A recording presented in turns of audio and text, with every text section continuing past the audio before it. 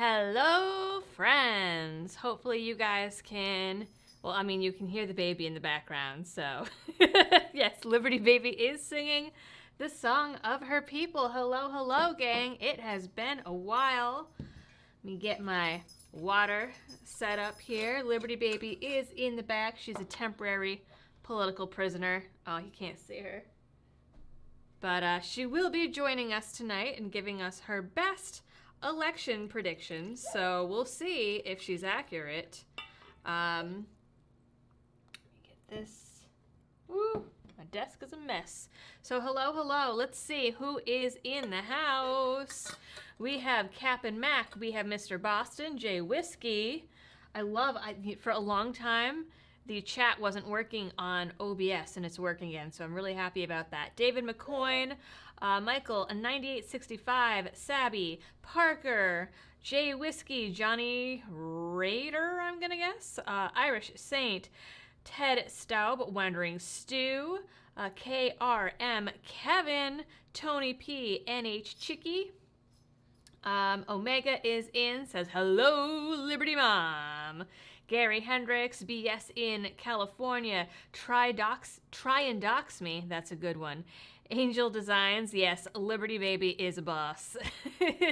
David Lazy, Tristan Goodrich, Smiling Cat, Marlo K, Tennessee Beowulf, Layla, Elif Pyro, Kitsune. It scrolled too fast. Yes, I was right.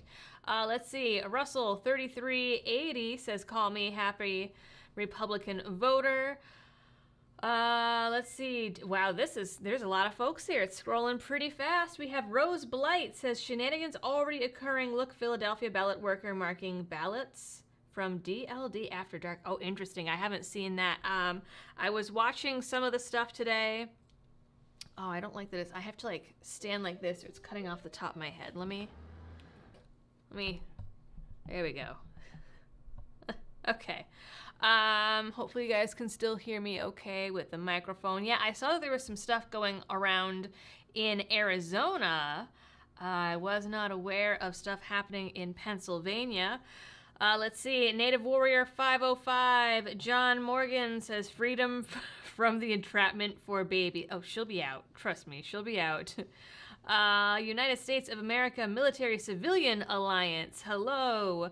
79th Pennsylvania Volunteer says Guam went red. Yes, I saw that before I came on. That's one of the things that we'll chat about as we're waiting for results to come in. Robert Chappelle says, what's up, Liberty folk? Let's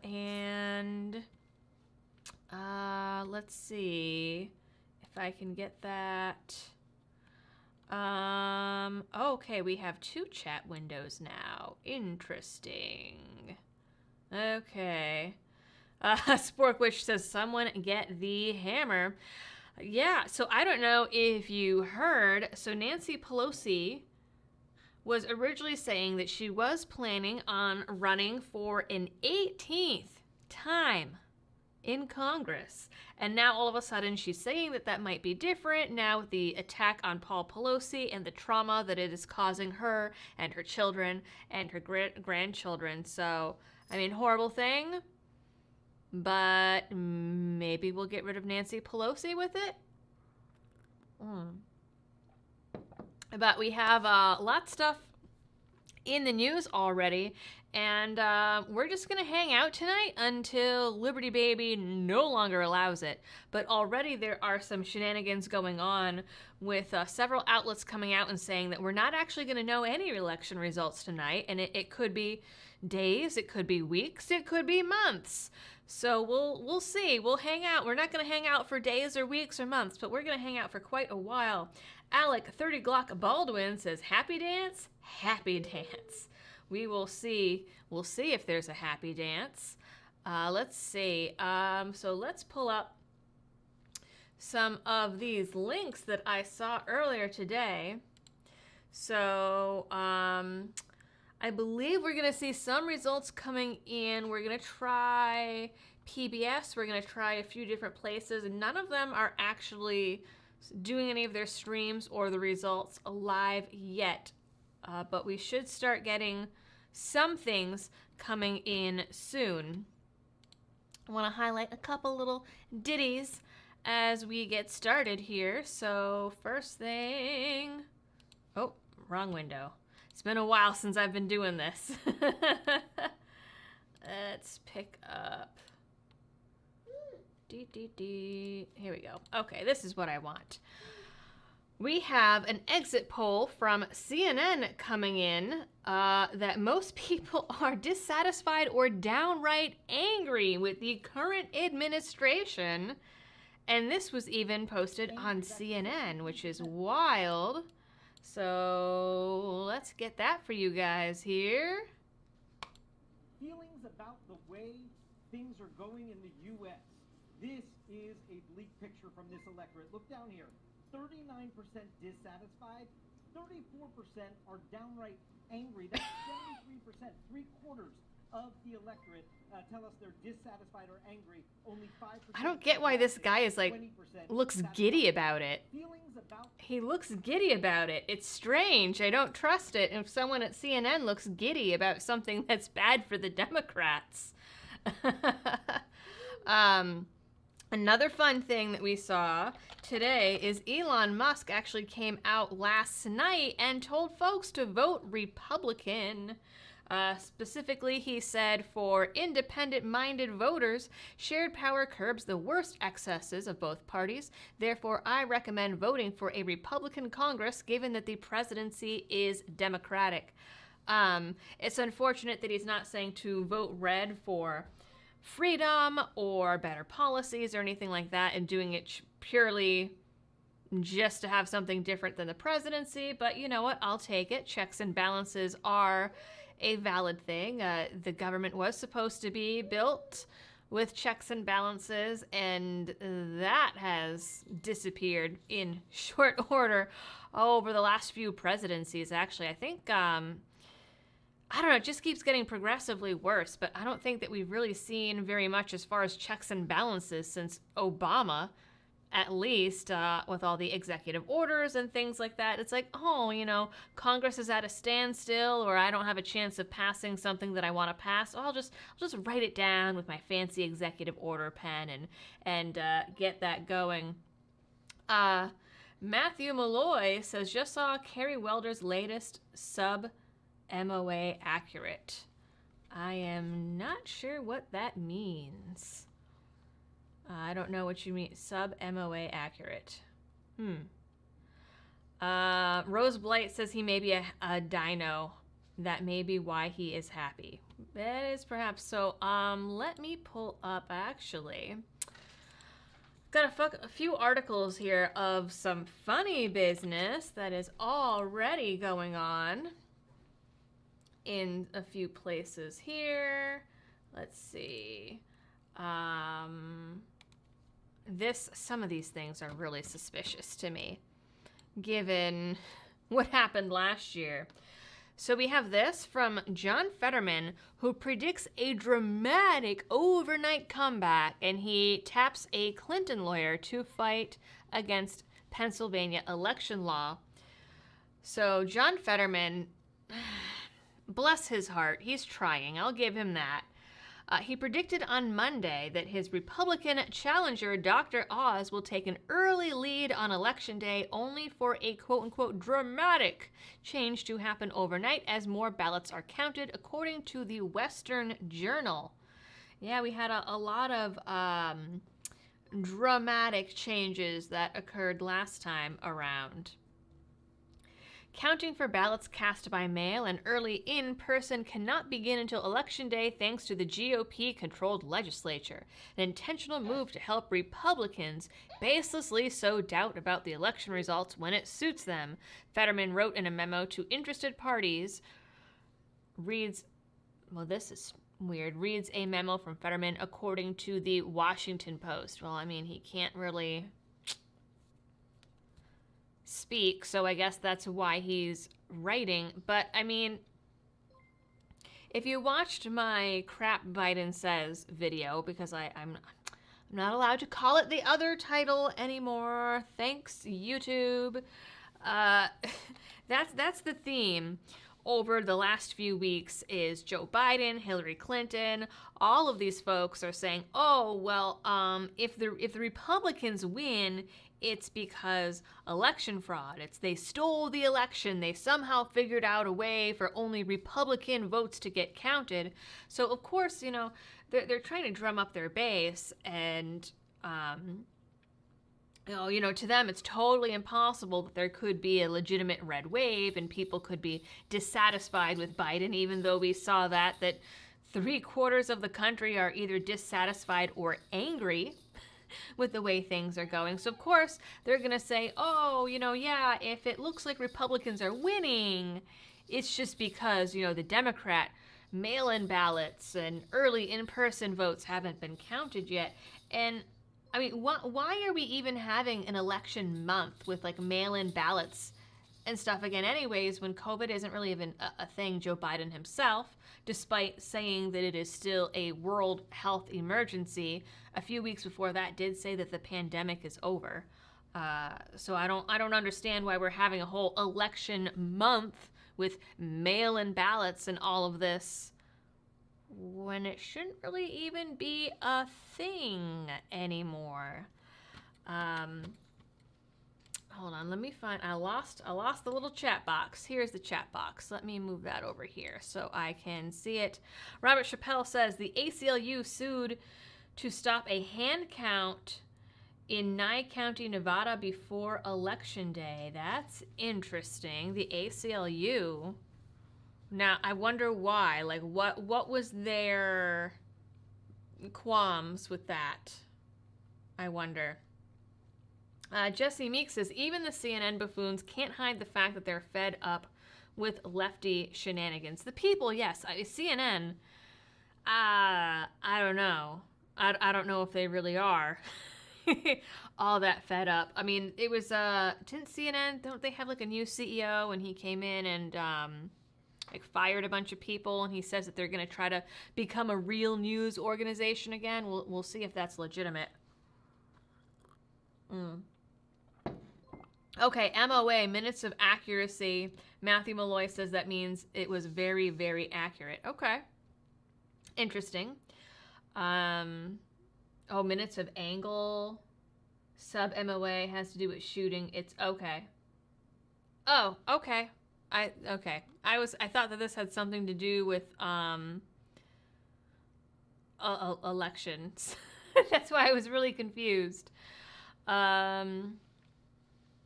Okay. YouTube being all stingy. Yeah, YouTube. YouTube has had some lot of throttling going on, and I figure it's because it's election season with the midterms. Maybe not. I don't know. Mr. Boston says that hand count thing sounds unconstitutional. Bruce DeBoss says, long time no live stream, or maybe you just haven't been notified. So good to see you live again. My newborn turns 6 months tomorrow. I hope yours is doing great. Yeah, it just hasn't been, we haven't had live streams in several months. It just wasn't really working out with Liberty Baby, but she is hanging out back here. And she will be giving her election predictions at some point tonight, I'm sure. I'm sure she'll be very vocal about what she thinks is going to happen. David McCoy says, feel free to hit that like button. Yes, go for it. Hit the like button. Anyway, so going back to this about what Fetterman says, he says Pennsylvania is one of only 8 states that bans pre-processing of early mail-in ballots, forcing county officials to wait until 7 a.m. on Tuesday to begin opening returned ballots and scanning them into the system. He pointed to the 1.4 million mail-in ballots requested. That is a lot. That is a lot. Saying they will skew heavily Democratic when counted. The journalistic consortium Spotlight Pennsylvania reported that roughly 70% of the mail-in ballot requests came from registered Democrats. Why is there that many? That seems like a ridiculous amount. The biggest share of absentee and mail ballot requests came from Allegheny County, which includes Pittsburgh and Philadelphia, nearly a quarter of the total. That's really interesting. So they're saying because of all these mail-in ballots, it will look red and then flip blue and that Fetterman will win. Let's hope that he doesn't win. I mean, Joe Biden certainly thinks that he will, because check this out. Joe Biden says that John Fetterman will help him ban assault weapons. Let's hope not. President Joe Biden used a speech in Pennsylvania on Saturday to urge voters to support John Fetterman, pledging the U.S. Senate candidate would help him secure an assault weapons ban. He said, "Here's the deal." Or maybe, "The deal." Public safety is why John got into public service in the first place. Oz won't do a thing about guns. But John Fetterman will veto with your votes. John Fetterman will be in the Senate and be able to help me add one more thing. What I got done when I was a senator, ban assault weapons. What is it? What will John Fetterman help veto, Joe? What will he help veto? He continued, ban them, ban them, ban them. They have no place in America. Well, that is not true, Joe. I think that you're afraid of the people with assault weapons. Assault weapons. I know. There's always someone in the comment that says, don't call them that. Assault is a verb. And I know. I am very in tune with the intricacies of grammar. But if they're saying ban assault weapons, you have to use the words assault weapons, or else, I don't know, people get confused, and then it's like weird. Of course, Biden has been critical of all kinds of weapons. He doesn't know what a quote-unquote assault weapon is, and neither do the folks in Congress. They're changing the definition all the time, and now they're just saying that, oh, in general, the sale of semi-auto weapons is bizarre. No, they're just stretching the definition and moving the goalposts, but he even ridiculed lawful gun owners on Friday evening during a fundraiser with Democrat elites in California. This was back in June. So Joe Biden says that Pennsylvania needs to elect John Fetterman or else he can't ban assault weapons. But I was listening to Shapiro the other day, and he made an interesting note that Joe Biden has been campaigning for the midterms, and he's only been campaigning in places that are very staunchly blue, and he hasn't been put anywhere near a race that could possibly swing. It's like they don't want him anywhere near that. What are you doing? Sorry. She's like, I don't know. She's like trying to climb her play gym. I don't really know what she's doing. Oh, she's trying to get to the dog. Yeah, you know, that is a good question. Is he going to ban assault hammers, rather? Time will tell. Jesse Meek says, how about feces Biden spews? You can just keep coming up with new ways to rephrase and stay ahead of YouTube algorithm updates. I might have to.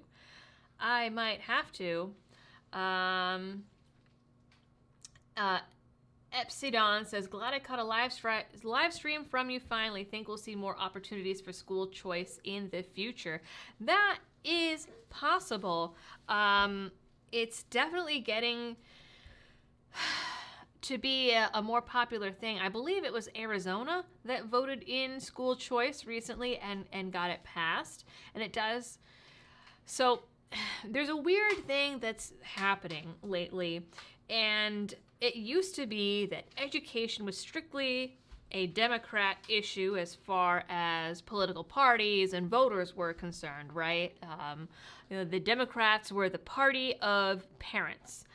For some reason, I don't really understand how, because quite frankly, I feel like if you are a Democrat, then you have no understanding of economics and how things work in the real world. But regardless, the Democrats were previously the champions of education and parents and the children and blah, blah, blah, blah, blah. That script has flipped since COVID.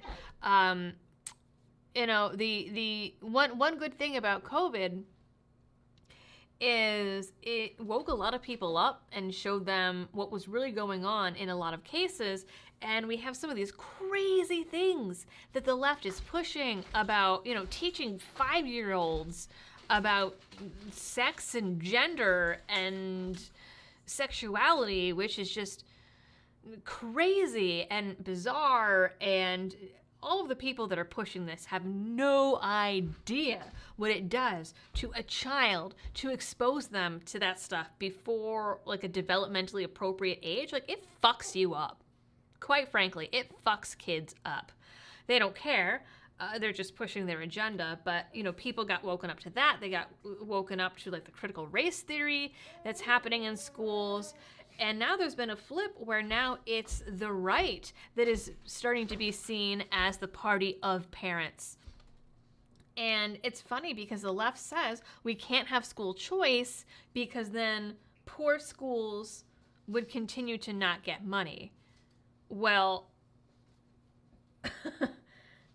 if a school is so bad that parents are choosing to not send their children there, then yeah, maybe that school should shut down, because clearly it's not a good school.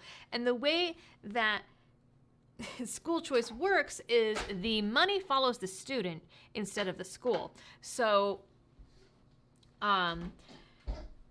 people are always crying about how underfunded schools are, but there is a ridiculous amount of money, tens of thousands of dollars that are allocated to public schools per student. And instead of that just being like thrown against the wall at every public school, it would follow the student around. I forget what the amount of money is, but it's a ridiculous amount of money.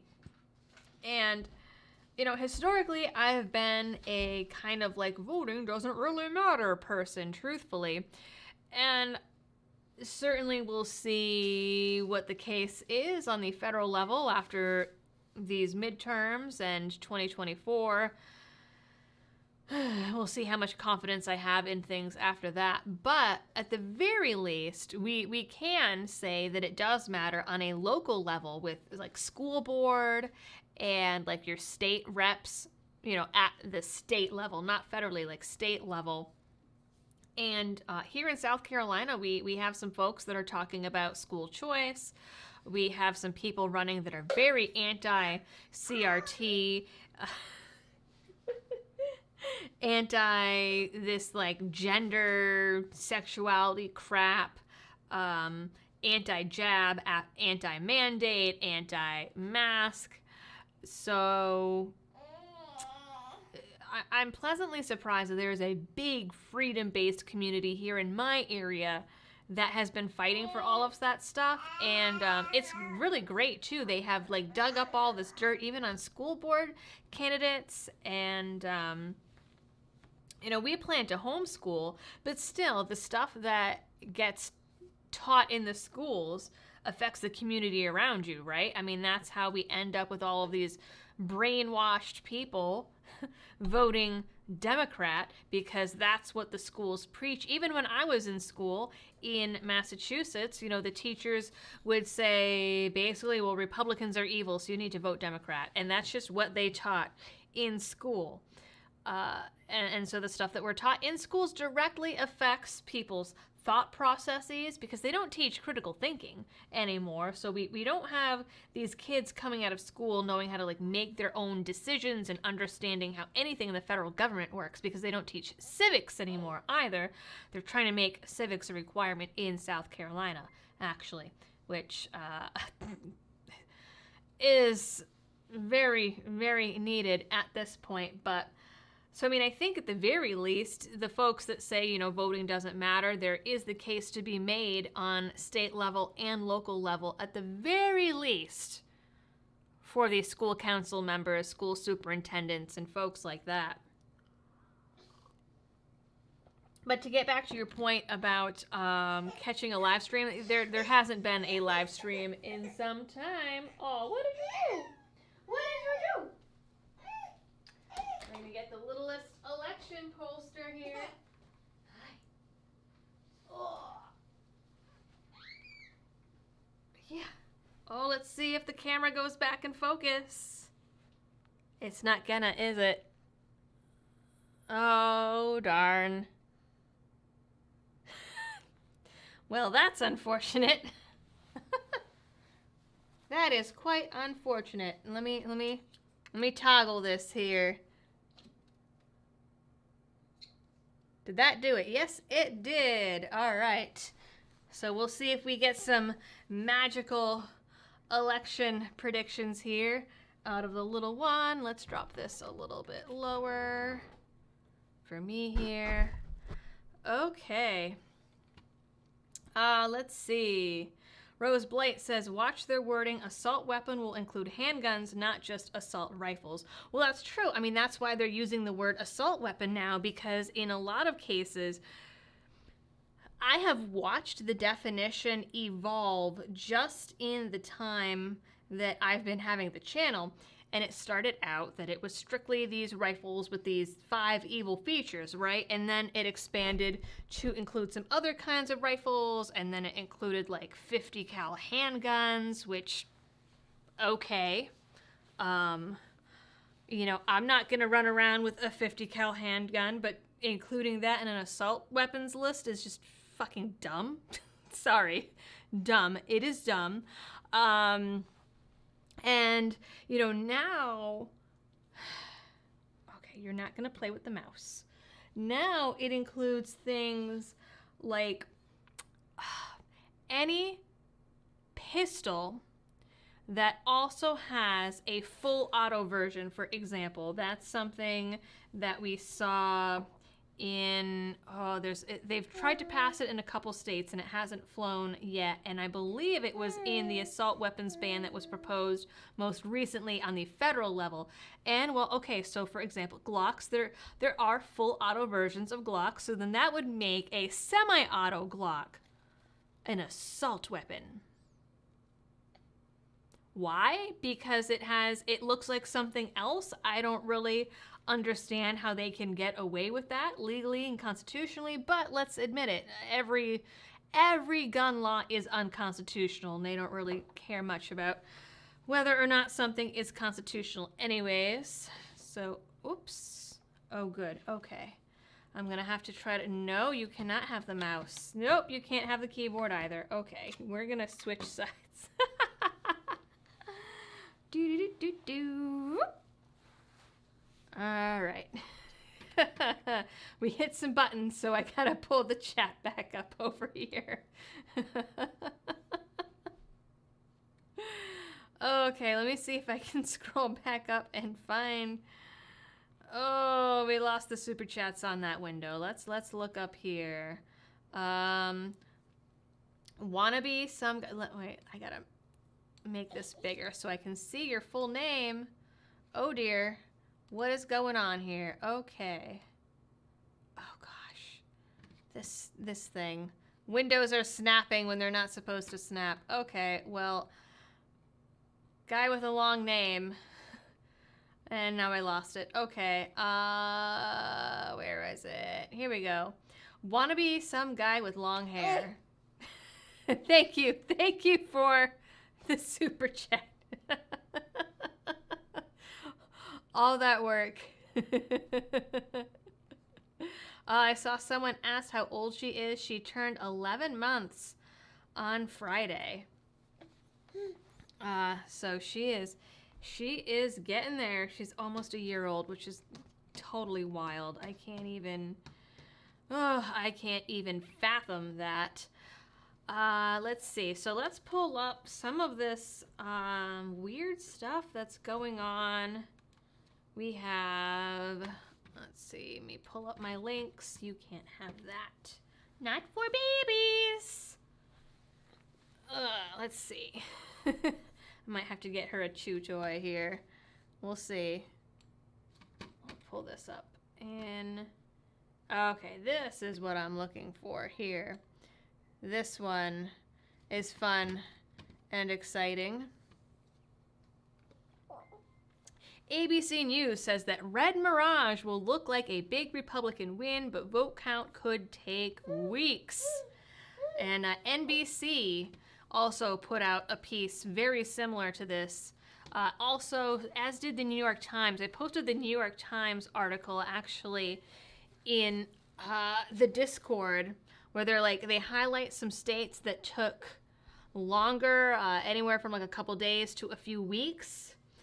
and they make a little map out of it on the Times, and they say, oh, you know, these states took X amount of time, and so that's how long we should expect for these midterm elections to take to get counted as well.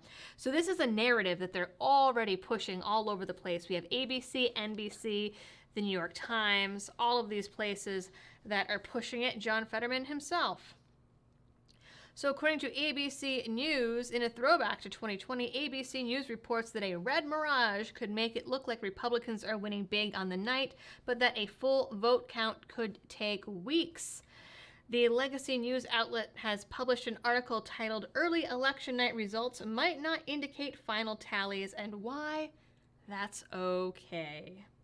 They are really, really, really priming this narrative, and I wonder if it's because of shenanigans. I wonder that if they're trying to keep their base calm until it's too late.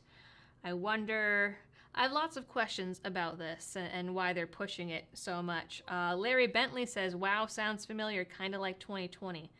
Indeed it does.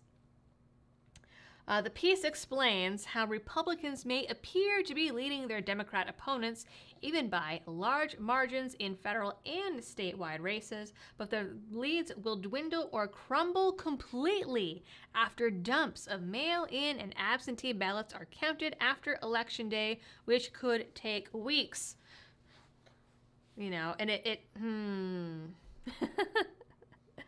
is very curious why previously, right, historically, we did count most of our votes on Election Day and night, correct? Right? That I'm correct about that?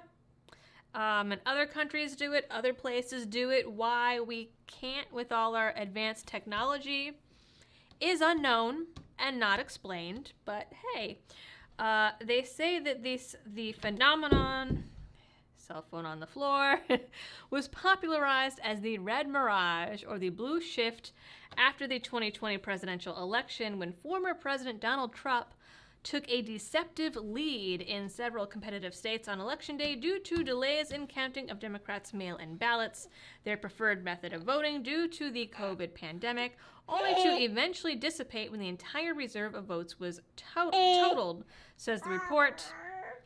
And as I said earlier myself, the explanation that COVID caused so many Democrats to use mail-in ballots in 2020 is also not a factor now, given that all restrictions have been lifted and COVID is barely even a news story at this point. So it is curious as to why they're pushing it. But even the White House, Karine Jean-Pierre, is saying we may not know all the winners of elections for a few days. It takes time to count all legitimate ballots in a legal and orderly manner. That's how this is supposed to look.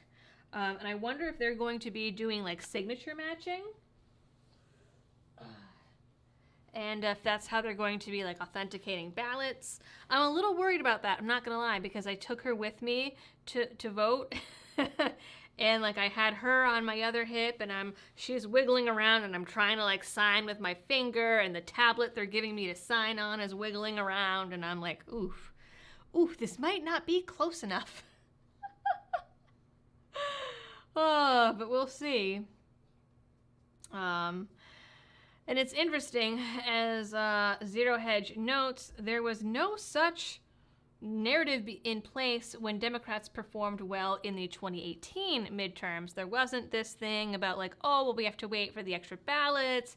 It could take weeks or however long, and we won't actually know for a long time. Like, this is a new thing. This is a new thing since 2020. And you do have to wonder the motivations behind it. Delaying the election result will almost certainly lead to a repeat of the chaos of 2020 and prompt more claims by Republicans of voter thing I'm not allowed to say on YouTube, but it rhymes with eel. Eel elections. Polls show that around 61% of Republicans think that, oh man, this article is going to kill this stream. Well, we know what 61% of Republicans think, and a third of Americans in total A recent Pew survey also found that a very slim majority of 56% of Republicans think that the midterms will be administered very or somewhat well, with 11% saying they will be run very well. So yeah, I mean, the country as a whole is starting to lose confidence in elections, and I'm not really sure where we go from there. On the one hand, the libertarian in my heart kind of cheers because clearly the system is messed up and isn't run appropriately. But on the other hand, I'm like, well, what happens then? Like, is it mass chaos? Is there violence? She clearly thinks that something's fishy going on here. Jesse says electronic ballots. We still use slate tablets in Kansas. So what it was is here you go and sign in, and by the way, here when you have to show your identification or a voter registration card to prove like you are you and you go to vote. You can also use your gun permit, which I think is awesome. I considered doing it just for shits and giggles, and then I forgot. But you show your ID, they sign you in, and then you have to like sign something saying you are who you say you are. And that's what I'm like, that came out a little wonky. And then it was like an electronic thing. It's like a touch screen, and it prints out a ballot, and then you have to go bring that ballot to some other machine, and like it feeds in and blah, blah, blah. It was all very complicated. Paper in Montana, someone says. Kenneth D says vote day, not week, right? Yeah. Let's see what other people are saying. Yeah, Arctic Ice Frost is saying COVID is the perpetual scapegoat. I mean, I think it will be for quite some time.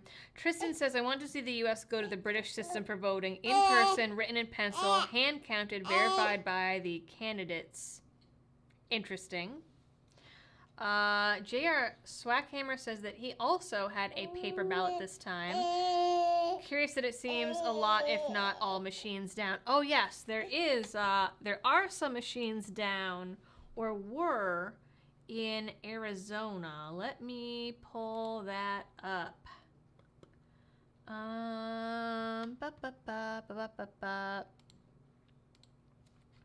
Where was that? Maricopa County is having some issues. I guess that's been a big thing today. So they say that they have found a solution now. But what's interesting is that they were saying that it was 60% of machines were not working correctly. And they say that they have fixed it, but they said that they only fixed 11 machines last time I checked in on this article. So let's see. Officials say they've identified a solution after about 20% of their polling sites were experiencing issues with tabulation machines across the valley, just hours into Election Day. Maricopa County has identified the solution for the tabulation issues. Okay, it was 60 vote centers, not 60%. 60 vote centers. County technicians have changed the printer settings, which seems to have resolved this issue. It appears some printers were not producing dark enough timing marks on the ballots. This solution has worked at 17 locations. Okay, so it's been updated since I last looked. The technicians deployed throughout the county are working to resolve the issue at the remaining locations, and at this point, issues have been resolved at 52 out of 60 voting centers. So it definitely has gotten better as time has gone on. Because I looked at this just a little over an hour ago, and they didn't have this many fixed. At least according to this article. So they're working on it. Oh, and it looks like we have... Here we go. We have some results coming in. Look at that fabulous red. Woot, woot. Let's see, what do we got coming in? So 31 Senate seats left in play. So far we have +3 to Republicans. So we got South Carolina. I know it was Tim Scott was up for re-election. And we have Kentucky and Indiana. Vermont has gone blue, and it looks like they're calling for Georgia. Really interesting. Okay. So Scott got won by about 17 points. Oh, I'm glad that they mentioned Massachusetts in here, because Massachusetts has a governor race going on. And y'all might remember I have talked a lot about Massachusetts gun control when I lived in Massachusetts. And in Massachusetts, it's the Attorney General, for whatever reason, that was making gun laws. And the Attorney General is Maura Healey. Well, Maura Healey is running for governor, and she won the primary. So I'm pretty sure Massachusetts, Charlie Baker, a rhino, is leaving. I'm pretty sure it's going to go to Maura Healey. So RIP, rip for gun owners in Massachusetts if she does, in fact, get in. New Hampshire Chickie thinks that New Hampshire will probably go blue. Let's see. Can we get this? I wish we could get this zoomed in some. But, let's see. What is this? Why are there all these little blue, light blue there? I don't like that. I don't like that at all. Let's see. So there's flashing some results here, and we've got like nothing coming in these states currently. Let's see. So in Georgia, we have a Democrat winning. We have a Democrat winning so far in Ohio. They've just switched these races. Well, actually, some of them are closed, and they just haven't tallied in yet. So we're going to keep this window up and keep watching it ticking here. That's the Senate. Let's see the House. But across the bottom, they're saying it's a very tight Senate race in North Carolina. They're predicting that Ohio Governor Mike DeWine will win a second term. I've heard that New York governor race is pretty tight right now as well, which is shocking that they might actually go Republican. I have not kept up with Lee Zeldin at all, and I don't really know where he stands on most things, because, I mean, it's New York. I figure New York is a lost cause. People are asking for me to bring it even bigger. All right, I already zoomed in a couple of times, but let's... Oh, there we go. That is better.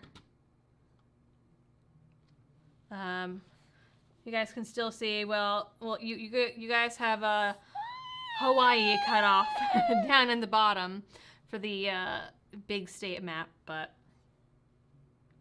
so we'll see here. So it looks like those showing blue counties, we got Myrtle Beach, Charleston, and Columbia in there, so that might be that issue. But yeah, I haven't kept up with Lee Zeldin because I figured there's no way that New York could go red, but it's actually pretty tight right now from what I hear, and I think part of that is just because Hochul is just awful.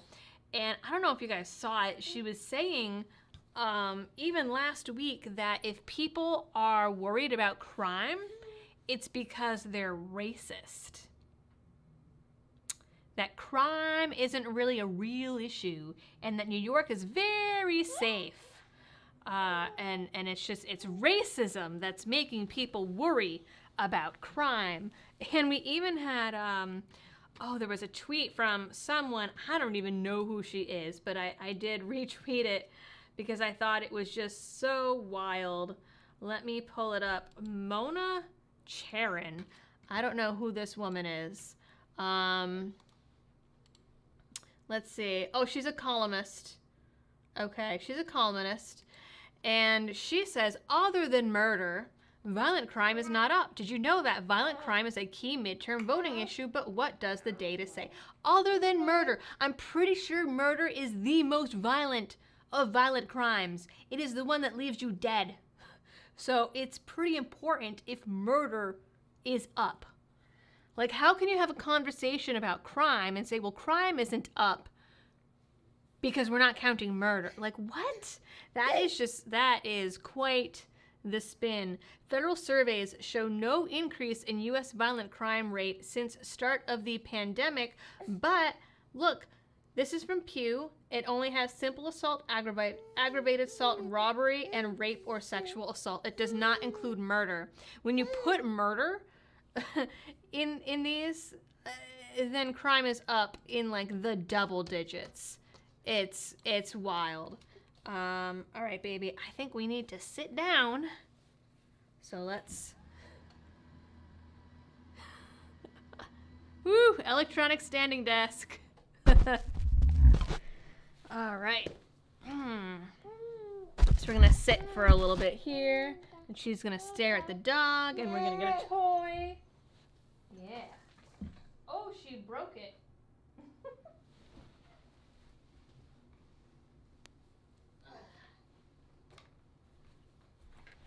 All right. So let's, we already looked at Maricopa County. We have this from 538, the final election update. The forecast is more or less back to where it started. They're saying that Republicans are likely going to win the House, and they're not so sure about the Senate. At one point, they were running scenarios. They ran 100 scenarios, and I believe in 56 of them, things went red. And that was about it. This was about 2:20 a.m. So in June, they said that Republicans had a 53% chance of taking over the Senate from Democrats and an 87% chance of taking over the House. The numbers have changed a lot since then, but now we are at Republicans for 59% for the Senate and 84% chance of winning the House. So that would be absolutely amazing because right now we have baby hitting the keyboard. We're going to have to back up a little bit here. That's what we're going to have to do. So she can't reach it. All right. Because, you know, the situation that we have going on now is things are deadlocked, and so we have Kamala Harris as the deciding vote. And we all know where that has gotten us so far, and it has not been great. So, in the House, meanwhile, you shouldn't round the Republicans' 84% chance up to 100 or the Democrats' 16% down to 0. 2 years ago, Republicans had just a 3% chance of winning the House in our final forecast and yet came within 5 seats of doing so. But I remember there was that big upset because all the polls were wrong. So, we'll see where that goes. Let's see. We have... Let's see the hot races. So the next polls close in just a few seconds. Tristan says, reminder, mathematical models obey the garbage in, garbage out principle. And yes, she is, in fact, a grabby baby. Let's see. David Neal says, did you see that Sunny Hosen voted twice by using her son's mail-in ballot and hers to vote? I did not. Oh boy. Oh boy. I mean, I know that I got like so many was it 3 or 4 absentee ballots during COVID? Oh, we got more in. All right. So Alabama, they are counting as red. That is unsurprising. And Florida, red as well. Maryland, blue. So we are up 5 Republicans and +2 for Democrats so far. In the Senate, in the House, we are up 7-2 Republicans. So they've counted, they've called in a few more counties here. I don't understand these like big blue swaths in some of these places. Like, I mean, I know that it's cities, but like, come on, guys, come on. Oh, we just got some more red in for Florida and some blue. Is this like Miami? I don't actually know exactly where Miami is here. I'm curious what you guys had for your ballot questions, some of you folks. I hear that there's been some interesting ones. So in Massachusetts, people are voting on the millionaire tax and driver's licenses for people who are in the country illegally. South Carolina did not have anything quite as exciting as that. For us, it was 2 questions about the state's rainy day fund. One of them was the percentage of revenue from the previous year to up it from 5% to 7%, and there was a similar question of going from 2% to 3% with a different side of the fund. Mama's got to check when baby last ate. Hey, want some milk? You just want to hang out? I think she's fine for now. Oh, Mike Ferguson says that blue is most likely the early voting that was already counted. She does not like those blue counties that are coming in. Not a fan. Not a fan. All right, let's see. Let's get our supplies here. All right. Ugh. Liberty Baby might need a snack. So let's see. Just 2 random tax proposals for Tristan. Nothing interesting. Fud Mutton says, I was expecting 2 ballot questions, but they didn't seem to make it. They were for Pennsylvania constitutional changes. Interesting. Kevin Edge, yes, I am in South Carolina now. We moved here in September of 2020.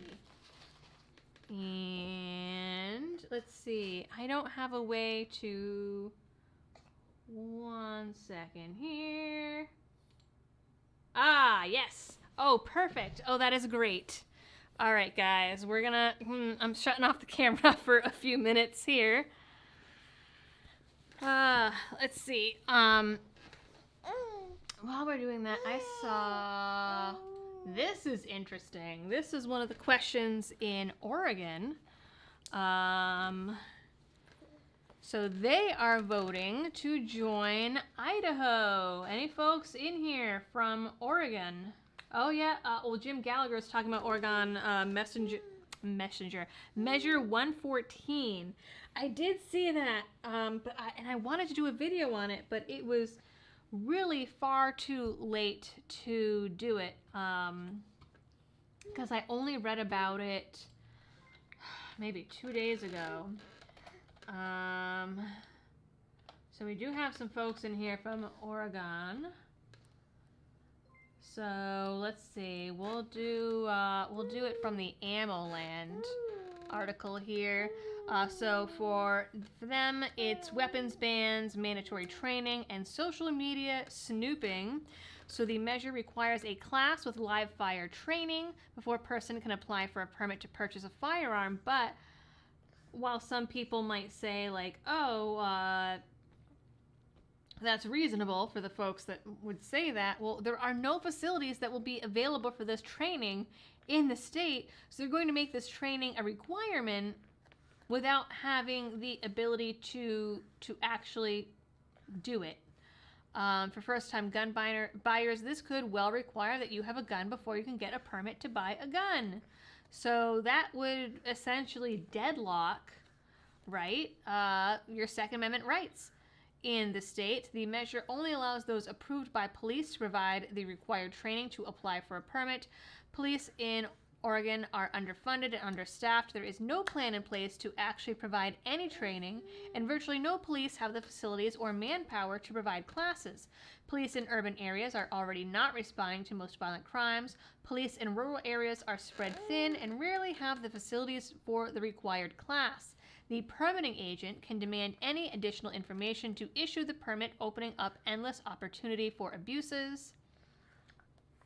And I mean, this, this is a social media snooping as well in here. That seems to be the most popular thing now in these gun bills. I mean, we saw it in New York, and that did just get struck down, I believe. We saw it in New Jersey, and now they're trying to do it in Oregon as well.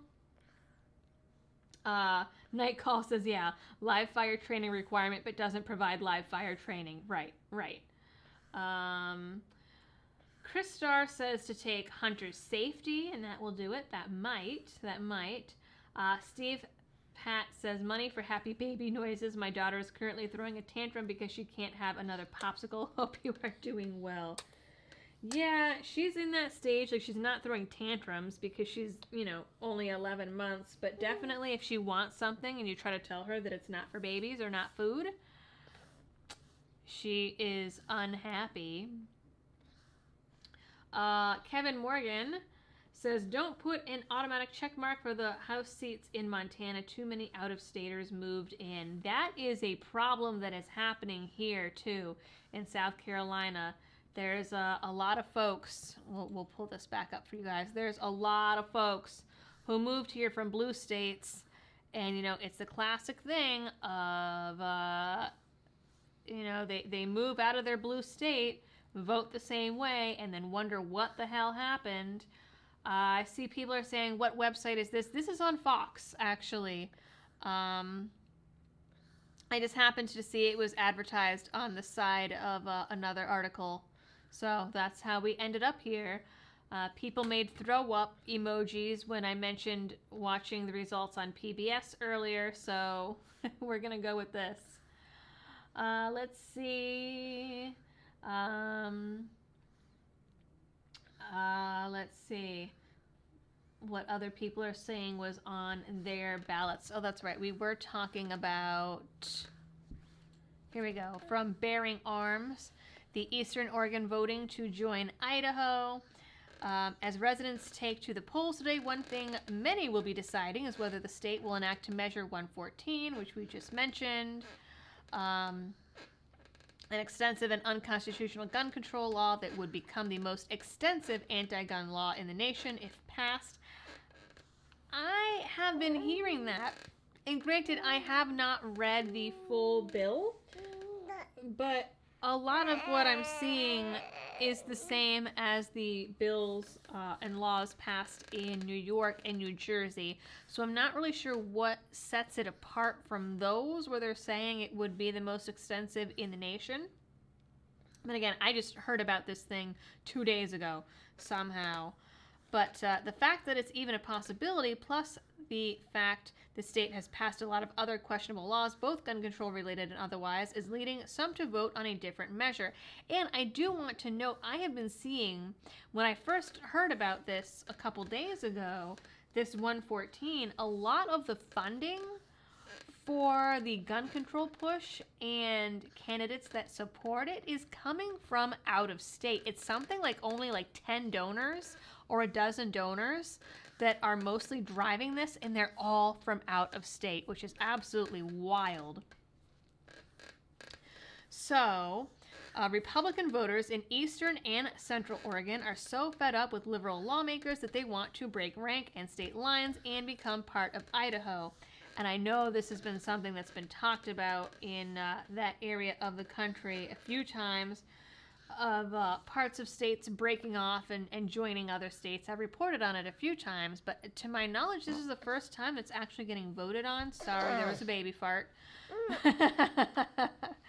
So on Tuesday, 2 counties, Morrow and Wheeler, are set to vote on a ballot measure about whether to explore leaving the state. Since 2020, 9 counties in Eastern Oregon have already voted to join the Greater Idaho movement. People in Eastern Oregon are just different and have different views on crime, the Second Amendment, abortion, taxes, and minimum wage, says a spokesman for Greater Idaho. It's a radical proposition that would see nearly 2/3 of Oregon's 63 million acres, but less than 10% of its population blend into neighboring Idaho. Now, I think it would be absolutely wild if that passed, because, I mean, there's so many other states that, it's the cities that rule things. Like New York is a prime example where pretty much everything in the state is ruled by New York City. And we know that upstate New York does not think like the city folks. They're big city politics. So imagine if this did pass.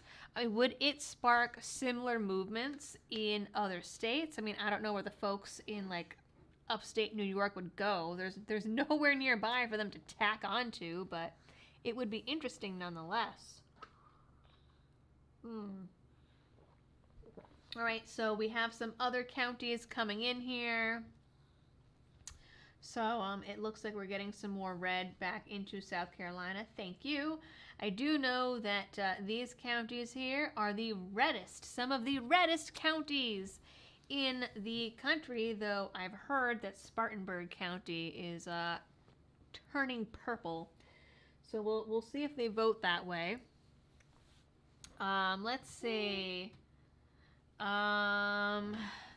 People saying Fetterman is awful. Let's see. This midterms are stressful. They are stressful. HR is coming in late to the party. Let's see. Robert Chappelle says Nevada's Proposition 3 is ranked choice voting / open primaries. The Democrats did not like that one. That's interesting. So that could go either way. So I think that I like the idea of ranked choice voting. As far as open primaries, I remember when we had Erica Reddick on the show for Vermont. I hope that she is having some good luck tonight. But when she was on the show, she was talking about how they have open primaries in Vermont, and then what happens, and this was rumored to be happening in other areas in the country as well, is then Democrats go in and they vote in Republican primaries for candidates that they think they can beat. And the thing is you could say, oh, well, then the right could do that too, but they're not going to. The right doesn't play dirty like that, and I think that it's great to have that integrity, but I think it's also been to their detriment. So we have across the bottom, Vermont Governor Phil Scott will win a 4th term.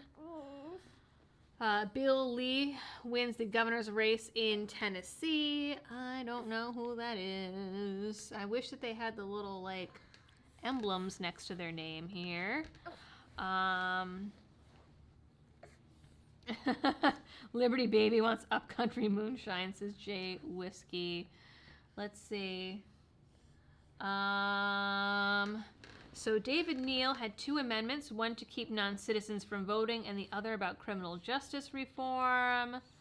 Someone said that Liberty Baby needs a snack or an activity. She's getting a snack. That's why the camera is off. Jay Whiskey doesn't even remember what the questions were in Maryland.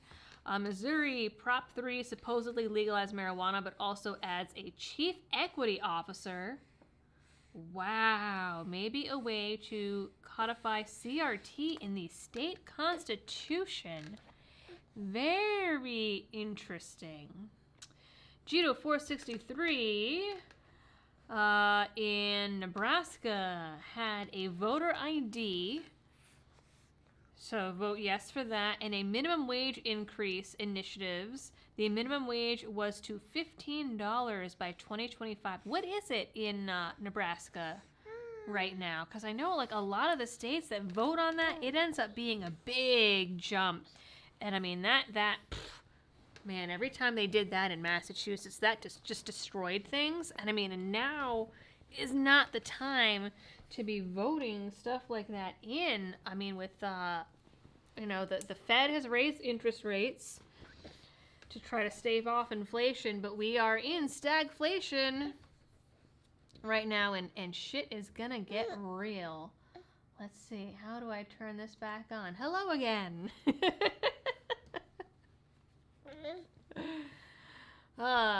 Let's see what else we have.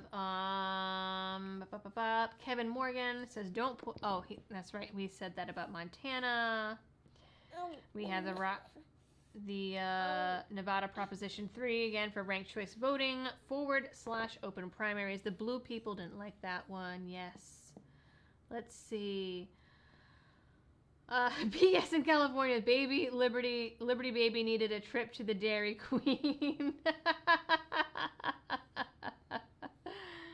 Let's see. Tracy T's videos is in Maine. Their part of Maine had nothing special on the ballot. I did notice 4 positions to vote for only had 1 option. 3 of those were Republican and 2 were Democrat. So here there was a lot of stuff of people that were up for election, but they were running unopposed. But there was a lot of, I think it was like a lot of school board people, soil and water, crap like that. And what's really nice is we had someone locally in the upstate who, it was fabulous for Greenville County at least. It didn't help me, but I saw it. What he did is he took everyone who was running in the county and put like their voting records on there and summarized it to make that really easy for folks to look through and see what they wanted to vote for. There were a lot of people on my ballot for my county that, like, I Googled them and there was no information about them anywhere. And even if you checked their Facebooks were locked down and private. So there was no information about these people, which was pretty sketchy. There was one position in particular, some council, I don't remember what exactly, that was, you can vote for 3 positions, and there were only 2 people on the ballot. So I don't know how you're supposed to vote for 3 when there's only 2 people, but... Let's see, Michigan, we have a Democrat coming in the House so far, up by a little less than 30%. Oh, yep, Maura Healey in Massachusetts. I told you guys, I fucking called that. I called it. Oh, man, R.I.P. R.I.P. all Massachusetts gun owners. You better kiss your butts goodbye. I don't even know who her opponent was. Fox is calling Florida for DeSantis. That's good. That's good. I'm interested to see if he announces a run for 2024 or if he decides to wait, because if it ends up being him versus Trump, I don't know where that will go. Fud Mutton says that he deleted Facebook. James says write your own name in. That'd be funny. Let's see. Steve Pat said, I got that one of the money for Liberty Baby. Let's see. I know that I'm a little slow on the super chats here, but I'm trying to see what other folks are saying as to their questions that were on their ballots, because I'm really curious what it was. People are asking for the governor map. That does not look like it's an option. Let's see. Oh, here we go. Key governor races. Stacey Abrams, really? Really? I actually saw an article earlier saying that it was like a 90% chance that Kemp was going to get it. So we'll see. So key governor races right now, Stacey Abrams is ahead, but we'll see. Florida, yep, called for DeSantis. I'm kind of surprised it wasn't by more, honestly.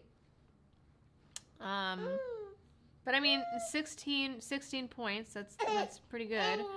Arizona, nothing. South Carolina, yes, McMaster. I want to tell you guys about this guy, Joe Cunningham, or not Joe Cunningham, I'm sorry, Bruce Reeves. This guy,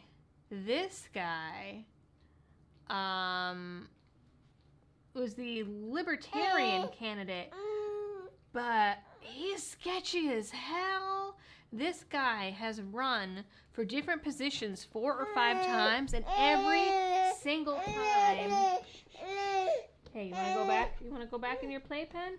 Every single time, it's been under a different party, which is really weird. Let me get her... Go play. Go play. Dee.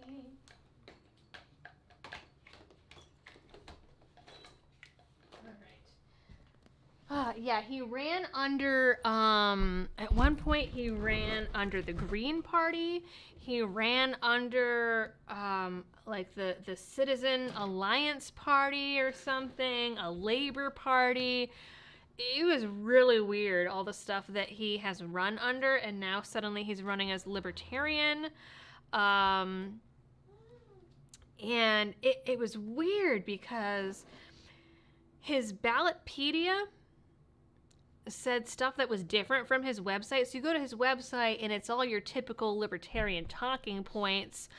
But, you know, articles about him talked about, okay, like school choice, fine, but then like affordable housing and government jobs and all these very not libertarian things. So I don't know how he won the nomination from the state's Libertarian Party. I don't know if he was the only one that offered to run. I don't know what the dealio is with that, but I did not trust him at all.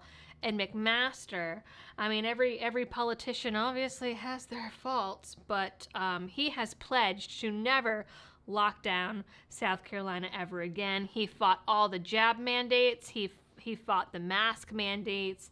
He fought... He's fighting federal gun control. He does a lot of things that they complain about DeSantis doing. It just, I don't know. He doesn't get folks' attention. Maybe he does it more quietly. I don't really know what that deal is. But he also, he has this idea, this plan to try and attract more biomedical stuff into the state. Basically so that we can be completely independent if we need to be, which I think is some really interesting and forward thinking there. Biomedical is the only like industry that we don't have in the state currently. We even have 7 nuclear power plants, which I didn't know. It's pretty wild. So I mean, we could power the state, the whole state, if we needed to. So I'm glad to see that he is that much ahead and they're already counting it for him. Whitmer, wow. Well, look at all those candidates. So, but they're still open until 9 o'clock, so they've got another half an hour or so. I can't, if she wins, like, I can't believe that. That would be so wild to me. New Hampshire, so far, only 12 or 13% in, but they're calling it for Sununu. Actually, how much is in? Oh, only 11% in.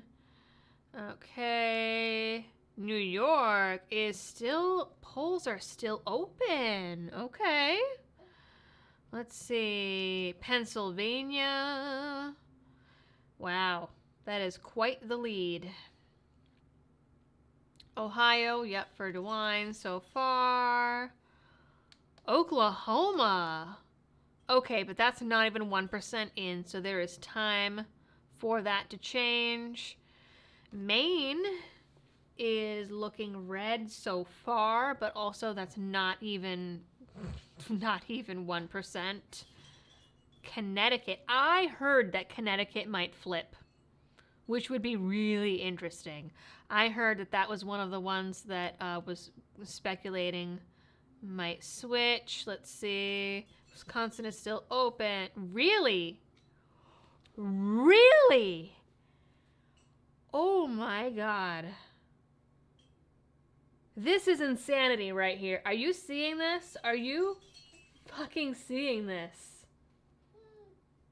Really? This has to change. 20% in, 21 almost. That cannot stay. I can't even imagine. People are saying what website this is Fox. This is just Fox News. Again, we're here because it was sidebarred on another article that I was reading, and folks made pukey emojis when I mentioned watching PBS for the results. So that's why we're on Fox. Yeah, Omega says that Michigan is only reporting 2% so far. Okay. But Texas, 20%. And Beto is winning by 8 points. Wow. And Pennsylvania, I mean, I don't know enough about Pennsylvania. But I mean, this is only 5% in so far, but that is a huge gap. John Morgan says Beto what? Beto is in the lead in Texas. That's the Beto what? Jesse Meek says a buddy of mine named Sean is a longtime sub and says hello. I think he's listening but not watching. Well, hello, Sean. Friend of Jesse. Tada says CNN shows Texas as blue. Well, see, the thing is any of these legacy outlets are going to have their own spin, but I trust Fox News more than I trust more than I trust CNN. Kansas. Really? Kansas has a Democratic governor? I did not know that. Well, there's a Republican leading so far, but it's only 0.7% in. New Mexico is still open. Colorado is still open. All right, those are the key governor races. Let's go back to the summary real quick here. So right now we are +5 with Republicans. So we have, they're starting to trickle in here. Man, that's a lot of blue. I don't like how much blue that is. I still, to this day, cannot believe that Georgia would be blue in anything. That is wild to me. Let's see key Senate races, what we have going on. We have, Raphael Warnock is ahead so far in the Senate. About 34% in Georgia. Herschel Walker, man, this guy has been spamming my email box for 2 weeks now. And I don't even know how I got on his mailing list. North Carolina, this is gross. 47% reporting, and it is... Like, man, I don't know what happened to North Carolina. I don't know where they went wrong, but I am glad that we did not choose to move there. Florida, they are calling for Rubio. 80% in, and he's ahead by 14% right now, so that's probably likely to stay. So far, they're calling Tim Ryan for Ohio. Really? Wow. Okay. Pennsylvania, John Fetterman is ahead by a disgusting amount, but it's not even 5% counted in. So this is going to be one to watch. Jesse Meek says it's a Democratic governor for now. Hopefully that will change soon. Okay. Yeah, I had no idea about those states. Let's see. I see a lot of people tagged me here. Oh, we have Steve Pat says, which parts of Colorado could leave because they try to run the state like it's one big Denver. You drive an hour out from Denver in any direction, and it's small towns and ranches. Yeah, I mean, I feel like most places have to be like that because even Massachusetts, everyone thinks it's deep blue. And for the most part it is, but the county that I lived in was the only red county in Massachusetts, and there were farms, and there was a lot of gun owners. And okay, her favorite toy right now it's like a plastic water bottle. Just making sure the cap's still on there. Show me the cap, baby. All right, we good. We good.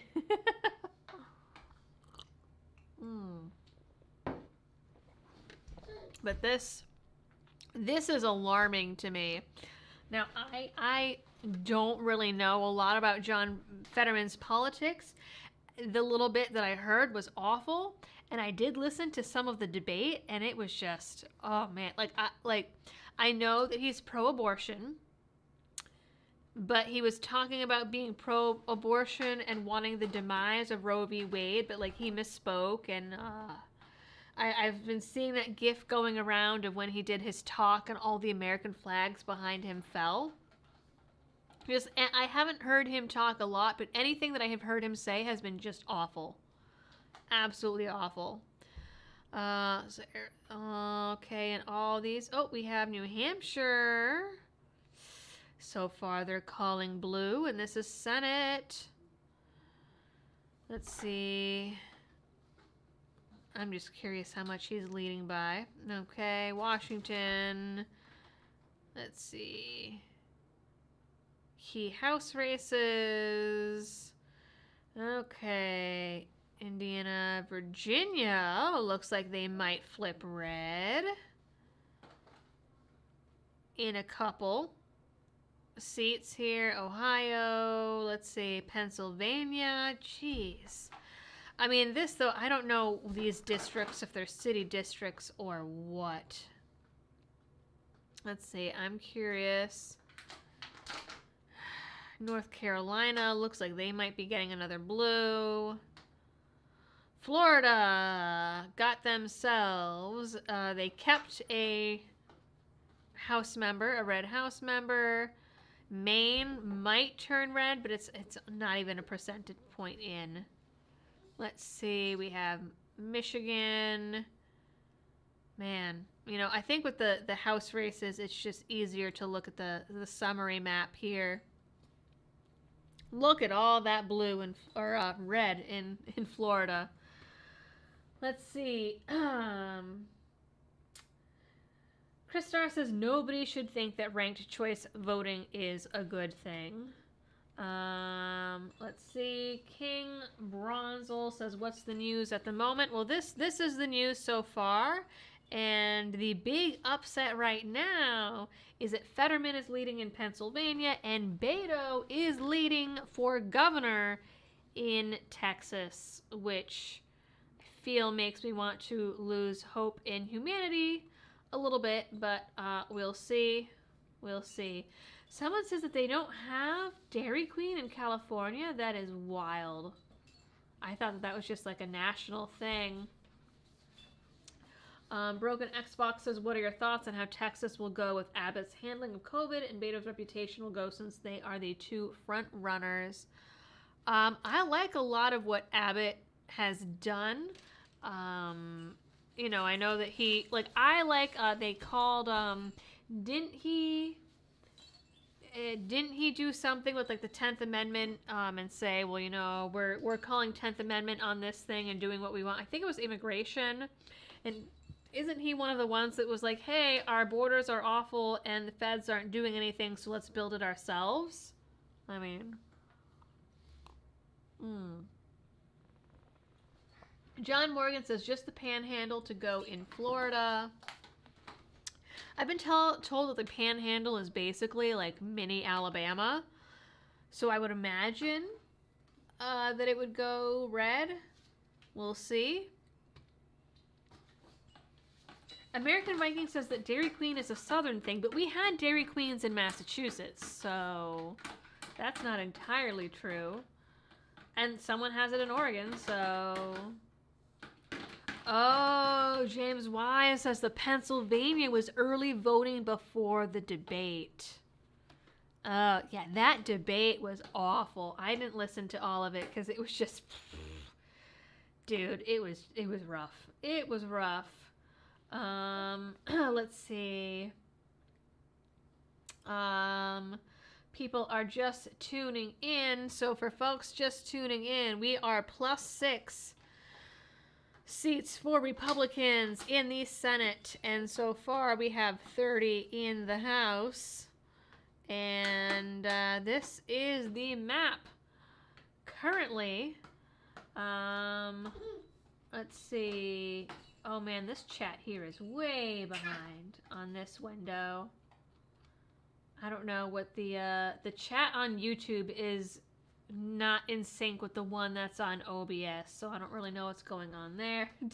Everyone is saying what states they're in and if they have Dairy Queen. So we have it in New York, in Canada, says Maxman1602. We have mad lots of DQs, says Mr. Boston, right? Like, there's a ton of DQs in Massachusetts, Illinois. So, okay, so now this person, so James T. Burke says that Dairy Queen is mostly East Coast. So, you know what? Let's settle this. Let's settle this. We're going to see if we can find a map of Dairy Queen locations. Let's see.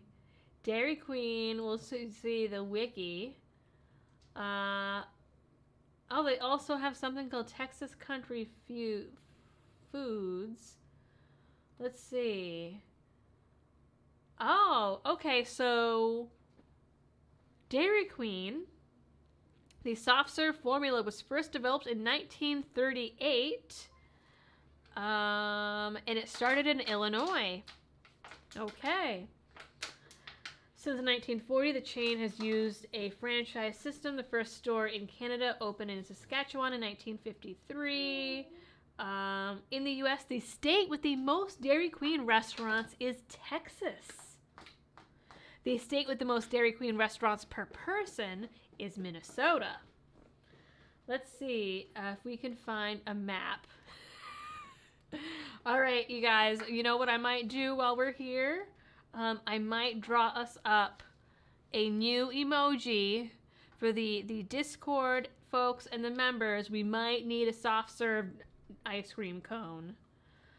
Dairy Queen locations worldwide. I don't want Apple Maps. Map. Here we go. All right. We got it. We got it. Are you guys ready for this? This is Red Lion data. Feast your eyes on all of the Dairy Queens. So it looks like there are some in California. Let's see, can we get this bigger here? I don't know why this is in the way, but upstate New York looks like it sucks for you guys. You just got like one over there. But yeah, I mean, I guess it is more East Coast than West. There's like nothing out here in Nevada, this part of Nevada. But wow. Look at Texas. All the Dairy Queen. It's weird that they're lumped together. And so are these like the cities? It must be. Let's see. I think I've seen one around here. So here we go. Here is the Dairy Queen map, everyone. This is where the Dairy Queens are. I don't remember how we got into... Oh, that's right. Because Liberty Baby needed a visit to Dairy Queen. That's how we got there. So now we know. Now we know. Now we know where the Dairy Queens are. Mystery solved. Nomad says that much of Nevada is just government-owned land. Okay. John Morgan says Dairy Queen for president. Let's get royalty in the White House. Oh, man. Which mafia pays the best dividends, says Mr. Boston. I don't know. New Order says that Biden is a Dairy Queen. Oh, goodness. Let's see. Let's go. I'm curious about this again. Let's see. Actually, you know what? I can do a search. Let's go to... Because this concerns me. I don't live in Texas, but this concerns me. Oh, you can pull up state by state for the House results and everything.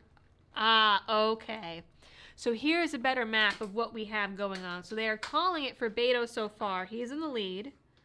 But I mean, look at that. Like, yeah.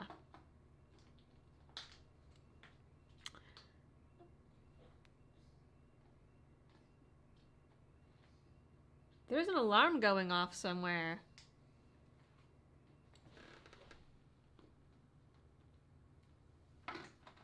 One moment. I don't know what that was. I promise I'm not getting swatted. Was that my TV or something? What was it? Oh,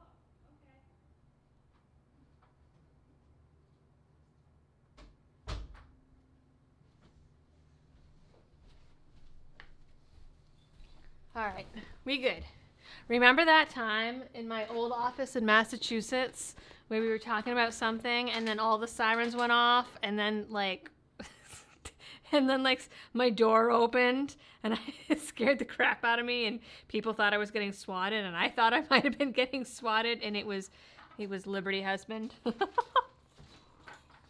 Oh, there's already a soft serve ice cream cone? Oh. Well, I'll have to make a special one. I'll make one with like a red handle or something. All right, so Abbott is back in the lead.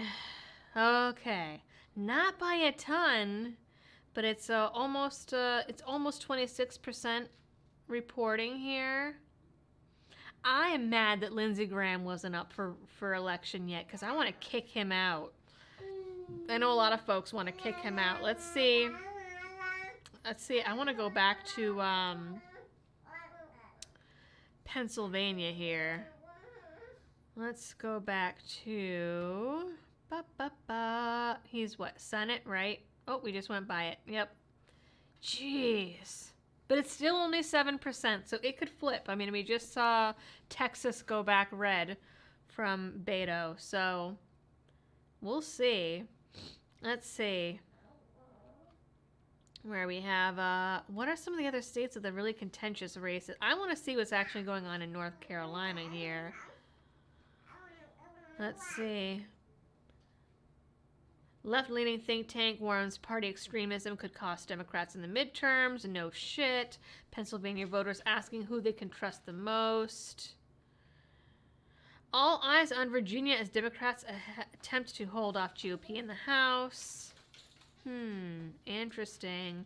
I don't know. We got a lot of red coming through. Starting off in all of these little counties here. Fun Mutton says he should have voted more times. Oh, Finance says Liberty Doll could do a Liberty Babe face with a soft serve ice cream hairdo. Oh, that is brilliant. That is brilliant. You know what? And I have my my drawing tablet right here.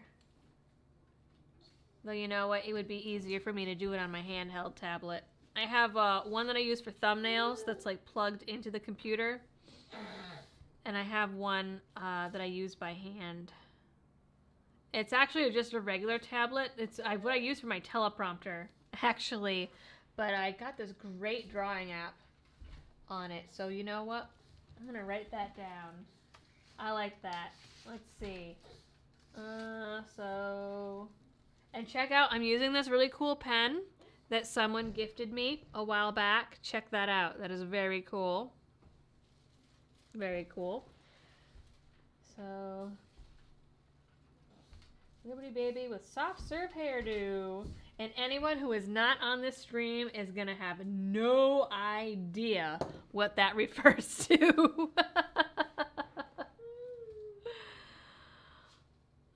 House race in California could flip red, someone is saying. Whitmer is still going down. All right, so let's see what's happening in Michigan right now. Let's see, Michigan.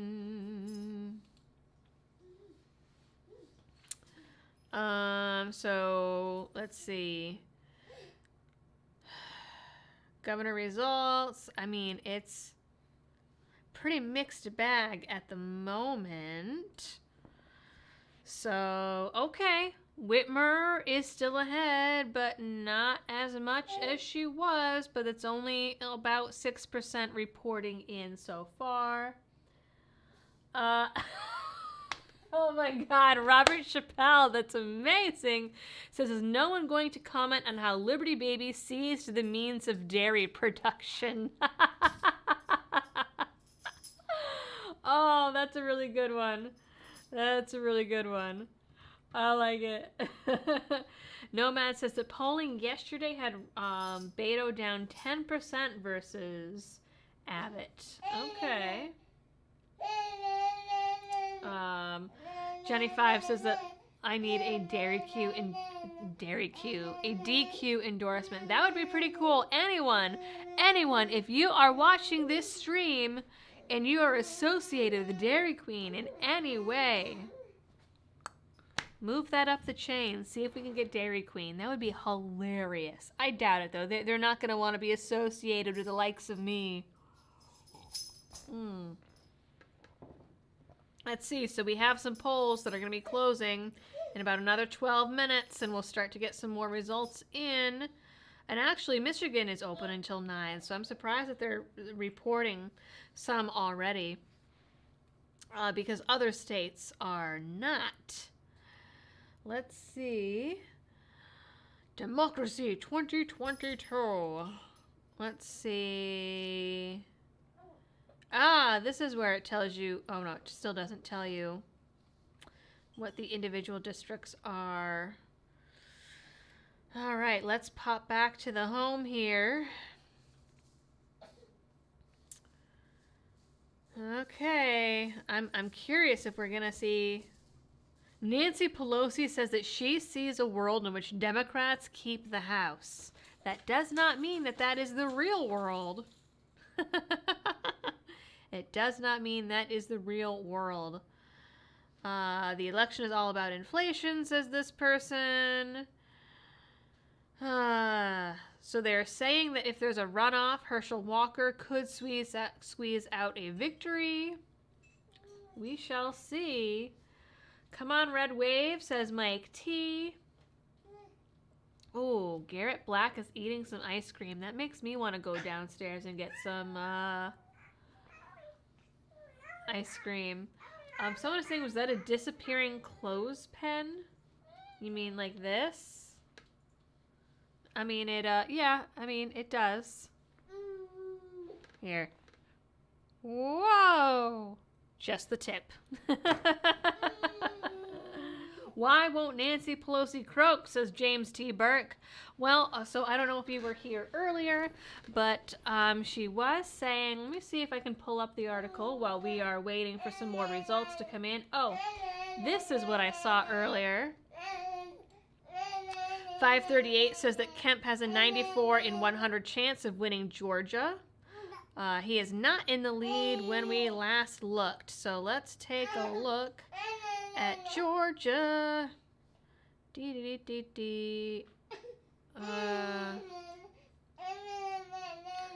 the matter? You want to come back? All right, Liberty Baby's going to come back.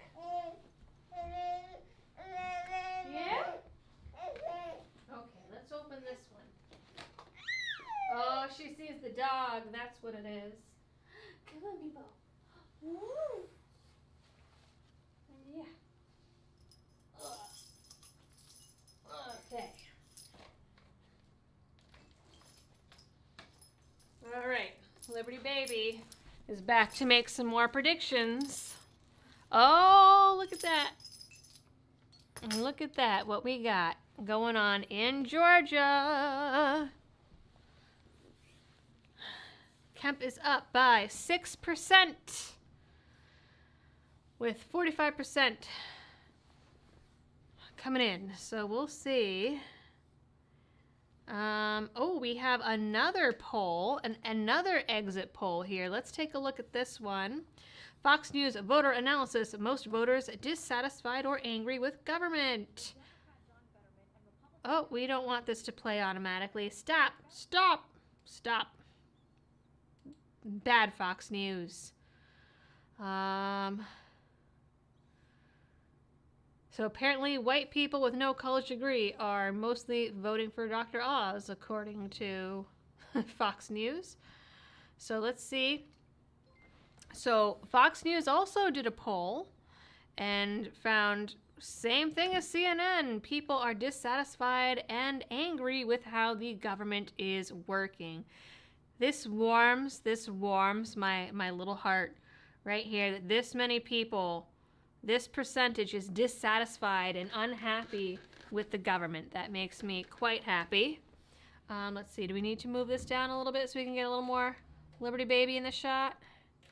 There we go. Gardner is here. Says, here's to Liberty Baby's bright future. Thank you. Thank you. And she says, hello. She's just watching the ticker, the chevron or whatever it's called down at the bottom here. Let's see. The sentiment for angry at the government is strongest in the Rocky Mountain and Northern Plains states. Wyoming lodges the highest rate of disapproval, with 87% of people saying they are unhappy with government. You have all these toys right here and you're going for the pen. Here, take your fake keys. Nope. Okay. We got this. No, she wants the paper. She wants the paper that I wrote the Dairy Queen on. If Fetterman loses, the lump won't be able to legislate. Says, why? I don't know how to pronounce your name, sir. I'm sorry. Jesse says, people keep telling me that term limits for all elected politicians won't solve everything. No, but it's a good damn start. Push out those damn dinosaurs that have been in office since I've been alive. Oh, that's right. We started to talk about that again for folks who are just tuning in. We'll pull up. Let's see if I can find that. Oh, it's okay. It's okay. I know. We're looking for an article on Nancy Pelosi, and you don't like that at all. I'm sorry. I'm sorry that you don't like Nancy Pelosi. Oh. Well, I don't remember. Hey.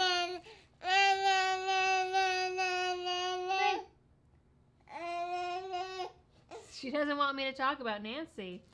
But Nancy did previously announce that she was going to be running for an 18th consecutive term. But now she's not saying that she won't run, but she said that the attack on Paul Pelosi might change things for her to try to avoid more trauma to her kids and grandkids. So that would be interesting if she decided not to run and decides to retire and uses that as an excuse. She should have retired a long ass time ago, but I mean, we'll take what we can get. John O'Brien says, greetings from the People's Republic of Massachusetts, and he is glad I escaped. Oh, hey, what's up? Okay. Need more Dairy Queen. Let's see. So you guys can check out more of that math. We might need to go in the baby carrier. But let's see.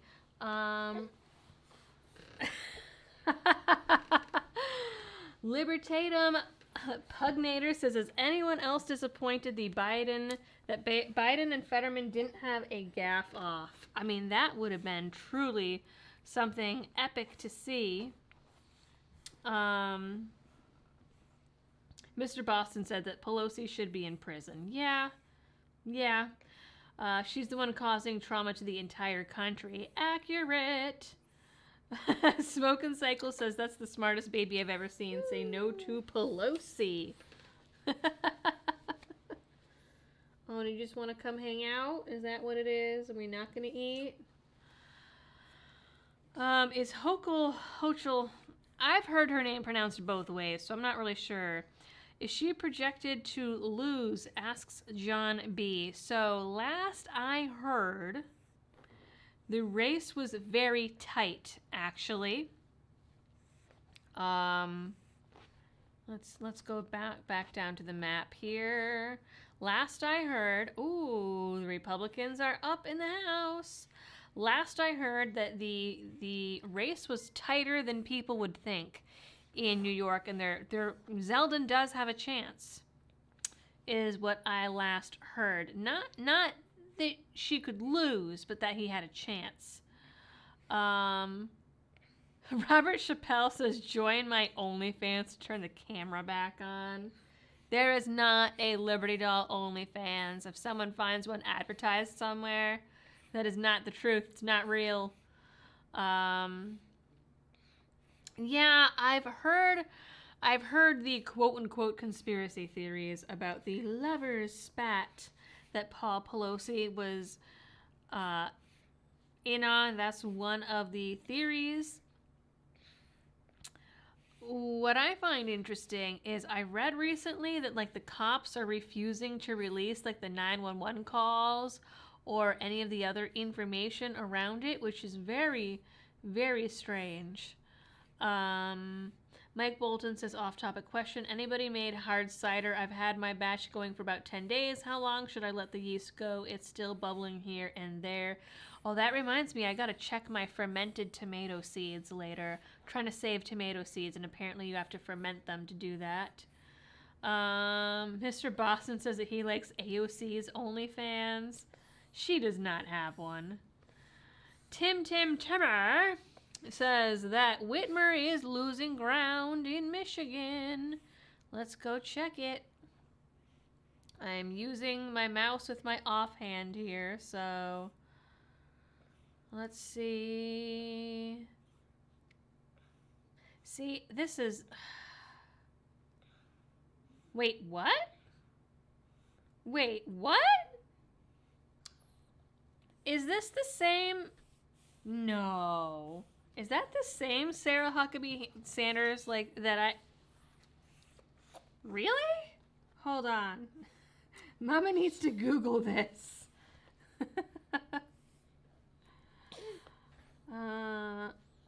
Wow. How did I not know? I did not even know that she was running for governor. Oh, this is interesting. Oh, you guys. You have to see this. So this is interesting. Let me pull up a let me pull up a Google search over here.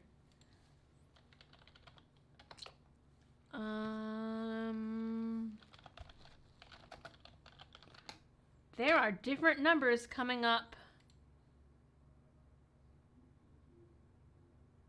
That is... Oh, this is interesting. Hold up. Shenanigans. So, okay, so here we have... What is Google? So Google is using the AP. Okay. Google is showing Oklahoma is already called. And that's really, look at that. They're notable races. They're showing all at the top are all the blue. Wow. Oh, that's interesting. They are calling some states that Fox has not called yet. That's interesting. Oh, they are calling New York. All right, let's see. Are they calling that for Senate? They are calling New York for the Senate. All right, we're up to 50 now in the House for Republicans. All right, let's see. Courier Mora says, hi, LD, big fan. Hello. I am here. The baby is taking a trip to Dairy Queen. Currently. Okay, someone is... So Texas. People are talking about Texas again. So let's jump back to Texas. What? You just want attention? Is that what it is? Yeah. Huh. Let's see. No reporting. I want to watch this, the reporting, as it comes in to New York here, Pennsylvania, Ohio, Oklahoma. Oh, look at this. That's pretty dead neck right now. But it's only about 19% in Ohio. Neck and neck right now. Maine might flip, but it's only 2%. All right, here we go. Democrat back in the lead in Connecticut for governor with 10% reporting in. Texas, Abbott is back in the lead by about 5.5%. Whoa. Oh, wow. Some numbers just flew up. Did you see that? With 31.5% in. So, let's see. New Mexico. Wow. You're just going to call it for him in Colorado with no votes in. Wow. Oregon, I didn't realize they closed that late. Well, I guess, with the time difference. Alaska closes at 1 a.m.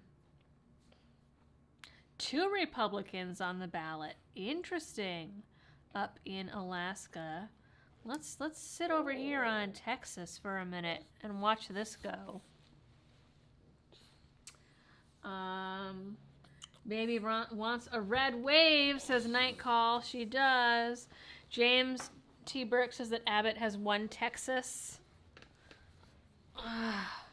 Well, I mean, right now they definitely have him in the lead. All right, let's. Okay. Whew. So I just have a notification. Shh, it's okay. It's okay, baby. Let's see. I have a notification on my phone here from PayPal, from the tip jar. James Willowar, not sure. Thank you. Thank you for the tip. It's weird that it didn't come in over the stream. It is supposed to. Let's see. People are saying, Squid says Beto has a chance. He was ahead earlier, but there was it was like 10%, 15, something like that reporting. Now that we're up to 32%, Abbott is ahead by about 6 points. Oh, it is a little over 6 points now, so he is gaining. Calling it for a candidate with no votes in. LOL. Yeah. There was a lot of that last election. Fiery Waco says, I held my nose and voted for Abbott. I wish we had a DeSantis. Yeah, I mean, I will say this is the first election since, so 2010 and 2012, I did vote. Oh, wait, no, that's right, because Ron Paul wasn't in, so this will be the first election that I did not vote Libertarian. I voted red all the way down. Not going to lie to you guys, voted red all the way down.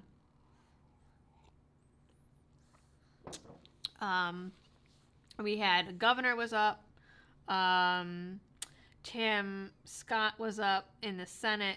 I don't think there were any representatives that were up. A lot of rando, like, local positions, and school board was a big one, and school superintendent. That was a really big one. We wanted to make sure that an anti-CRT, sex for little kid stuff person got in. I probably am not really even supposed to say those words on here, but at least it was in a different order.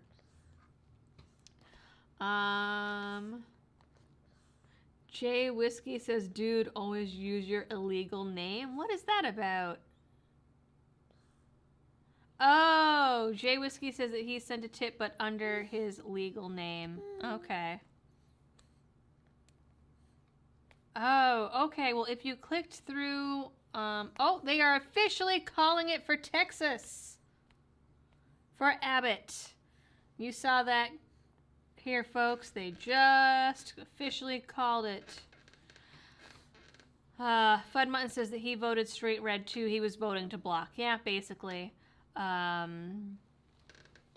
There's just too much. John O'Brien says that he held his nose and voted for Deal. Yeah, we have a situation here, like in a lot of other states where there's just been so many transplants, and they're like, we have to flip the state blue. It's like, bitch, why did you move here? If you were escaping a blue state and you're moving here, like, why are you voting the same way? No. Johnny Five says red all the way down, but in California. Womp womp. Jason Gleason in his area, Pitt County, North Carolina, they were also using paper ballots and then got put into a counter. Yeah, ours was, I was telling them earlier, ours was weird. It was like an electronic thing, but it printed out a paper ballot that went into another electronic counter.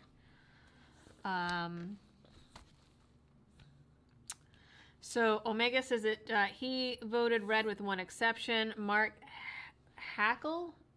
I'm far from the screen, so I can't completely read that.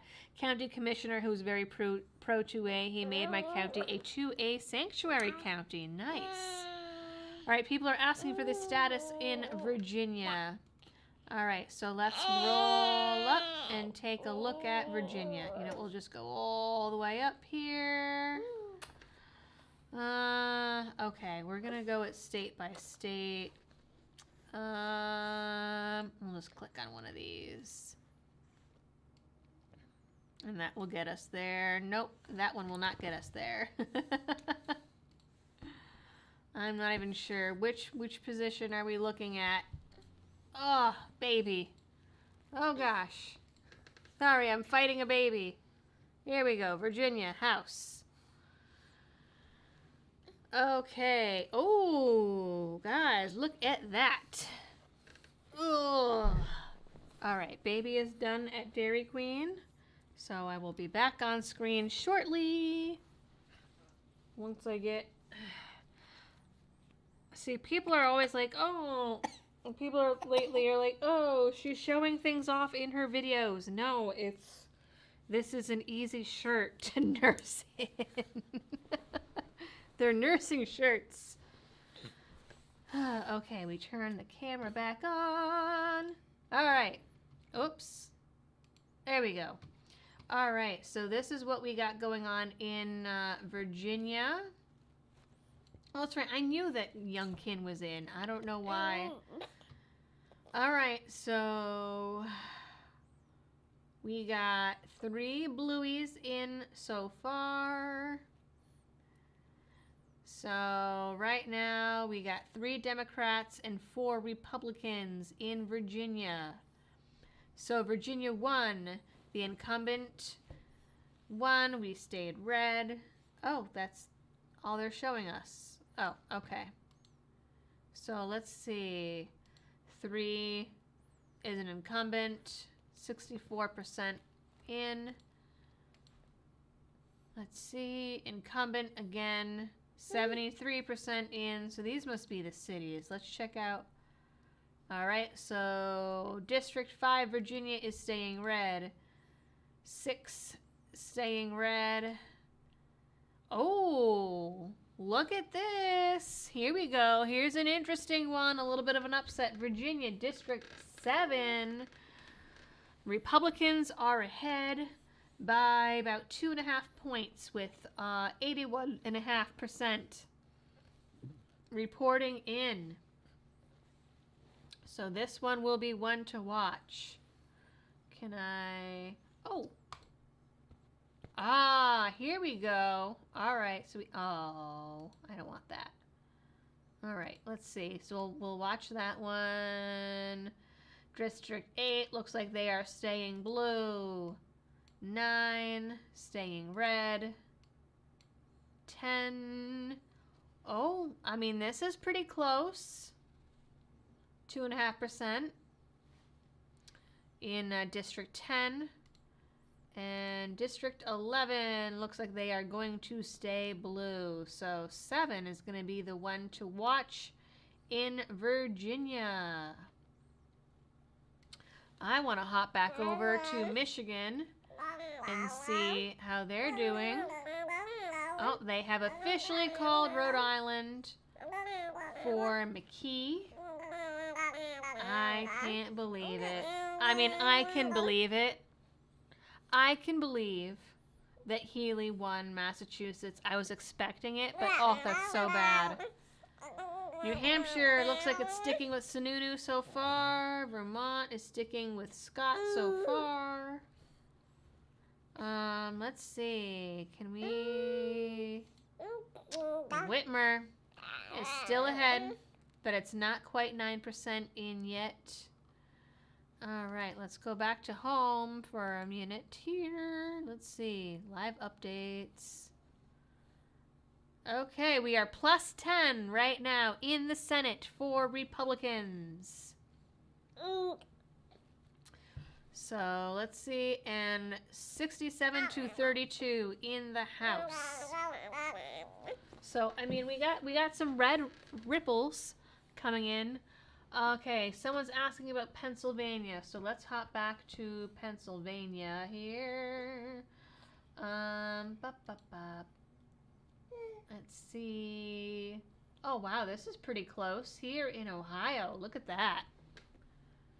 That's again pretty neck and neck. Pennsylvania, we'll star this one so we can watch this one. Wow, Fetterman, he is still ahead, not as much as he was, but that is, oof, that is a lot. Yeah, people are asking now, how is Dr. Oz doing? Not that great, not that great. Anyone else write in a bogus name? Oh, I should have done that. I should have written in like D's nuts or something. Colorado. Okay, let's check out Colorado. Is Colorado a governor race? Let's see. So far, it looks like Michael Bennet, the incumbent, is going to win. He's ahead by about 33 points. But that is only 22.8% in so far.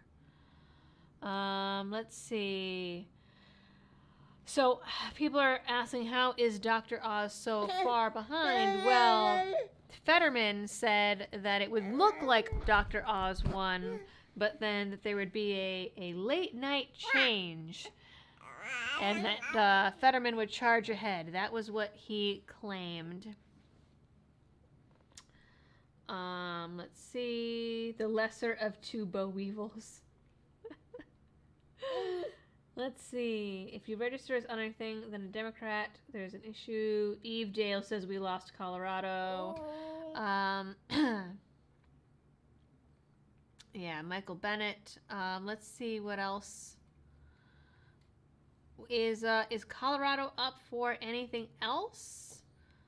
Or is it just... Okay, well, let's go... We'll go this way. See if it brings up the whole state. Okay, here we go. So, what you guys are getting one Senate, a few House, and governor. So let's see. Oh, damn, you guys. Wow. That's a governor? Ooh. 32% in. And Polis is winning by about 30%, 30 points in Colorado for governor. Yeah, people are saying early voting, early voting. All right, so we have requests for Arizona and Missouri. So we'll check that in a minute. Let's see. So our Senate results. Michael Bennett is also ahead by about 23 points, with 33% reporting in.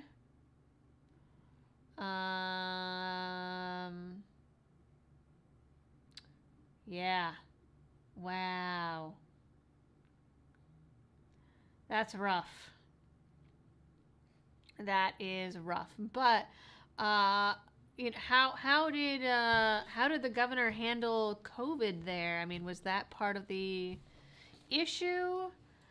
Okay, so we asked for any word on Arizona. Let's check. Let's see what we got going on in Arizona. Looks like nothing yet. We don't have anything being called in Arizona yet, it looks like.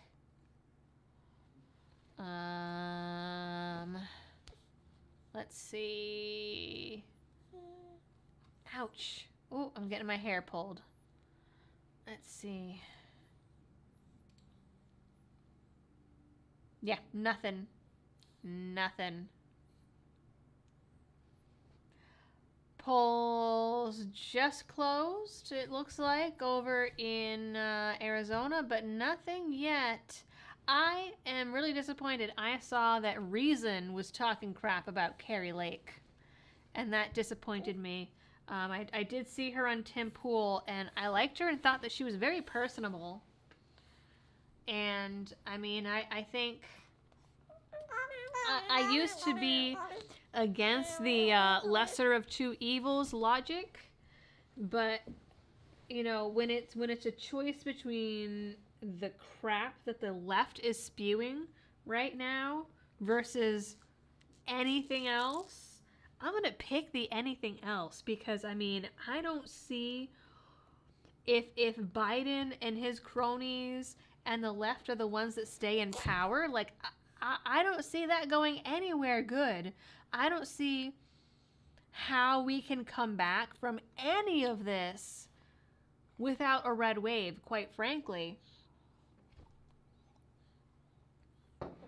So as far as I'm concerned right now, I mean, this is the lesser of two evils, is like a pure defensive strategy right now, where it's like our options are vote for the lesser of two evils.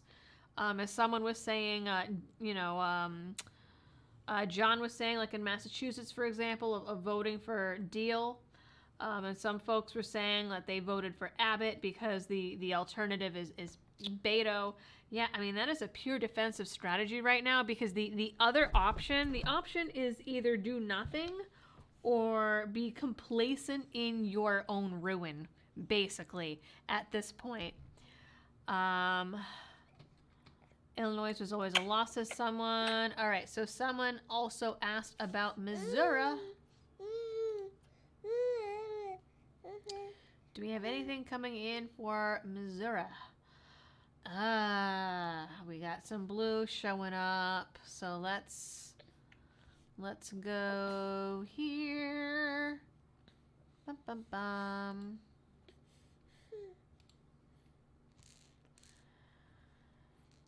All right. Two lonely counties are done here. So, all right. Wow. Really? You have a Democrat ahead in Missouri. Wow. Bush Valentine? That is such a strange name. Trudy. Oh, okay. I was like, what? I thought that was her first name.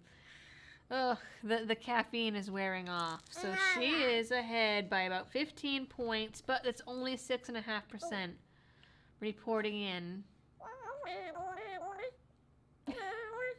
What noise is that? That's a new one. Yeah. What do you think? Are you mad? Are you angry and dissatisfied with the current government, Beebs? Huh? Let's see. Cory Bush. Oof. Wow. Alright. So, this is what we got going on here. Let's see. So, let's look at that. It looks like Cory Bush is looking like gonna stay in. Oh, they have the ballot measures. Constitutional Convention voted no.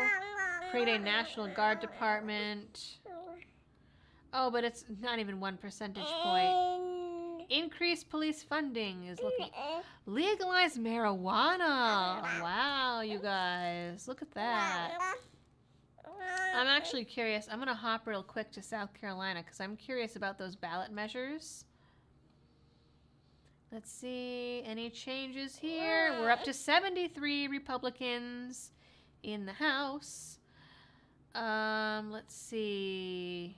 Key seats. I didn't even realize that this was up for debate. Like, I mean, I knew that he was running, but I mean, I didn't realize that it was considered like a key race where there was a possibility of losing. Let's see. Alphabet. I'm curious because I didn't realize. Look at all this beautiful, beautiful red. Let's see. All right, it looks like it's mostly yeses so far on our ballot measures. Okay. Oh, this is nifty right here. We got a drop down. All right, what are other folks looking for? Kansas. What are you doing? What are you doing? Let's check out Kansas.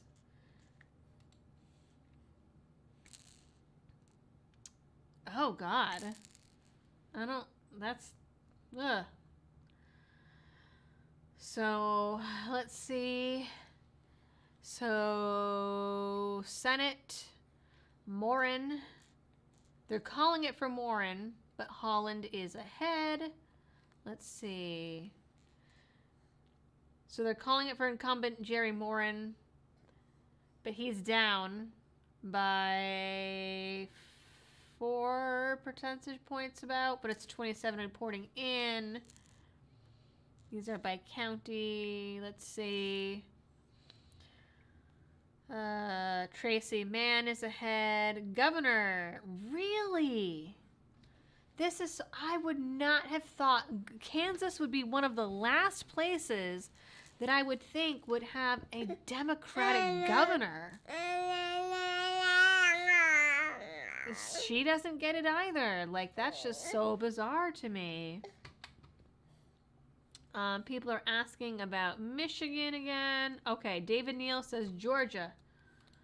Let's see what we got going in Georgia. Look at that. That's nice. That's pretty. That's pretty. Wow. The Warnock is ahead. Let's see. Brian Kemp is ahead. So let's see. Raphael Warnock is ahead by about 3 points, 3.5, with 58% reporting in. For I don't understand Georgia going blue. Like, I just don't. Okay. Oh, so it must be like Atlanta. Let's look at this map. Yeah, that has to be it. Cause I mean, that has to be it. Cause I mean, look at like in Appling. Let's see. So we got Georgia, red. Brian Kemp is ahead. Watching Stacey Abrams will once again say that the election was stolen and like voter suppression, blah, blah, blah. just like last time. Ballot members, a timber tax exemption so far is saying yes. Damaged property tax relief is overwhelmingly yes so far, but it's not even 1% in. Suspend pay for indictment, whatever that is. Family farm tax exemption. Mr. Rover Pilot says, hi, I submit the following. If a major red wave takes place, it would be actually bad for Donald Trump. It would be better if there is a slight red wave. It's all about the pendulum swinging. Perhaps.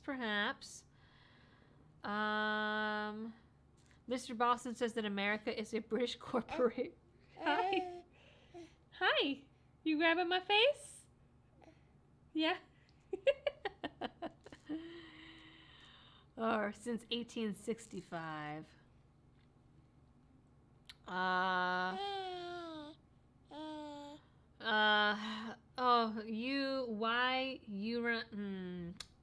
cannot read your name from here, sir.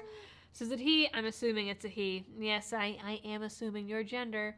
Voted for weed, but doesn't smoke it. Everyone else does. I am the same way. I mean, I don't smoke, but if it were on the ballot, I would vote for it.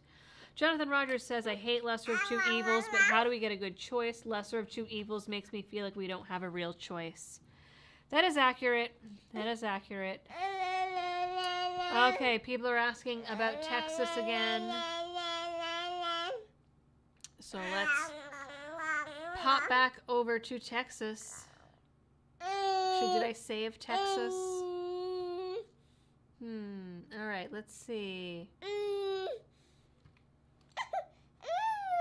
Well, you know what? We'll just go straight to governor. So I can go save it.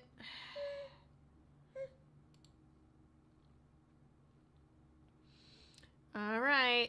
Let's see. They're calling it for Abbott. Still, with about 42% in. So this is what we got right now. 42% in, and they are calling it for Abbott. I'll star that one so we can head back to that one. Let's go check back to... All right, looks like we're still slightly red in Virginia District 7. Oh, Dr. Oz is catching up a little bit here in Pennsylvania. People are asking about Kerry Lake in Arizona. I don't think that they're, I don't think there's anything in yet. No, we still don't have anything for Arizona yet. Telling someone on YouTube to kiss their baby is pretty weird. Well, there we go. Now we were weird. Let's see. How's Washington doing? Let's see. There's not show. Oh, we got another Republican here in the Senate. And we're up more in the House. Let's see. I don't think they're calling anything in Washington yet. No, nothing. Nothing yet. Polls are open until 11, so we got another hour and a half. And they're, nothing. There is nothing. Similarly, I don't think we have anything in Oregon yet either. What's going on? She's very vocal. A lot of folks tell me that she is both the happiest and most vocal baby they have ever seen. So, heads up. Darkside says, was surprised to see a slavery law being voted on in Tennessee. What? Nah, really? Tennessee. Okay, let's see what we got going on in Tennessee. That is wild. Okay, of course it's not.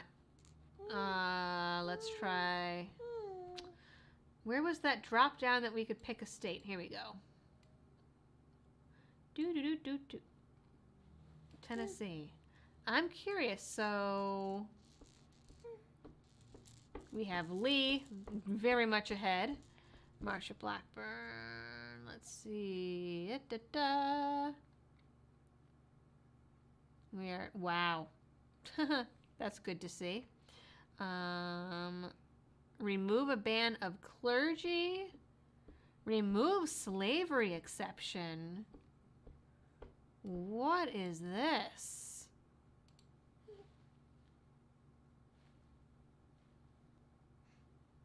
Oh, interesting. Remove slavery as punishment for crime from constitutional amendment. Interesting. Oh, this is Oregon. That's not... Oh, okay, that's Oregon. Tennessee, here we go. Oh, okay, same thing. So to remove slavery as a punishment for crime from Constitution Amendment. A yes vote supported amending the state constitution to remove language that allows the use of slavery and involuntary servitude as criminal punishments and replace it with the statement, slavery and involuntary servitude are forever prohibited. So my initial reaction is that that would just be dead language that was in the Constitution. It wouldn't get used anyways. But then I remembered how in California they, you know, basically use inmates as slaves to fight wildfires. So I was like, oh, hey, you want to go back in the playpen? You want to go hang out in baby jail? Involuntary confinement. Yes, let's hang out in the baby jail. Excuse me, Liberty Doggo. There we go. Alright. Yeah, so I mean, I'd like to think that it's just, you know, dead language in the state constitution, but no. I mean, California uses it. And, you know, I mean, thing is, I suppose if it was left there, then someone could use it against people eventually. Okay, let's go back to the main page here. Let's see. Too many late votes, unverified mail ballots. Yeah, Georgia is not looking great. Oh, thank you, Jason Emery. Says, best coverage I've found so far. Thank you. Oh, someone is really excited with lots of capital letters in Ohio. Let's see what's happening in Ohio. Much excite from Eve Dale. Let's see what we got. The baby's laughing at the dog. Oh my goodness. Did you... Hold up. She did something here.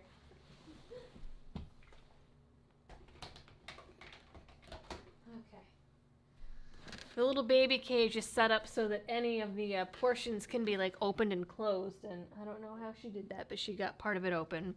All right, so let's see what's happening in Ohio. That's a lot of red. So we have DeWine is being called for governor. Vance is ahead by about 3%, with almost half of the votes coming in. Look at that. Well, now that would be something. James, California says, are you sure? Yep, Vance is ahead. 48.88% in counted so far, and he is up by math about 2.5%. So we'll keep an eye on this one, because that looks like that's a tight one. BS in California says the inmates being used to fight wildfires is also a bit of a drag on the CAL FIRE system too. I had people in that system who missed promotions to freshly released inmates. Interesting. Richard Williams speaks baby. She did say she wanted to lay down. It's a tricky language. Maybe. So she doesn't, so fun fact, we co-sleep and contact nap. So she never lays down by herself. She refuses, actually, and it doesn't work. She could even be asleep, dead asleep, and I put her down, and she instantly wakes up. So if she does get tired, she's going to be in the baby carrier. So we might have a sleepy baby, but she's not quite there yet. She actually just woke up from a nap, like right before I came on. So she's got at least another hour in her. Let's see. Guardian 1326 says slavery is still legal in the U.S. under the 13th Amendment. As punishment, it only made hereditary slavery illegal. Interesting. Interesting. Let's see. There's nothing more pure and beautiful than a working mother doing her job while taking care of her adorable baby at the same time. Well, thank you. I don't know if you saw the pictures. Where did I post them? On Twitter. I think I put them on Instagram of her like helping me edit this weekend. Oh, yeah, did you hear that? She knows I'm talking shit. The edits took twice as long as they normally would. Someone's asking about the pot vote. Which state? David Neal says she's used to hearing my heartbeat. Yeah, that's probably what it is. And so I guess we're going to get Crunchy Mom for a minute while we wait for some results to come in. Also, you guys that have been with the channel for a long time, be proud of me because this bottle is now empty and it holds 21 ounces. I'm doing good. So, you know, co-sleeping gets a bad rap when, you know, as far as SIDS goes and stuff like that, but they've done a bunch of studies, and the U.S. Has some of the highest rates of SIDS, like countries that don't have babies in separate rooms or separate sleep spaces have lower incidences of SIDS, and one of the things that they've found out is that with SIDS, the baby goes into like too deep of a sleep. And when you co-sleep, as long as you are also breastfeeding, that is the caveat. It has to be a breastfeeding mother that is co-sleeping, and your breathing regulates their breathing, your heartbeat regulates their heartbeat, your skin temperature regulates their skin temperature, and like the hormonal synergy is just wild. And what actually there's a co-sleeping way cuts down on SIDS deaths. What you do see, people will argue, is there's more deaths of like suffocation and strangulation, but those are unfortunately people not following something called the Safe Sleep 7, where basically you don't sleep with blankets. If you have a pillow, you have it blocked away from the baby with your arm, and you sleep in a special position. You basically don't move all night, and your hair is tied back. There's no blankets. There's no loose sheets. I think we're going to need to stand up. Let's see. Let's go back to the summary here. Oh, you are getting tired, huh? Come on, baby. Let's stand up.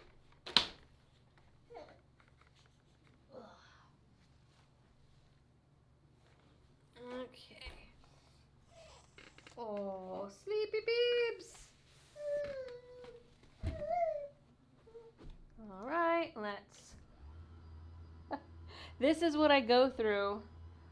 You know, this is why it makes me mad. There are some of those folks who complain if like a video takes me 2 or 3 days and doesn't get out right away, because my editing and recording and writing is this back and forth all day, every day.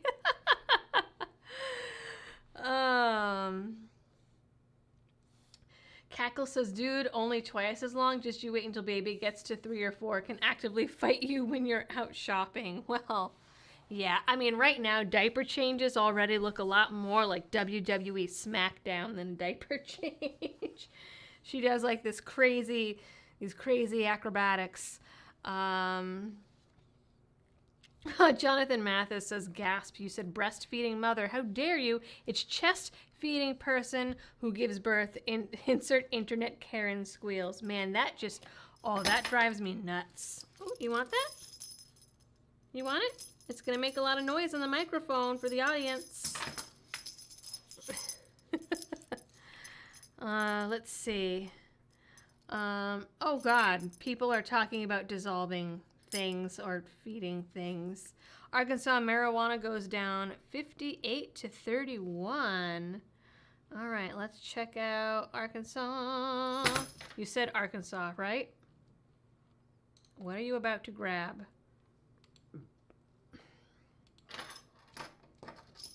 That is a pen. And I'm gonna say it's not for babies, but you can have this. It is not anything like a pen, but you can have it. If the key is too much on the microphone, let me know. I'll give her something quieter to play with. Let's see. Oops, that is the keyboard. That is the keyboard.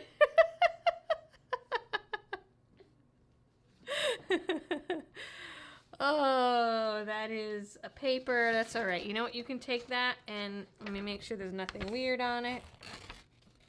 Nope. Okay, you can play with that and throw that on the ground if you want. Here you go. Let's see. Oh, wow. Yeah. But it's only 1% reporting in. But still, that's not looking great. Now, was this just a flat legalization? Was it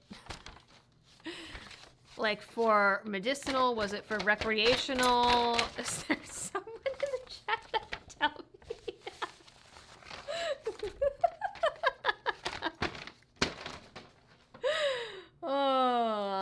Oh, Herschel Walker. I'm assuming that Walker, okay, is taking a lead in Georgia. So let's pop back over to Georgia.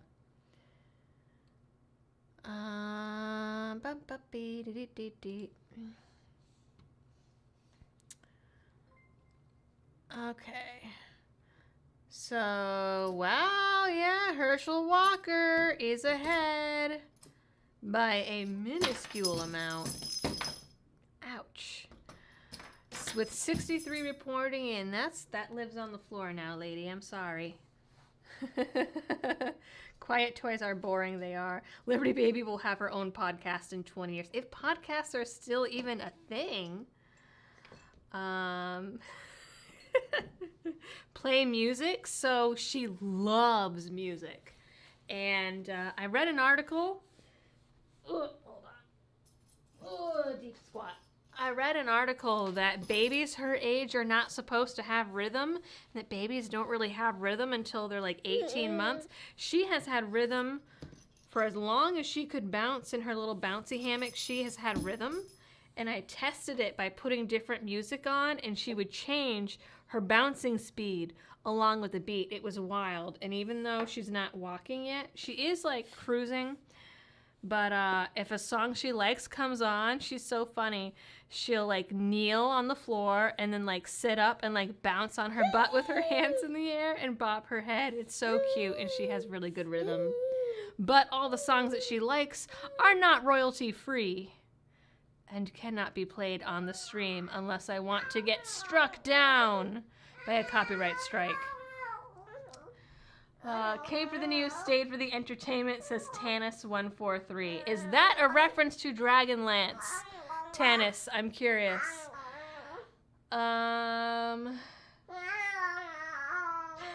Andrielle Hillis says that she's mostly here just to watch the baby. That's fine.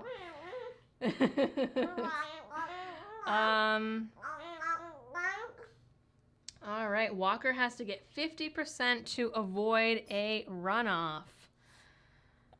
Oh boy. Let's see, they just put in some more. 64.45, so we're gonna put a star on this one to keep an eye on this one.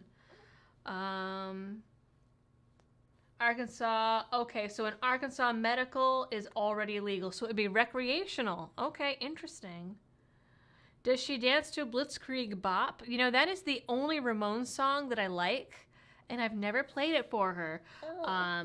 She really likes this band called Electric Callboy. They used to call themselves Eskimo Callboy, but changed it recently. They're like metal, but there's like electronic in it, and they're like a joke band. And they have the song Pump It that's about going to the gym. In the video, they're all dressed up like 80s jazzercise people, but it's metal. It's crazy. That's one of her favorite songs. She also really likes Kokomo from the Beach Boys. She's a big Elvis fan. And her newest favorite is the Lost Woods song from Legend of Zelda Ocarina of Time, which is why I dressed her up as Link for Halloween. Okay, people are saying Georgia is red for now. So we have Kemp is still ahead. And so we're gonna watch this Herschel Walker here. Let's see. We'll go back to, you know what? Let's check out some of these tight races here. Here you go, below. In 12 minutes, we're gonna start getting some more results in. So we are still flipping red in District 7, Virginia. We got Vance is still ahead in Ohio with 55% in. Pennsylvania, ooh, it's closing. We're at about 30% in, and the gap is closing quite a bit. Let's see. And Abbott is still up ahead with about 45% in Texas. Let's head back to home. Let's see, is there anything else that people are looking to see? Let's see. Oh, let's check Michigan. Let's see how Michigan's doing. Okay, we still don't have anything for Arizona yet. That was up in the bottom. Baby, Mama's trying to use the mouse. Yeah, I know. I know, that's not fun. It's not fun that Mama wants to use the mouse.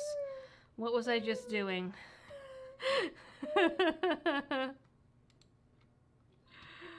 She goes everywhere with me, too. We voted today. She was going to the gym with me until she got mobile. She goes to the chiropractor with me. We go everywhere. Let's see. So, Michigan. Ooh, Whitmer is still ahead. So let's see. We got Bergman. Let's put a star on this one.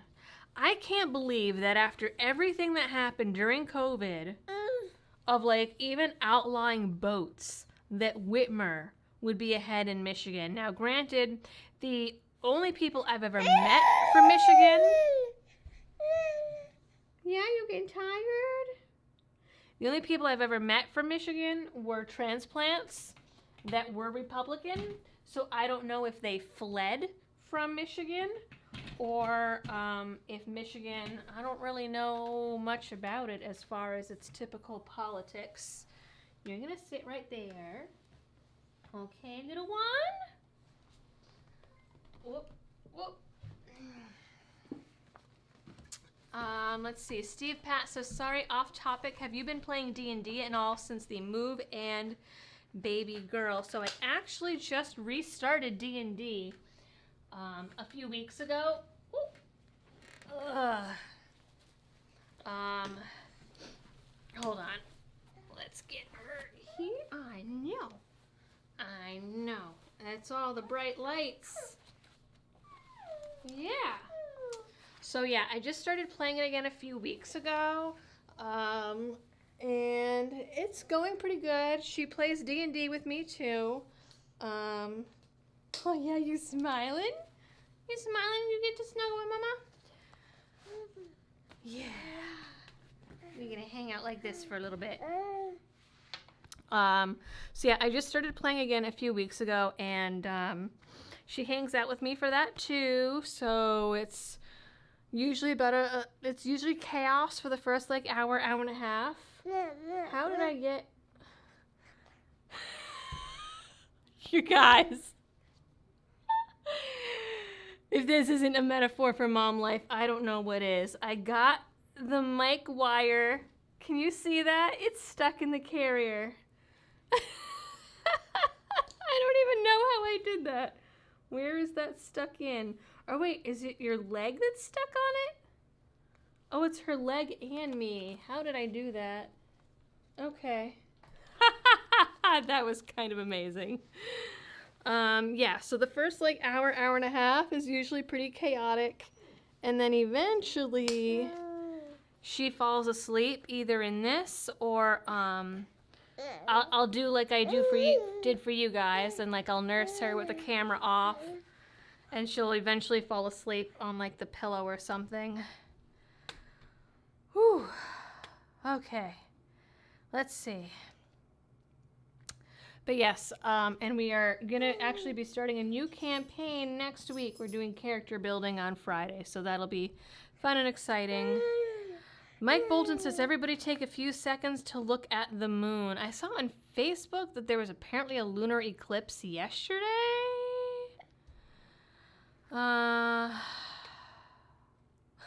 New Order says that they put a curse on Maura Healey. Michigan House is going red. So let's see. So far we've only got one in for Democrats. So let's see. Oh, wait, what? Oh, okay, by county. I got confused there for a second. Oh, interesting. Promote the vote. Disc. I'm sure that does not have anything to do with disc golf. Those are the governor results. Interesting. Yeah? I mean, it's looking so far. But these are all...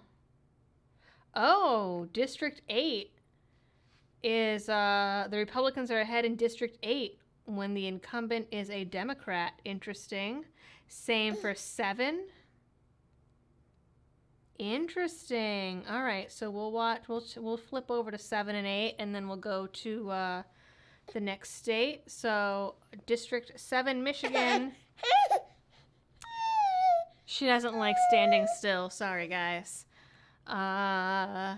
So 7 looks like it might flip with 21% in, and 8 might flip. Interesting. Most of the PA returns up to now were absentee ballots, which favor the Democrats. They're just now starting to count today's ballots. So that's interesting. You don't like John Fetterman? He is kind of creepy, isn't he? He is a little bit creepy. That's interesting because Fetterman was saying that it would be the opposite. Oh, you know what? We'll go down here. Oklahoma, I saw. Hey. Hey. What's up? Oh, are you hot? We can't turn a fan on because it's going to make too much noise in the microphone. I'm sorry, baby. Yeah, Fetterman was saying would be the exact opposite, and it would look like it would look like a red wave, and then the absentee ballots would get counted and turn blue. So that's funny. Wow. So someone asked how Oklahoma, Whitgang Gray Beast. That's how Oklahoma is doing. Is very red. So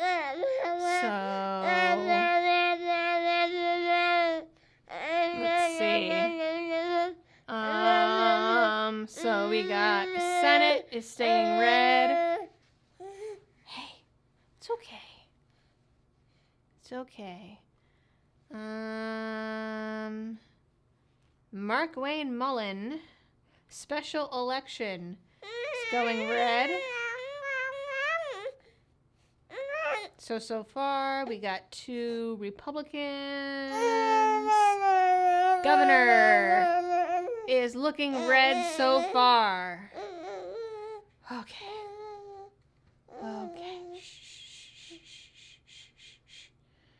Okay. Sorry, guy. Princess Miranda says, yeah, basically. Oh, people are saying they didn't know that I played D&D. So yeah, back in the day, back in pre-baby days, I would play D&D right after live streams. Well, actually, that was actually during... God, when did I play it before that? Did I do streams? Yes, I used to... Oh, man, I'm trying to remember, because I used to play in person before COVID. I think that was still Friday nights. I don't remember if I did live streams then. I know during COVID we did it online, and so I would switch from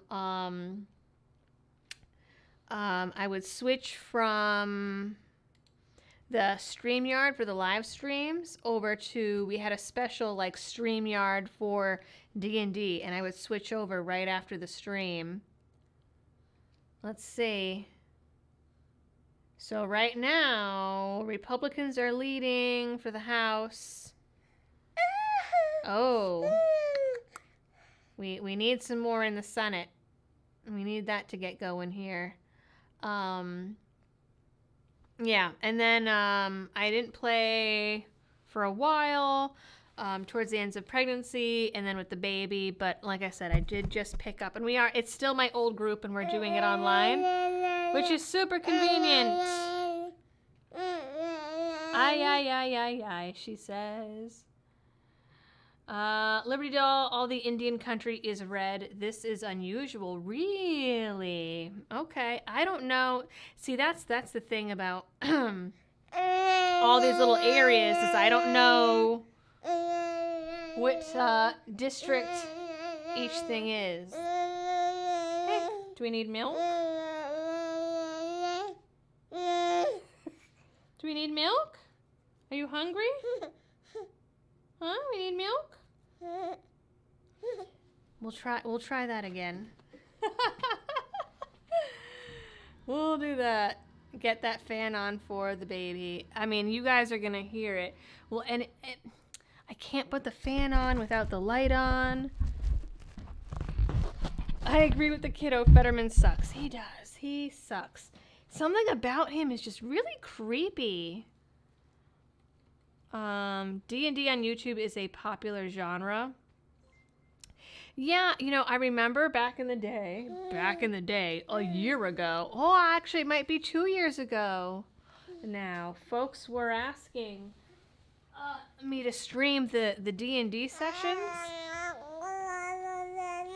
The rest of my party vetoed that. That was a strict veto. Okay, people are talking about Missouri. So let's see how Missouri is doing. Boop, boop, boop, boop, boop, boop. This is so convenient now that I figured out that this is a thing here. Wow. Okay. So it looks like Schmidt is now ahead. That is already very different from it looked last time we looked at Missouri, which I don't think was that long ago. Let's see. Ooh. Fan for the baby, family first. All right. Okay, we'll try it. We'll try it, and we'll see if it picks up on the mic. One moment, please.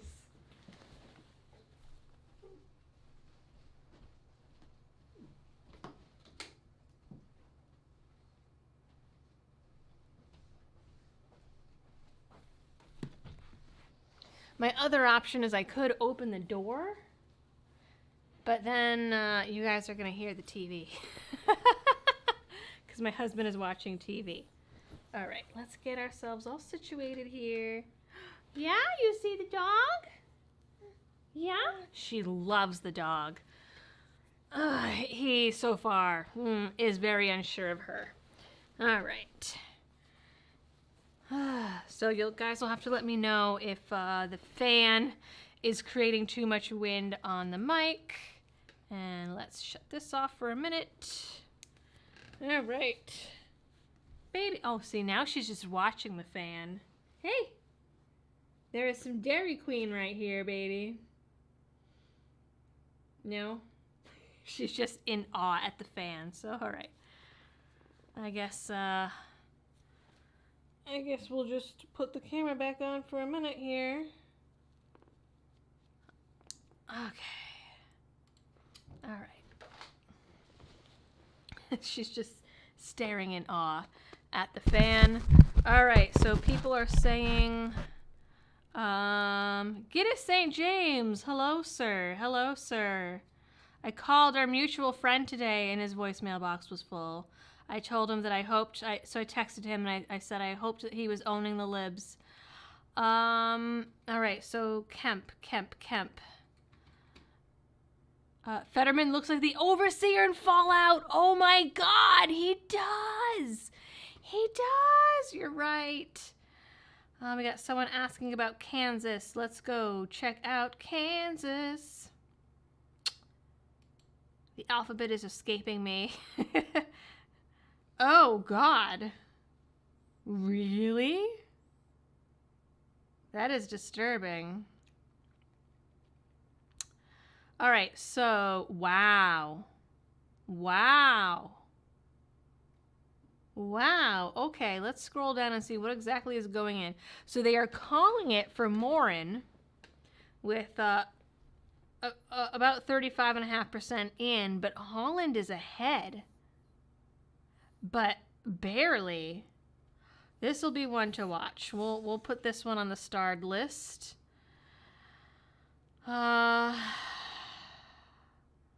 Geez, a Democrat is ahead too here. Laura Kelly. It is still so wild to me. I know I've said this like 5 times since starting the stream tonight. I am just flabbergasted at a Oh, now you want Dairy Queen? I'm still flabbergasted at the Democrat governor in Kansas. I don't know how I did not know that was a thing.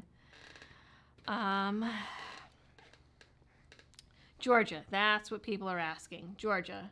I think we starred Georgia. Did we star Georgia? Yeah. Oh, man. It's so close. And that's just the Senate. Okay, so let's go here.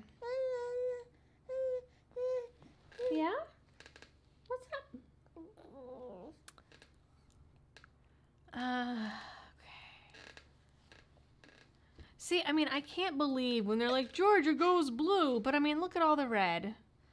So let's see what we got here. Kemp is ahead by about 8 points. Herschel Walker is still ahead. Jeez, that's not by much. That is not by much. Oh, hey. What's going on? You just want to stand weirdly? You can do that. You can do that if that's what you want to do. Let's see. So we got the House, red. Governor, yeah, I mean, Kemp is still ahead with 66 reporting in. Here, you want Sophie? Let's see, feel bad if he wins. Yeah, let's go look at Fetterman again. I wonder what, Oh, it has closed a lot more. Every time we open this back up, all this is getting closer and closer because, God, he was, Fetterman was ahead by 30 at one point, right? We can't hear the fan, says Dead is better. Okay, cool. Sean Prosser is asking a non-election question. That's okay.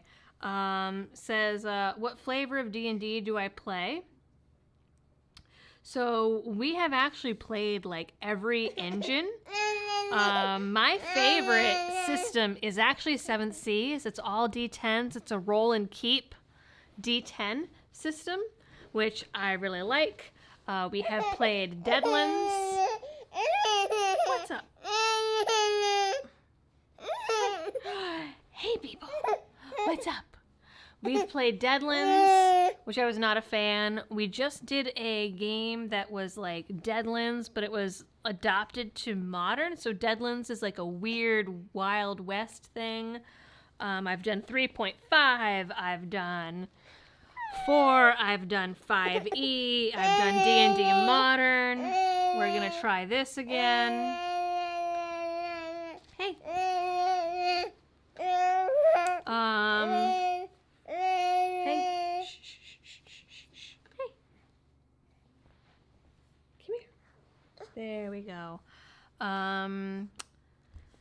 We've done Cyberpunk. I really liked that. We've done Shadowrun. So we've done a little bit of everything. I typically, did we save Texas? I don't believe we did. I typically play rogues or a fighter. Like, I like playing the tanks, though I did play the face once, and it was interesting. I'm surprised. I usually play characters that use guns or ranged. Okay, so we have Abbott is still ahead in the governor race with 53% reporting in. We have Morin ahead in 1. Yep, okay. So let's see. Okay, so we are staying blue. Or red. Wow, sorry guys, red. I want to see if there's any that are flipping here. Oh, running unopposed. Unopposed. Let's see. So far. Let's see. Okay, so far it looks like there's no seats that are flipping. In some of these it doesn't say who the incumbent is. Or maybe there isn't one. But so far, okay, Texas, this must be one of the cities since it's really small. There's a Democrat there. Otherwise, it looks like it's going pretty red. Yep. So it looks like the cities are sticking. Nothing is switching, but Abbott is still ahead for the governor race. Let's see. Pathfinder. Have I played Pathfinder? I don't remember if we've done Pathfinder. Oh, Gabe Russell, Deadlands is your favorite? I could not get used to the consequences for fucking up and busting were just too much. I couldn't. So I was, Jay Whiskey says, are you a pen and paper D&D player? I was until we switched over to doing it over like StreamYard. Let's see, Shadowrun. I did really enjoy Shadowrun. Good night, Mac McCollum. We play Hero Kids, says John O'Brien. Yeah, we've played Hero Unlimited. I liked that one too. How's the house doing? Update on Arizona was the first one I see. Let's go check Arizona. Whoa. All right, that was just some quick numbers. So we are ahead by 12 for Republicans in the Senate. It's starting to look better for Republicans in the House as well. Okay, Arizona. I guess I could have just gone right down to this little drop-down menu here. Oh, we are getting some stuff called in. All right.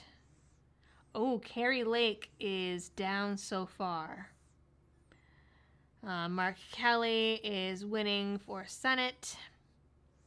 He's the incumbent. But remember, Arizona is also where they've had those weird polling issues that we talked about earlier. Oh, Arizona won. is looking like it's going to switch blue. From David Schweikert. Interesting. Governor results. Katie Hobbs is in the lead by about 9 points with 37, almost 38% reporting in. Tuition for non-citizens was on the ballot, reducing medical debt. All right, let's see. So I'm curious. We've got here. Let's see. Let's go here. Gosser.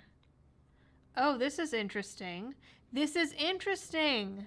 So this is what? The House. So the incumbent here is O'Halloran. And we have a Republican in the lead with 45% reporting for Arizona District 2. And also, let's see. Okay, no, that's the only one that looks like it might flip. So Arizona District 2 might flip, it looks like. So let's see. I mean, so far, we only have 3 counties that are voting for Hobbs over Kerry Lake, with 30% reporting in about. So we will watch this one here. We'll star that one.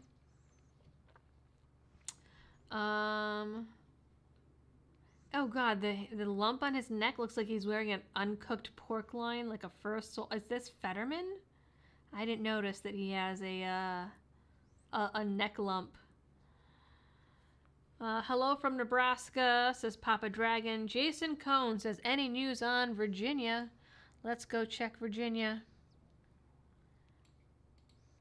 And for folks just tuning in, Liberty Baby is here. She's just getting some Dairy Queen. All right, so let's see. Ooh, so far the House is even for Democrats and Republicans in Virginia. Let's see. Let's take a look here. So incumbent.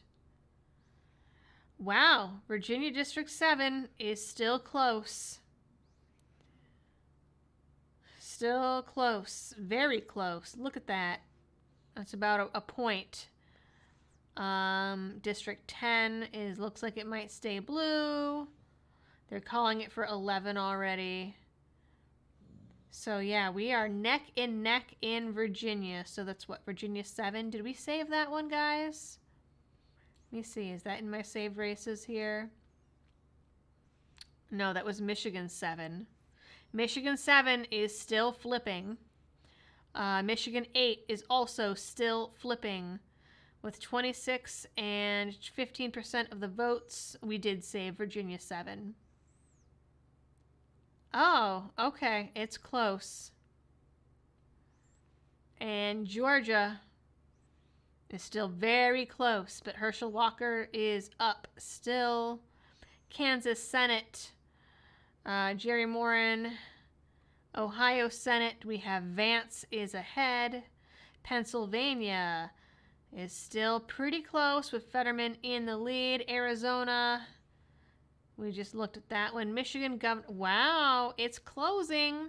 It's closing between Whitmer and Dixon. Solo Pilot says they're dying to vote Democrat in Arizona. Let's see.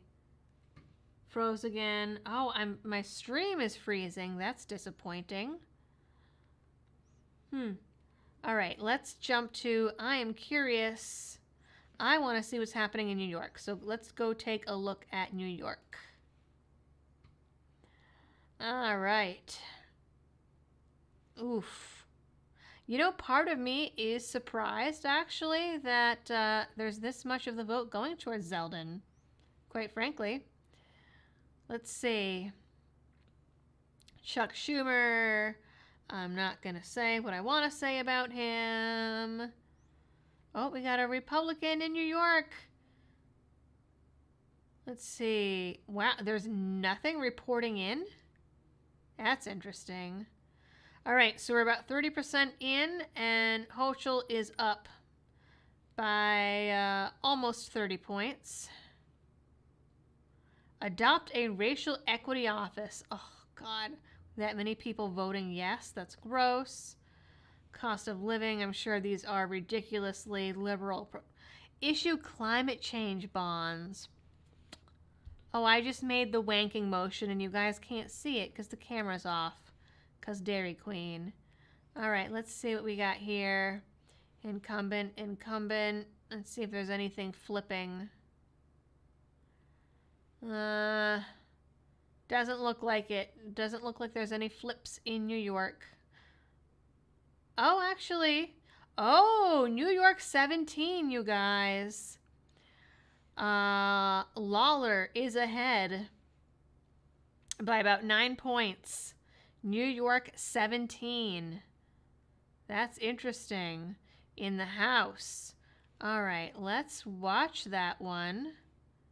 That's Senate. Let's go to House. We'll go to New York. What did I say? 17? With 42% reporting. We'll watch that one. We'll keep an eye on that one. Let's see. New York has freaky rules. I don't think they'll start counting today's votes until tomorrow. The totals in right now are mail-in. Ah, okay. Okay. Even Dairy Queen is censoring now. Ted Budd is up by 4%. I don't know where that is. Let's see. New York 25, someone is asking. All right, let's see. Let's check out New York 25. Oh, wow. That's only 2% in, but look at that.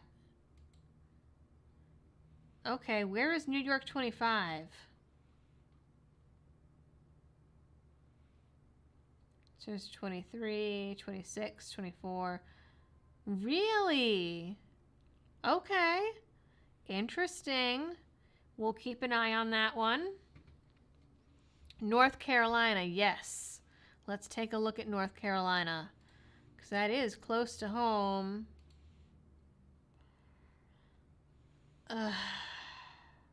Okay. So Ted Budd is ahead in the Senate, not by much. We'll click on that one, keep that one. Let's see. Let's see. Democrat. Red. Okay. It looks like otherwise Democrat incumbents are staying and the Republican incumbents are staying.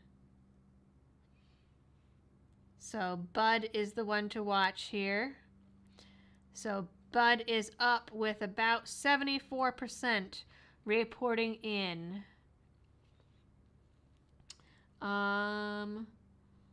Let's see. Rural Kansas had to show my ID to vote. In New York, you have to show your obituary. That's bad. That's bad. I was telling folks here earlier that here you can use your firearm permit, your concealed carry permit, as part of your ID to vote, which is pretty cool. All right, so this is the map at current, and Liberty Baby is asleep. So, let's see. We are gonna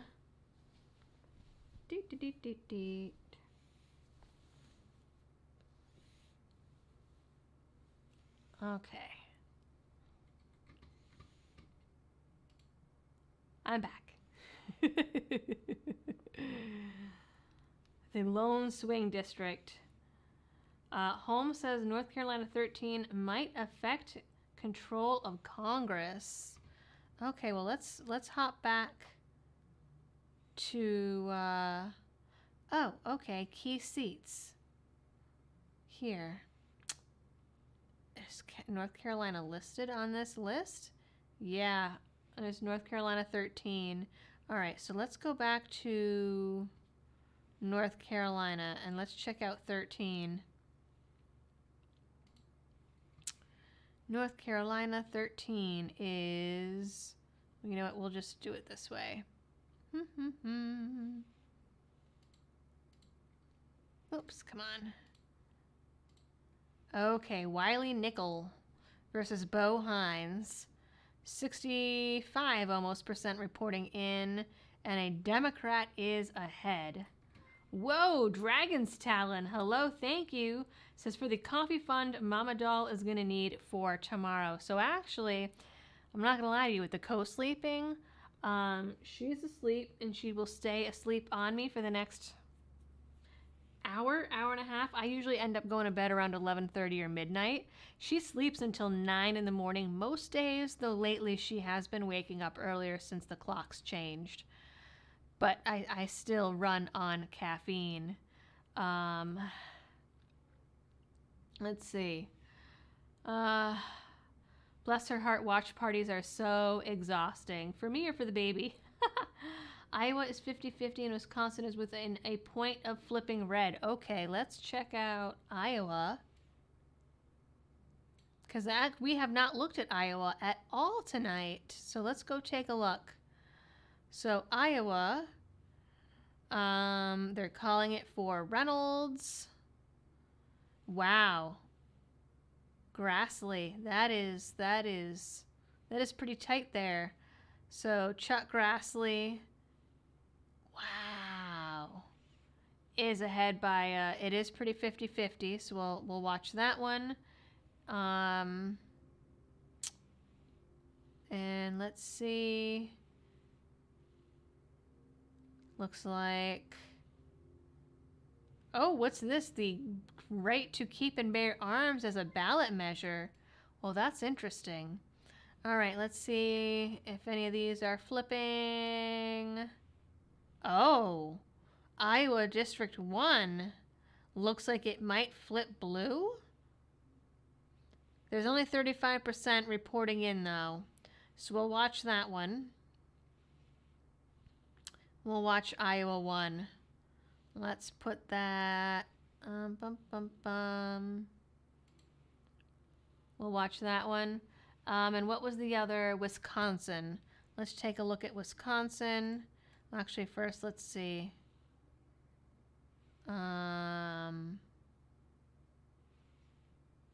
Reynolds is ahead for governor with 52%.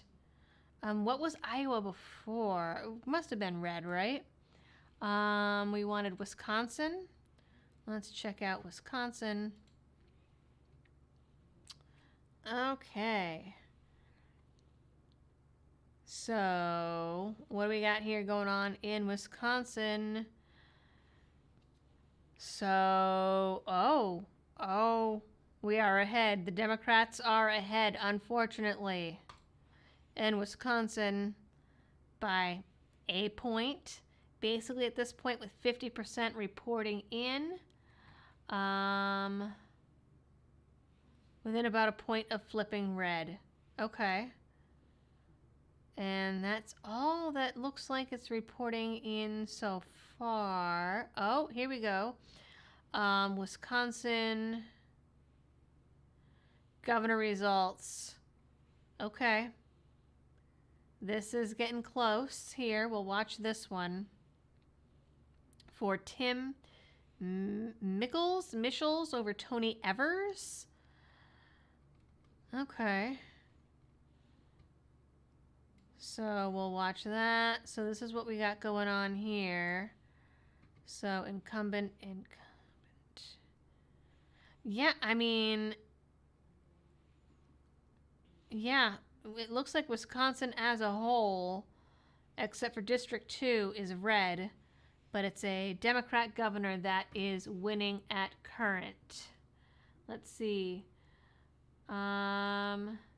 Texas. Let's go look at Texas. Sorry, I'm like randomly singing to you guys like I do to the baby. Let's see. Abbott is still ahead, 54%. Wow. Okay. Let's see. Let's go. So we have 10 Republicans and 7 Democrats in the House currently. So Morin is way ahead. For District 1, let's see. Let's see what we got, if we have anything flipping. That's a tiny, tiny little county over there. Let's see. Incumbent.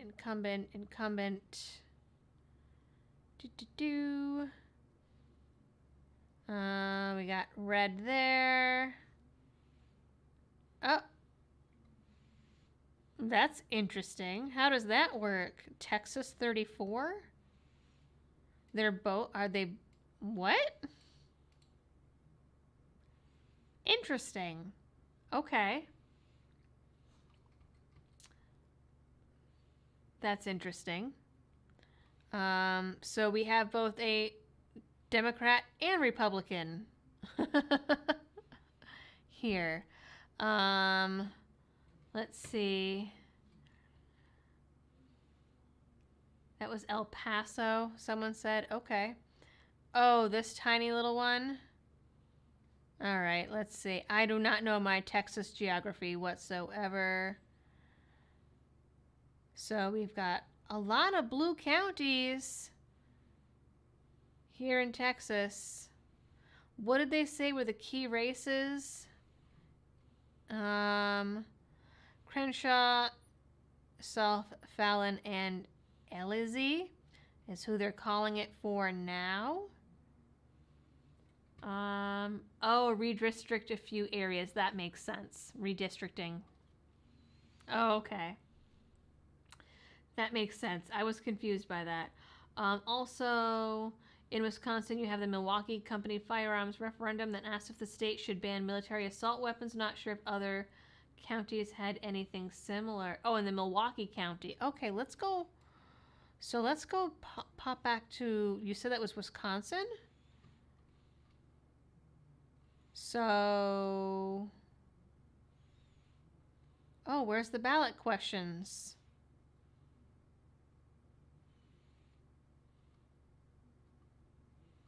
Okay, you said it was Milwaukee County. Which, huh.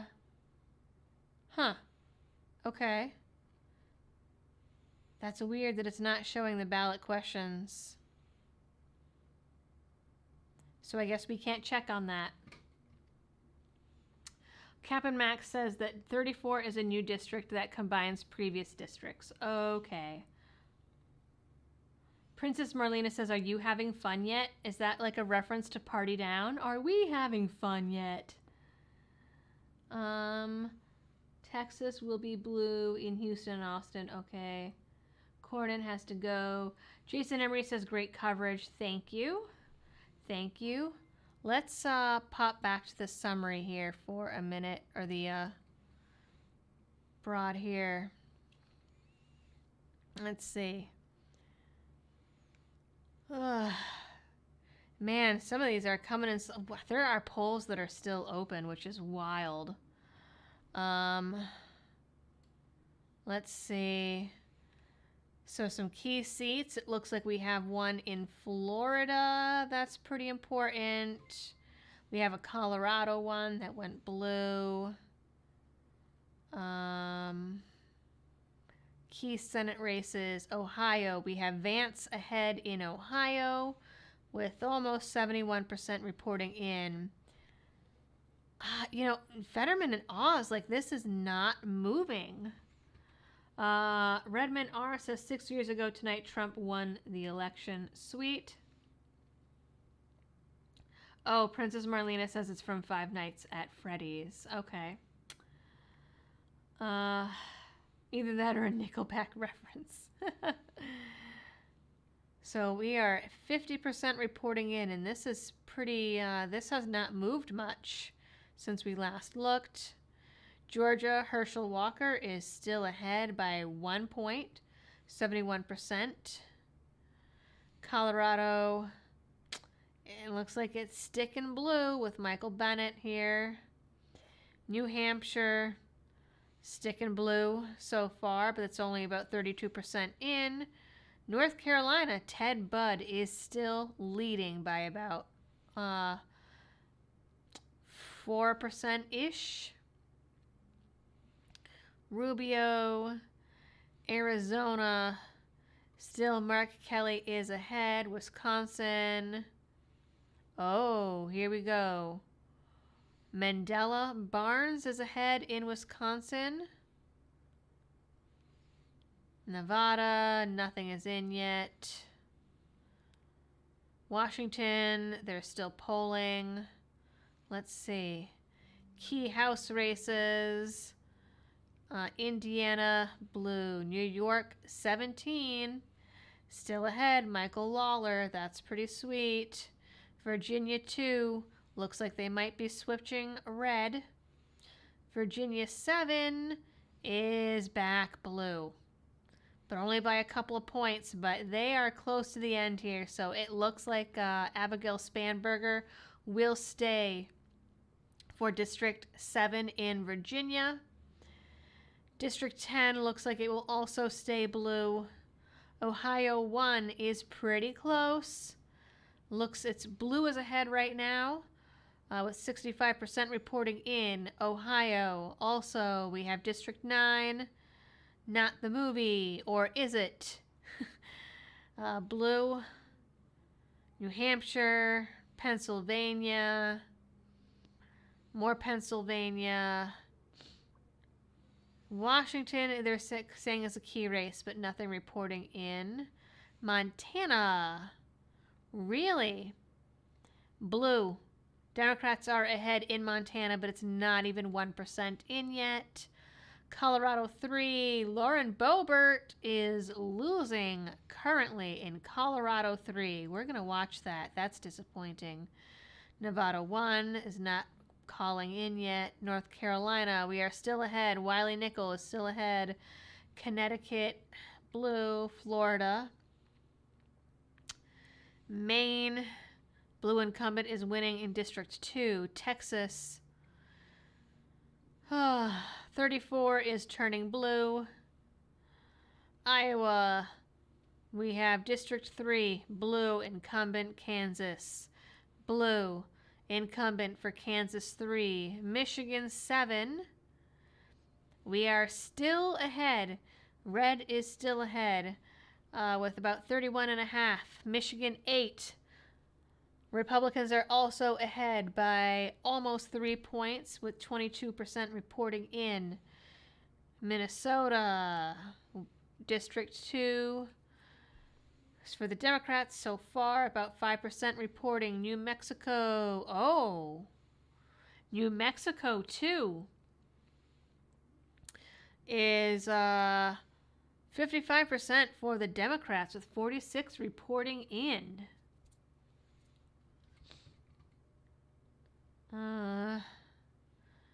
California. None of those are reporting in. Key governor races. Kemp still ahead in Georgia. Oh, we're getting a bump. We're getting a bump. Okay. 71% in. We'll do that. Oh, man, it is not looking good for Kari Lake. But it's only 39% in. This is still so mind-boggling to me that Whitmer is ahead. Oh, we got some votes coming in. Still for Whitmer, but only by about 3 points. Let's see. Nevada's not reporting. Florida, I mean, we got that. That's pretty. 89% reporting in. I think DeSantis has got it. Oh, Leah Zeldin's up to 38% now in New York. South Dakota, Kristi Noem still in. Illinois is looking like it's going to stay in blue. New Hampshire, Sununu took it so far. Arkansas, Sarah Huckabee Sanders. McMaster is staying in. Pennsylvania so far is for Shapiro with almost 54% in. Ohio, Mike DeWine is ahead. 74% in, so he's probably got it.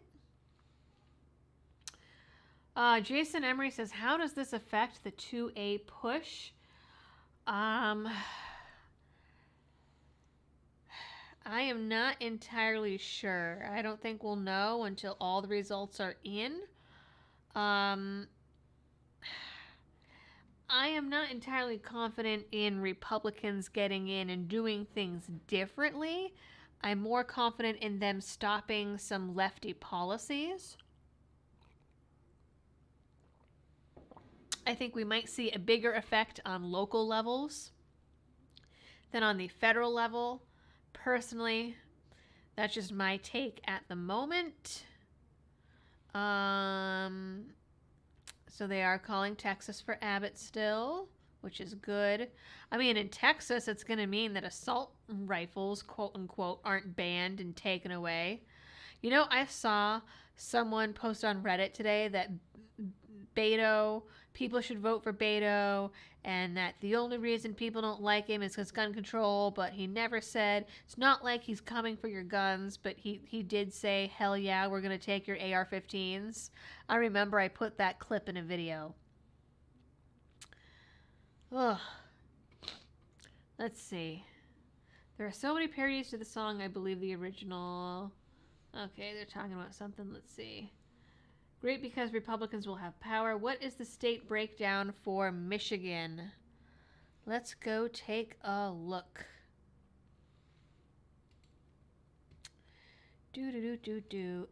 Let's see what we got. So, Whitmer is with 53% of the vote, but not a lot of, I mean, it's still, we only have 2 red counties so far that are reported 100% in. They must not have a lot of people there. So let's take a look at the House. Incumbent Bergman is ahead in Michigan 1. Michigan 2, incumbent Molinar is ahead. Michigan 3, guessing from the size, it's a city. Scholten. Michigan 4 is still red for the moment. Michigan 5 is still red. Michigan 7 is ahead. Barrett is ahead, 55% to about 43% against incumbent Slotkin in Michigan 7. Michigan 8, Young. I don't know if it's Jung or Young. I would pronounce it Young. Or, I don't. It could be Junge. I don't know. That's a weird one. Michigan 8 is reporting in so far 49-ish% for Republican versus the incumbent Kildee, with about 24% reported in. 9 is looking like it's going to stay red, and Michigan 10 also looks like it might flip red. 57.77% for James, but that is 9% reporting in, so that could still change. So that is the state, the district by district breakdown in Michigan. Let's see. Michigan 3 is Grand Rapids. Okay. Boston George Young. Okay. Captain Max says, dude, you gotta go, do you? And not tell you yes or no. Okay. You guys are having your own conversation. I can't believe there's still 500 people. Or no, it says concurrent viewers. How many do we, how I don't know how I can see. We had our highest at 535 concurrent viewers. Is that current? Is there 500 people here currently? That's a lot. Oh, it must be because it just went to 532. Wow. I am impressed that there's still that many people here, and we have been on for... Oh, where's the timer? I don't even know, man. Time is not existing. We are on 3.5 hours, and there's 500 people here, so good for you. All right, so Jason Emery wants to check New York, and then we're going to check back on Oz for Doug Dobbs. All right, Jason Emery wants New York. We're going to pop back over to New York for a minute here. So what was Zeldin at last time we looked? Was it 33? He's up to 38. Holschel's at 64 with 37-ish reporting in. We got a lot of Democrats in the House so far. What was that district we were looking at? The funky one that was doing funky things. Let's see. It was down here somewhere, right? New York 17. Yes, New York 17 with 60% is still reporting in for Lawler currently by 9 points. Did we star 17?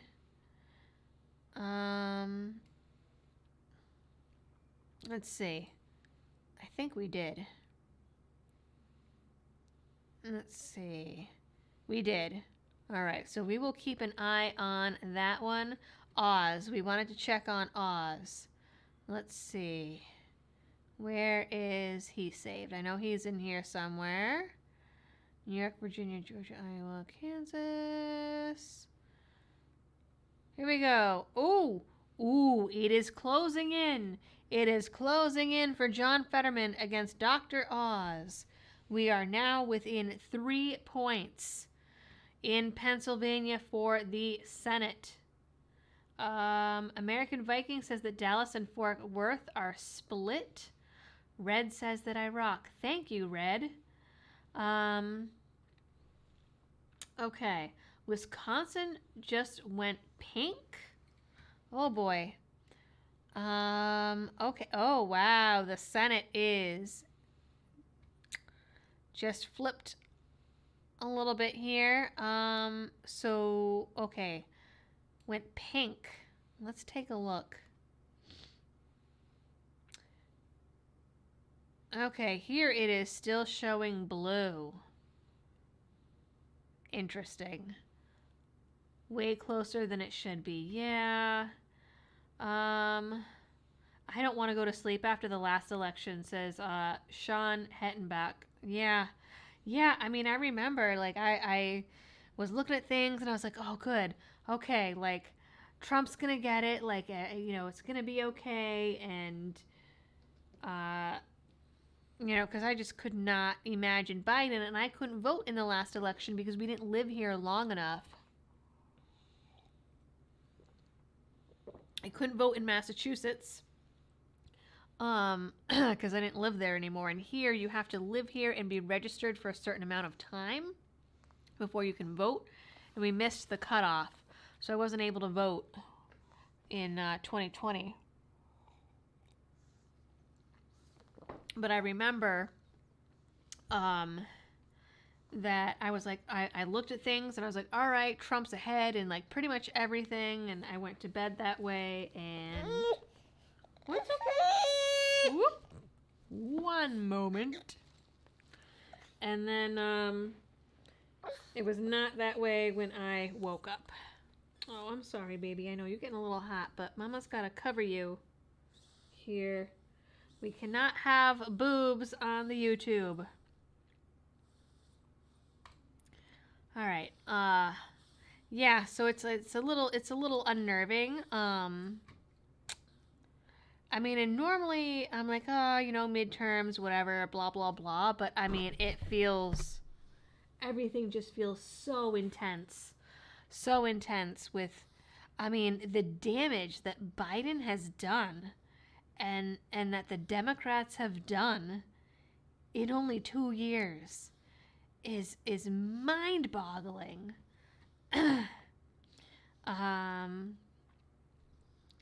Timmy is about to check out. Let's see.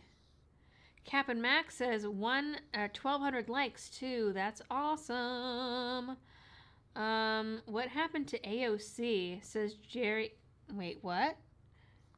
She wasn't up for anything, right? Was she? No. Oh, I'm on the home already. Oof.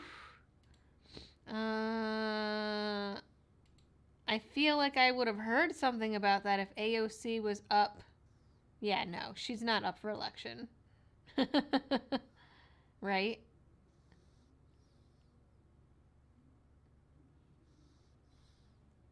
What happened to AOC? Gabe Russell, I no longer live in Massachusetts. I moved to South Carolina in September of 2020. Gary Shoemaker says, what happened to the red wave? We're still watching to see if it comes in. Jason Emery says, what do I think about Arizona? I was not watching Arizona very closely leading up to things, though I did see Carrie Lake on, I saw her on Tim Pool and really liked her. And she seemed really like down to earth and genuine.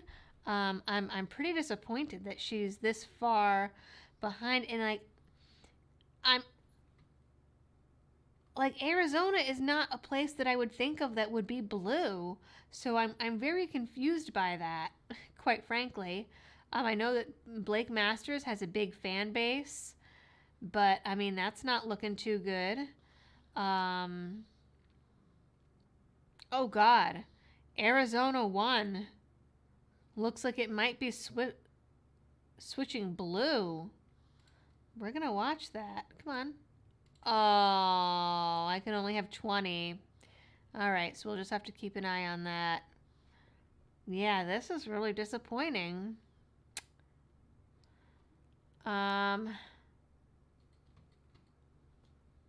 Wait. She's in the house. She has to be up. She is. She's quitting politics. Someone says, I doubt it. Okay, let's go see what... I know that I know what district she is, and I just can't think of it. What district is AOC? I doubt it's considered a hot race.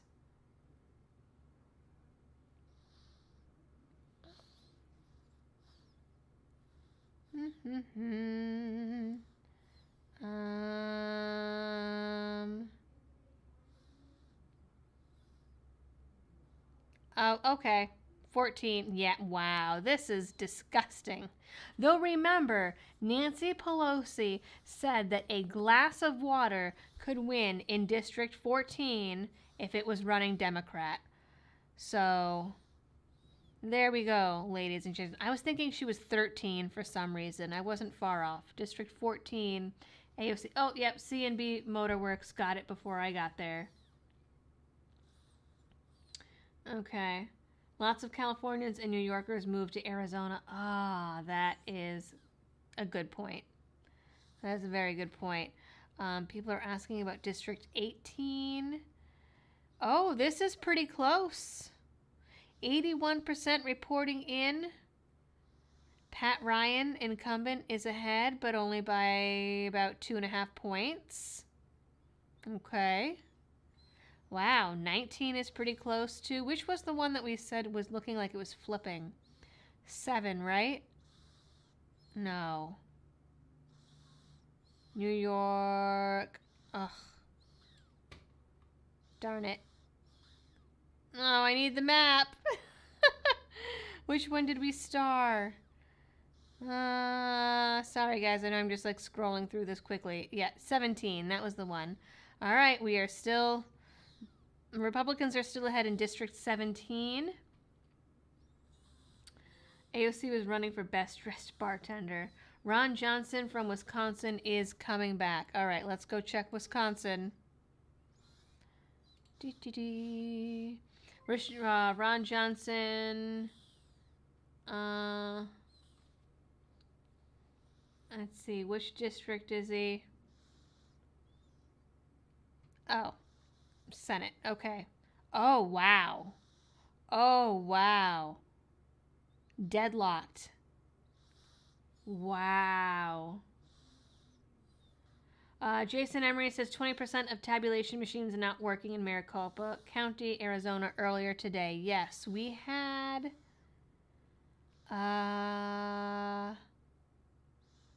Yes, we looked at this earlier. I don't know if this has been updated. It was last updated at 7:45, which I think is when we last looked at it.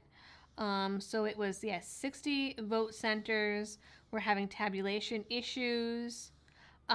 Okay. Last time I looked at this, guys, remember they said they had resolved 52 out of 60? I'm pretty sure it was. They're up to 55 out of 60 voting centers. They have fixed it by like changing the printer settings for whatever reason. That's the issue at some of these locations. But that means that there's 5 centers that still cannot tally the vote according to this article. So that means there's 5 locations in Maricopa County that we're not going to be able to get the results. We can get rid of this, and we can get rid of that. So, here we go. All right, we are up a slight bit for Johnson here. Let's see, how much is with almost 62% in.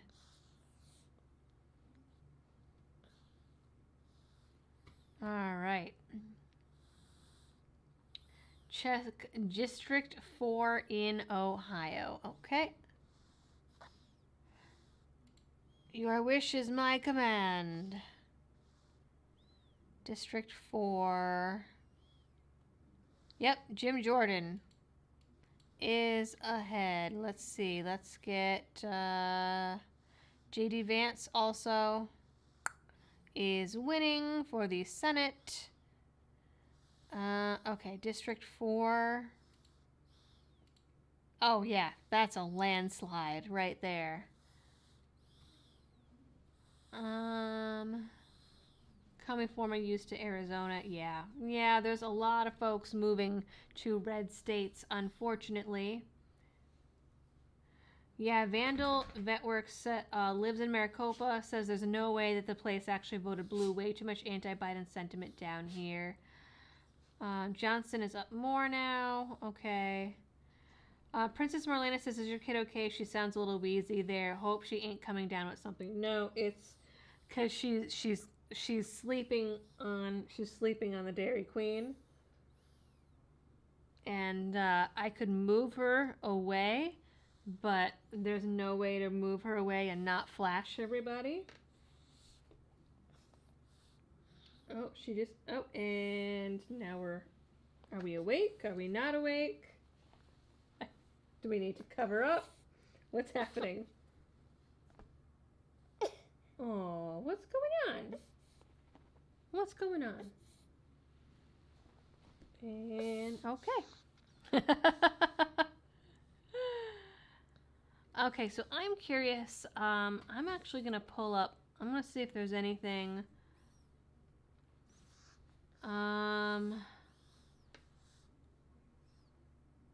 Oh, okay. Breaking here.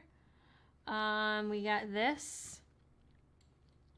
Democrat Pennsylvania Attorney General projected winner of the governor's election. Wow. Okay, so they're already calling it for Pennsylvania. Congratulations, Josh Shapiro. I mean, how much is in Pennsylvania? I mean, I know he was ahead, but let's see.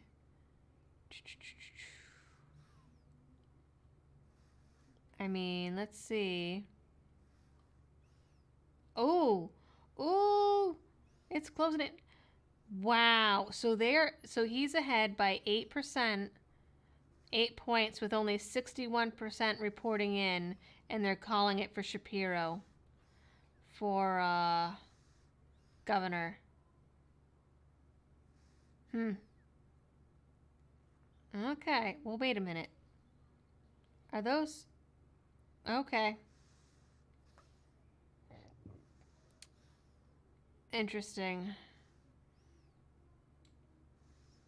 Well, I mean, there's still time for it to change, but they are calling it for Shapiro in Pennsylvania. Jason Emery says Pennsylvania is a joke. Indiana. I was looking for Indiana 1 specifically. Let's hop over to Indiana. So that is what's happening in Indiana.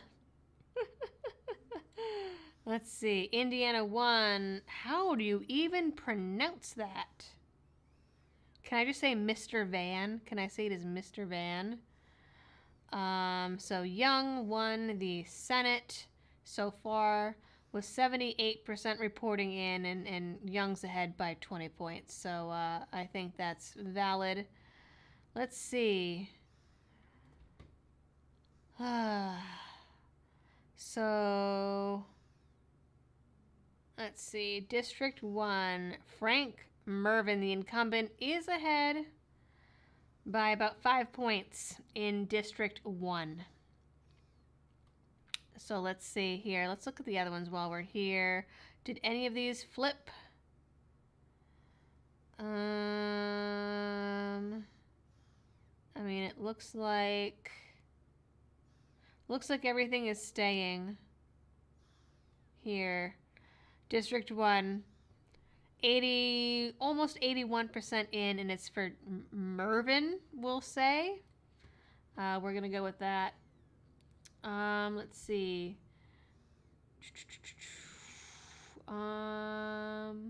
They called it for Ivy at 1% in Alabama. There was a lot of talk of splitting the ticket in Pennsylvania. Interesting. Oz is gaining. We want, okay, Virginia specifically, District 10. Yes, it was close last time we looked at that. So let's go take a look at Virginia District 10.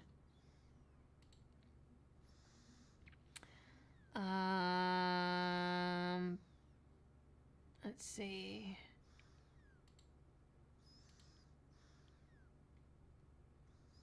Ooh, it's looking like Wexton is probably going to get it with 97% reporting in, and she's up by 5, almost 6. It looks like 10 is going to stay blue, unfortunately.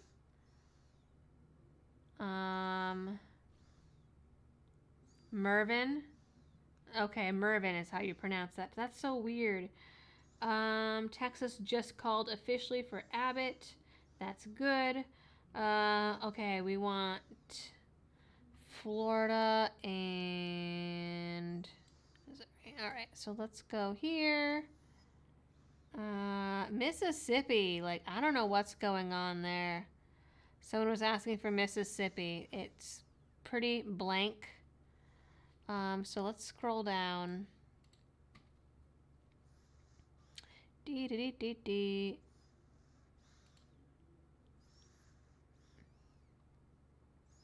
Really? There's only like four districts in Mississippi? That's interesting. Okay. So Trent Kelly, the incumbent for District 1, is, I think we can call it there. Benny Thompson. Oh, this is pretty close in District 2, actually. Look at that. That's really close. That's not even a point. So that's what's happening in Mississippi, District 2. District 3, guessed. They called it already. Yeah, that's a landslide. District 4. Of course, Nancy Pelosi says that she thinks people will be surprised by midterm results. Yeah, even Fox now is officially calling Pennsylvania for Shapiro. Yep, and someone said that Abbott, they officially called Texas for Abbott, so Beto O'Rourke lost 3 elections in a row. He should stop. Oklahoma, GOP candidates favored to retain all 5 House seats. Someone asked for Florida. Florida is very blue right now. Very red. I misspoke. I'm sorry. Mike Bolton, good night, sir. So Florida, DeSantis, 1. Rubio, 1. we got lots of red happening. So let's see. So the panhandle did go red with Gates, Dunn, Kamek, and Bean. Rutherford was unopposed. Walt's incumbent. Mills is a tight race in Florida 7. Oh, no, it's not. I thought that said 50 and 41. Never mind. Mills has got District 7, it looks like. 11, yeah. I mean, most of it's reported in. Let's see, were any of these... Let's see. Oh, that's by county. I'm curious if any of these were expected to change or did change. No, doesn't look like it. Lots of red happening, though this one, I mean, it's closer than some of the other ones, but Florida 8. Florida 9 is very blue. Definitely the incumbent is sticking in there with almost everything is reported and up by 7. Maxwell Frost in Florida 10. Webster. Billy Rakis? Oh, geez. Anna Luna. Kathy Castor for Florida 14. Oh, okay. All right. Hopefully we did not just get... Okay, hold on, guys.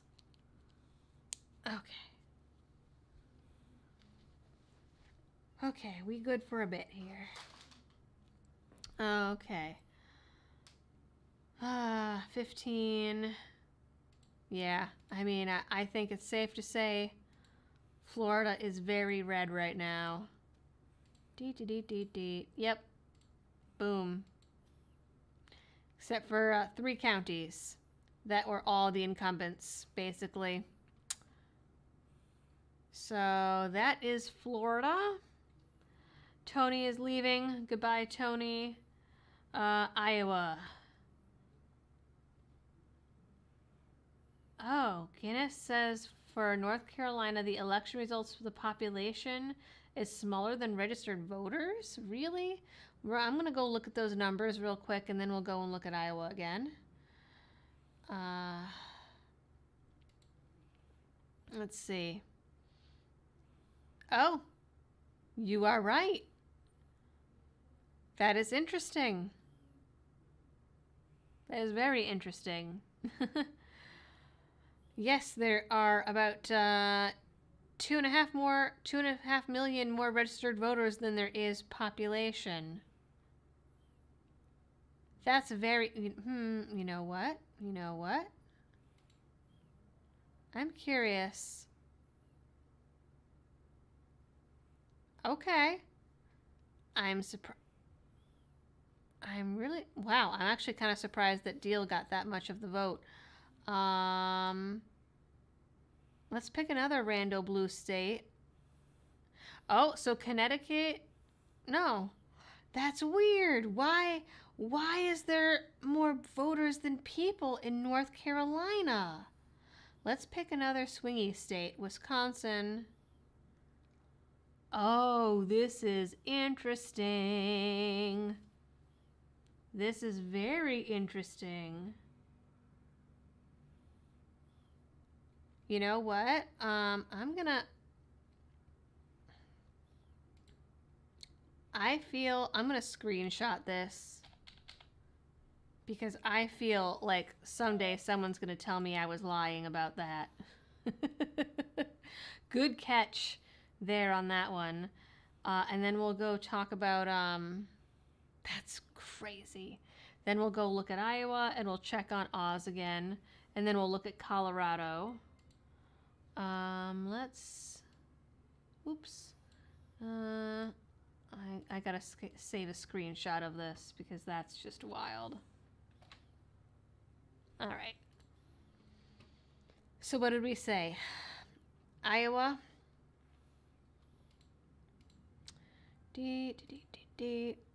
Iowa. Wow, look at that. So Reynolds, with 65% reporting in, Reynolds is winning for governor. We got Grassley for Senate. Wow, Phoenix for District 4. Okay, that's incumbent. Okay. So Chuck Grassley is, very much ahead. Kim Reynolds won. They're calling it for Kim Reynolds. Only 65% reporting in, but they're calling it. Voting in my state was a ghost town. I'm guessing, Mr. Boston, that you are in Massachusetts. Okay, we said we're going to check on Pennsylvania and then Colorado, it looks like. Oof. I know, I'm getting slower with the flipping between the states here. Oh, wow. Oh, it is catching up. Look at that. Less than, or no, just above 1% difference. I mean, I can't believe that Fetterman would win. Like, that would just be insane to me if Fetterman actually won. Because I have not seen anything coherent out of the man whatsoever. Charlie Fleming says hello from England. Red wave was obvious from an ocean away. Fetterman also is within a point now, looked like in a quick flash on the screen. Yeah. Within a point, 49.4 to 48.26 with 66.5% reporting in. Rubio did not lose. Rubio won. Someone was saying Rubio lost. He won. Let's see. Colorado. That's right. Colorado. Let's check Colorado. Ooh, I'm starting to lose my voice here a little bit.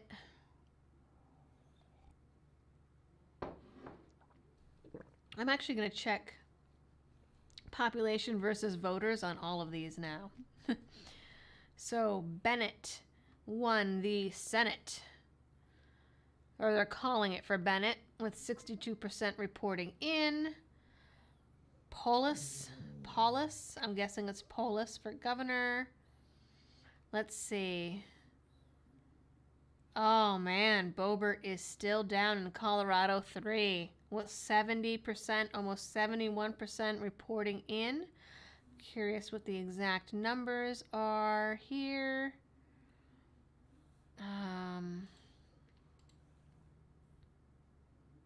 70% reporting in. Yeah, 48 to almost 52. Wow, that would be really disappointing because I know that she's a big Second Amendment candidate. He is incoherent, says Sand Bandit. Yeah, that must be Fetterman. Wisconsin is going red, says Thomas Ratliff with a question mark. I feel like we were just there. Not as far as governor. Senate, so far, it is looking like it. Though, oh wait, he was the incumbent, so, let's see. 3-2 right now in the House. Let's see. It's pretty close in District 3. 51 to 48. Let's see. Scott Fitzgerald is still ahead in 5. 6, no contest. 7 and 8 incumbent. So looks like the governorship is going to stay blue so far with 68% reporting in, but I mean, it's still close enough that it could flip. Red is leading in Wisconsin as far as the House. North Dakota has 7 million registered voters and only 700,000 population. Really? Is this what we're just looking at now? Let's see. North Dakota. Oh. That can't be right. All right. I can't type with that hand, so I'm going to Google it on my phone. North Dakota population.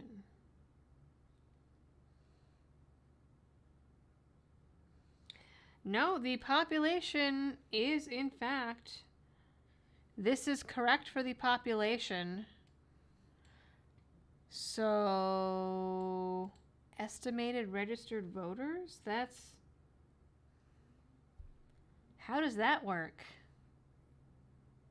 I'm not really, that's, yeah, someone had to put in an extra digit there. Good night, John. Thanks for joining us. Red says, for some hot tea and honey to soothe the throat. Thank you. I'm going to need it. I'm going to be so hoarse tomorrow. And, you know, I was going to write and record a bunch of videos tomorrow. We'll see if that still happens. Let's see. Virginia. Okay, so we're going to look at Virginia. And then we're going to go back to Georgia. Wait, they only have one representative? Okay. Huh. Interesting. Well, I guess no one wants to live in North Dakota. All right, where did we say? So Virginia and Georgia. We'll check those again real quick. What's happening in Virginia? So let's see. Which ones were we watching? So Virginia 1 is still red. It was what? Virginia 2. Look at that. They are calling it to flip red. Let's take a look at that. Jen Kiggins. Yeah. Almost 98% in.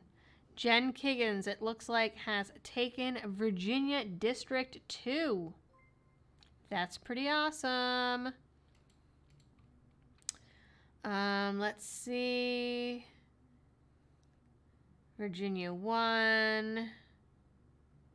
Let's see. Incumbent. Let's see. All right, so yeah. It looks like Virginia has flipped a seat. District 2 in Virginia has flipped red.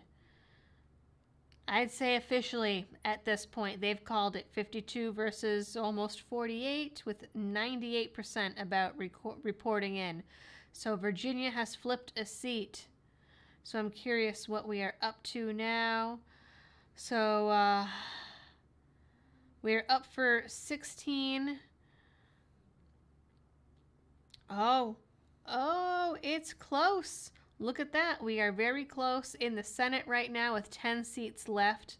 House is up. The Republicans are up in the House here. All right. So Virginia, Georgia. Georgia's the next one. Oh, look at this. We've got, okay, 43 and 43. I like this is helpful now. All right. So we're definitely ahead in the House.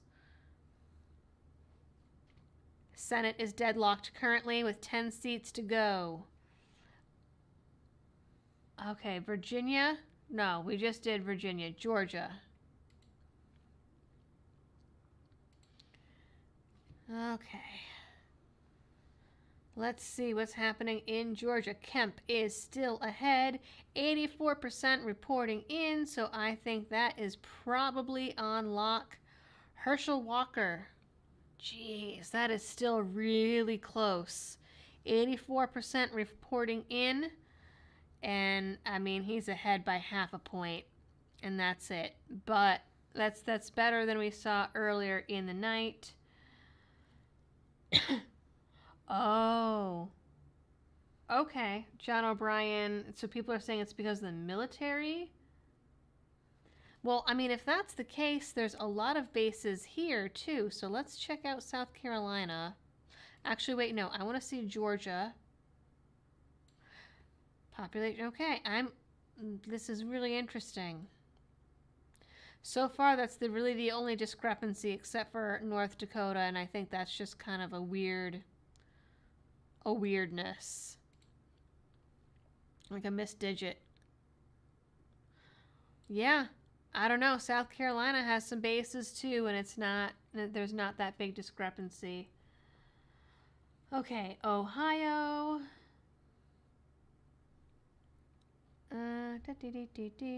Let's check Ohio. Wow. Well, look at that, guys. That is a lot of red. That looks like a red wave. So Vance for the Senate so far, 88% reporting in, and he is ahead by almost 6.5. So I think Vance has got it. We got 9 House seats going to Republican versus 3 Democrat currently. Ohio 1 looks to be in contention. The Democrats are ahead by 3 points in Ohio 1.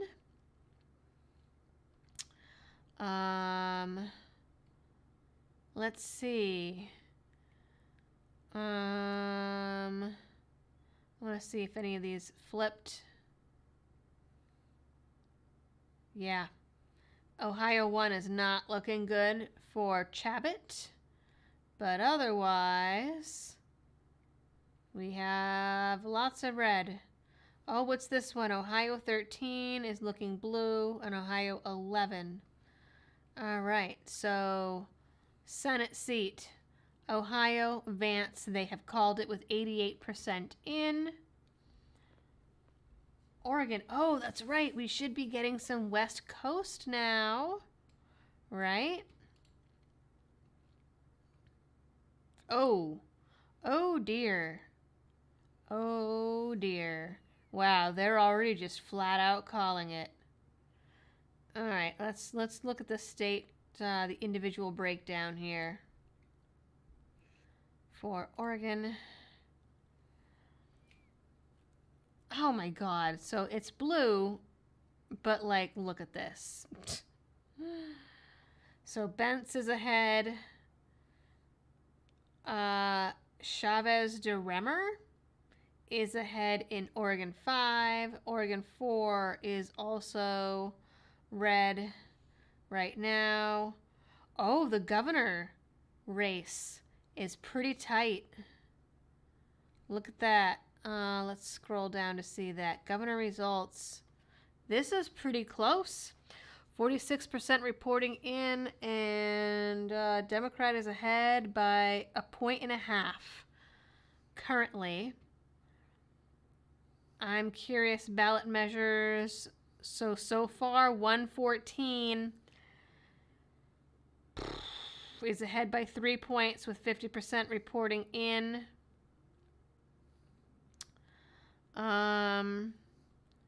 I wish we could see the county by county for ballot measures. Let's see. Here we go. Yeah, I wish we could see the ballot measures. Oh,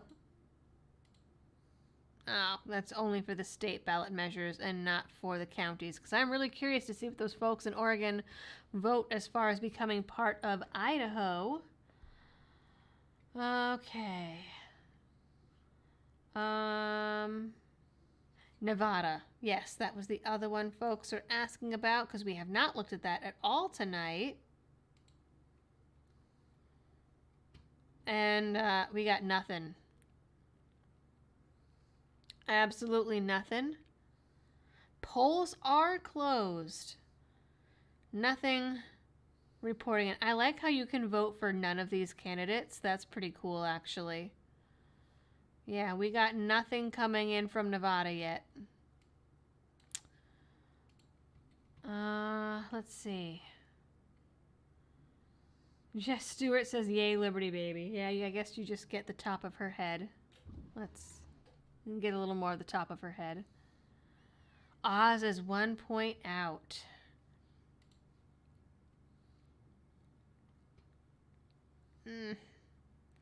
Let's see. Iowa 1 is still ahead.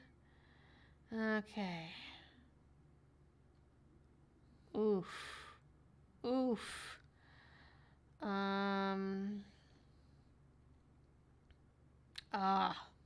They're calling it. Virginia 7 did stay blue. That's really disappointing.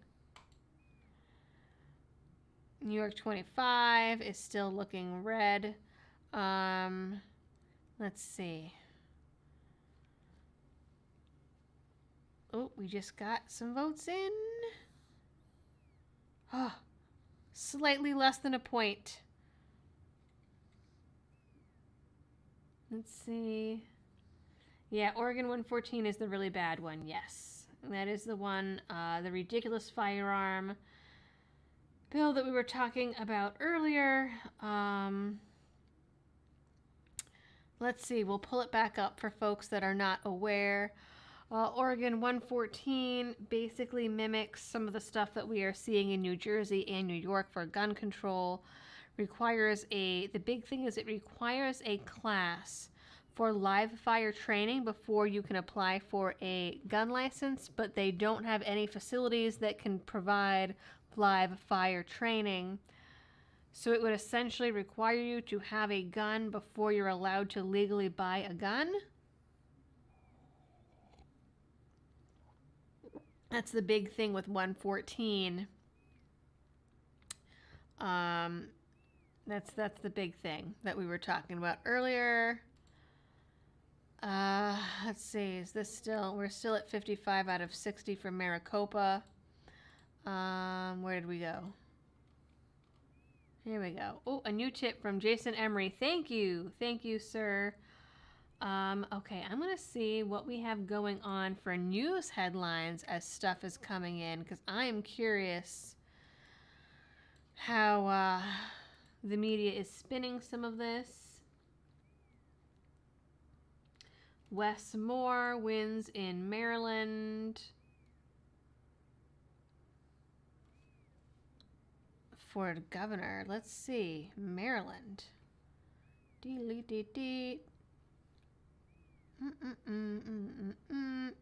That's apparently a big upset right now. Oh, okay. It says the Democratic Governor Association spent $1 million on primary advertisement in support of Dan Cox, and yet he has lost. Interesting. So Wes Moore is an author, investment banker, and Army veteran, and Cox was Trump endorsed and lost. The incumbent could not seek re-election due to term limits. And he outfunded or out-fundraised Cox. So I guess that's a big upset there. Let's see.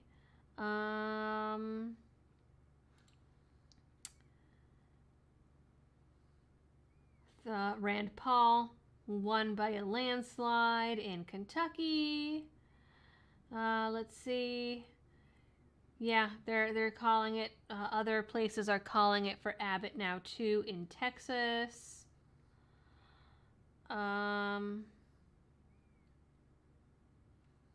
Let's see. Maryland becomes the 20th state to legalize recreational marijuana as of half an hour ago. So let's see. Ballot measures legalize cannabis. Yes. 65 to 34%. Though this says reporting 0 in. So that's obviously some kind of thing there. And then other random stuff. Limit right to a jury trial. What is that?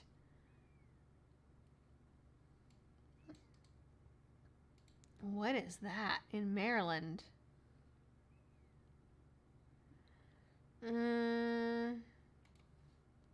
What does the New York Times say? Oh, in civil cases? Okay. Does it explain? It does not. Okay, it's just a random question, so we don't know what that means. Hello, Derek Bunn from New Zealand. Decent amount of constitutional carry. Oh, Tennessee has constitutional carry now? Was that something that was on the ballot, or is that... 'Cause I don't remember. The brain is going real fuzzy this late. Rebellion clergy slavery. Oh no, that must have been... Okay, that's previous. Yay, increased psychosis for everyone in Maryland, says King Colonel Ivan Dragon. How can a state call the election with only 4% of votes counted? Yeah, that's... I don't know. Iowa District 3 might flip, says someone. Okay, let's check it out. Iowa 3.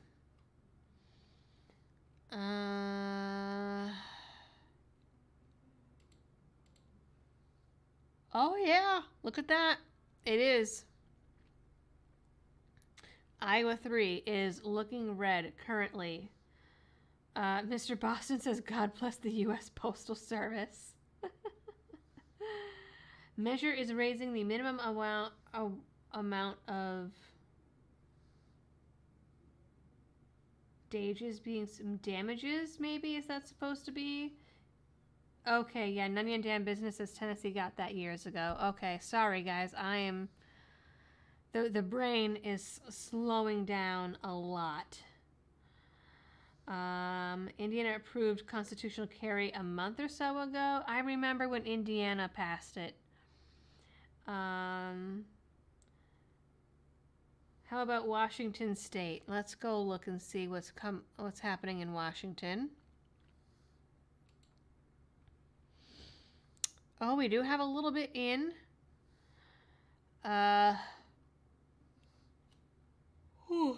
Sorry guys. All right, Pat Murray is ahead in the Senate incumbent with about almost 56% in. Ooh, look at this. Oh, wait, no. I'm sorry. That's by county. I thought that was for the House. Let's see. Ballot measures. Repealing some taxes are winning. Let's look at so far. No changes so far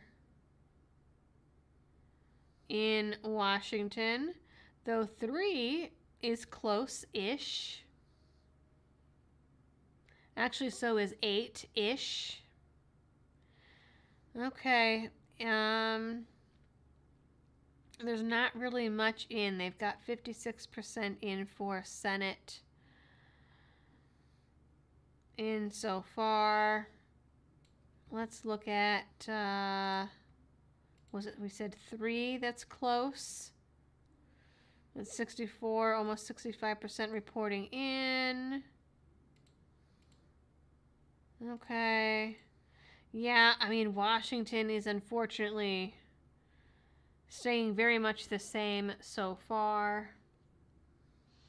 Valcron says Washington state political ads have felt like a high school girl cat fight for the last 2 months. Tada left and is back. Hello, Tada.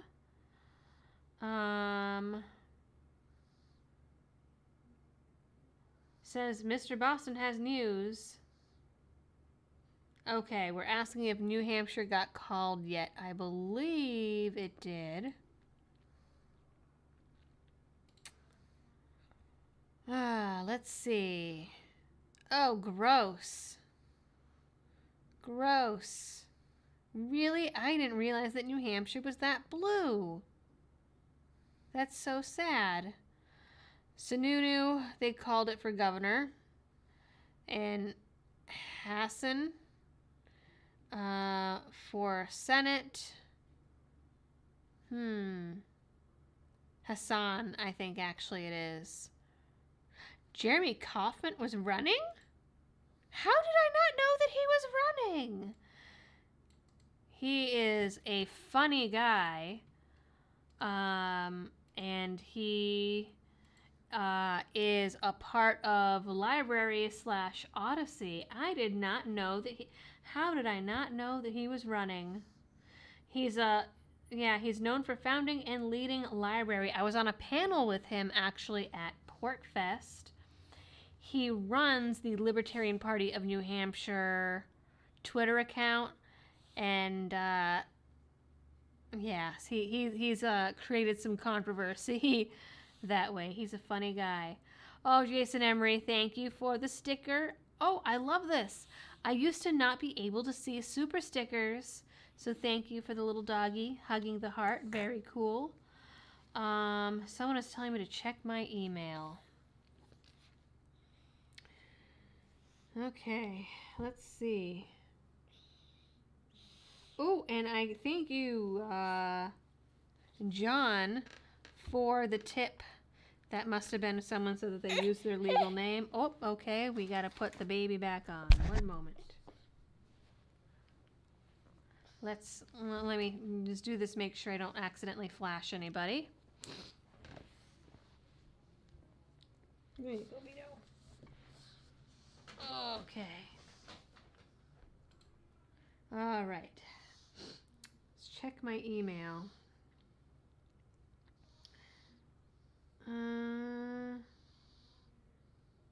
Oh. Okay. So there, you know what? I will open this on the computer. There might be some shenanigans happening in Georgia. Let's see. Oh, okay. So I don't know the truth about this information, but this is something here. A random spike in the votes here. This is, I believe, Georgia.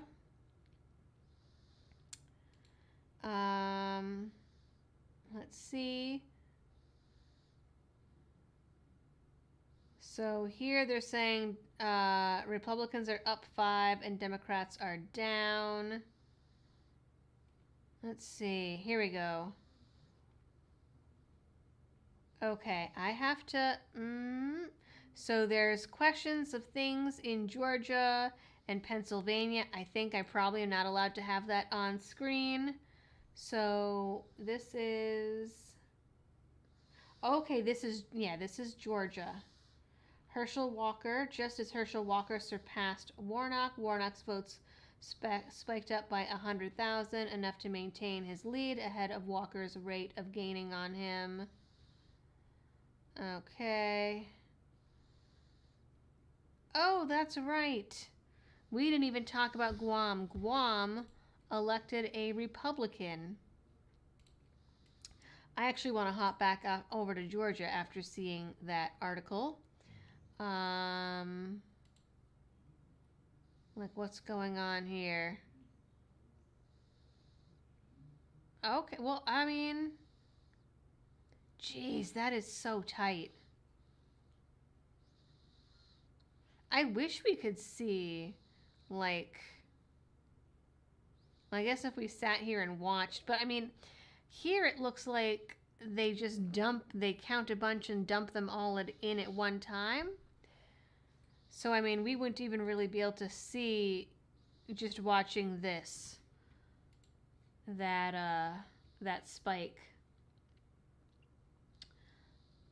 Georgia's back to about being 50-50. New York 17 might flip.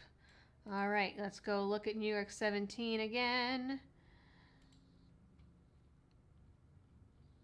New York 17. I think this was the one we were watching earlier, right? Yep. Wow. By 9% now. With almost 80% reporting in. Let's see. Oh wait, I just saw someone, Stacey Abrams is conceding. Okay.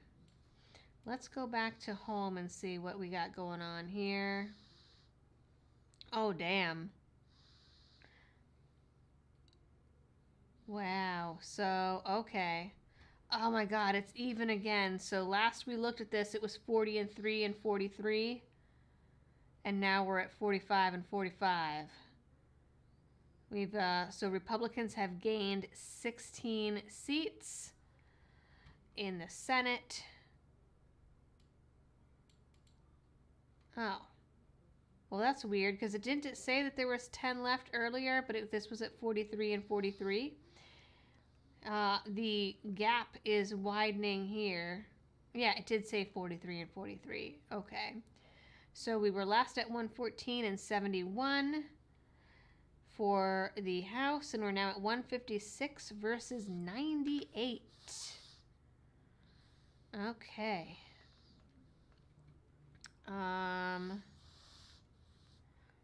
Let's see. New Hampshire has been called. Tell me about it. Kills me every time. Yeah. Let's see.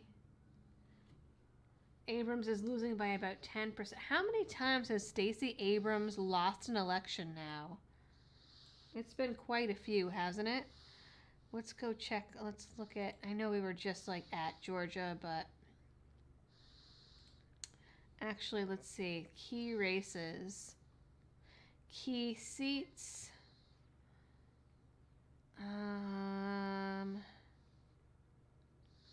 We have not, let's go look at these because I think we saved it. We have some here.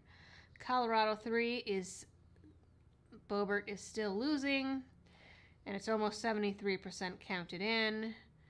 Iowa 1 is still red.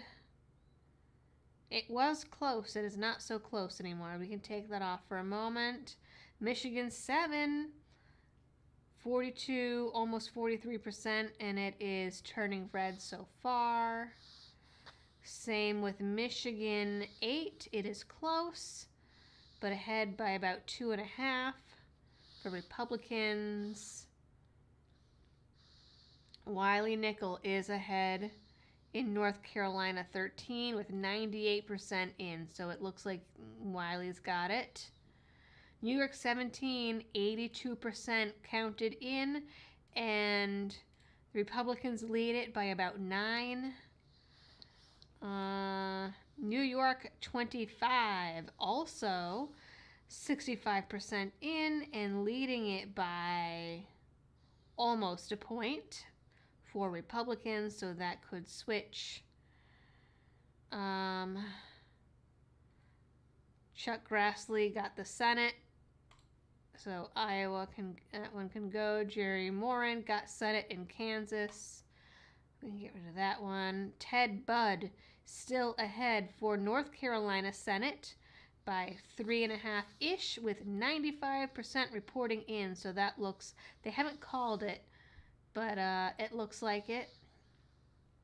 Let's check it out here.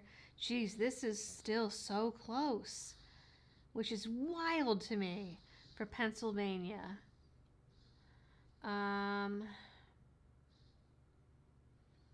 Let's see. Ron Johnson in Wisconsin is pulling away. Did we save Wisconsin? Yes, we did. Yep, it's a little over a point. And yep, Katie Hobbs. I mean, it's only 47% in, but 85% reporting in. Yep.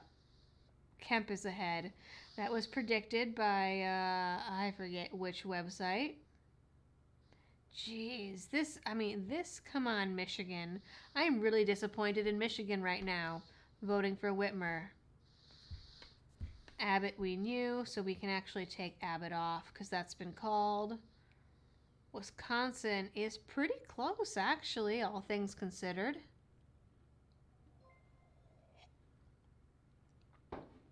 Maine. All right, we'll go look at Maine.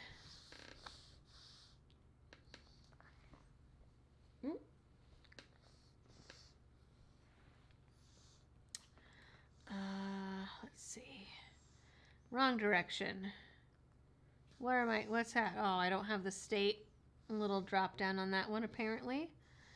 Oof. Uh-oh. For Maine. Uh-oh, SpaghettiOs. Ah, Maine. Maine.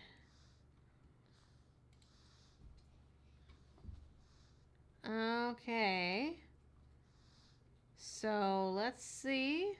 Mills is ahead for governor with 58% reporting in. Let's see. Governor results. Janet Mills is the incumbent and is ahead by 9 with 58% reporting in.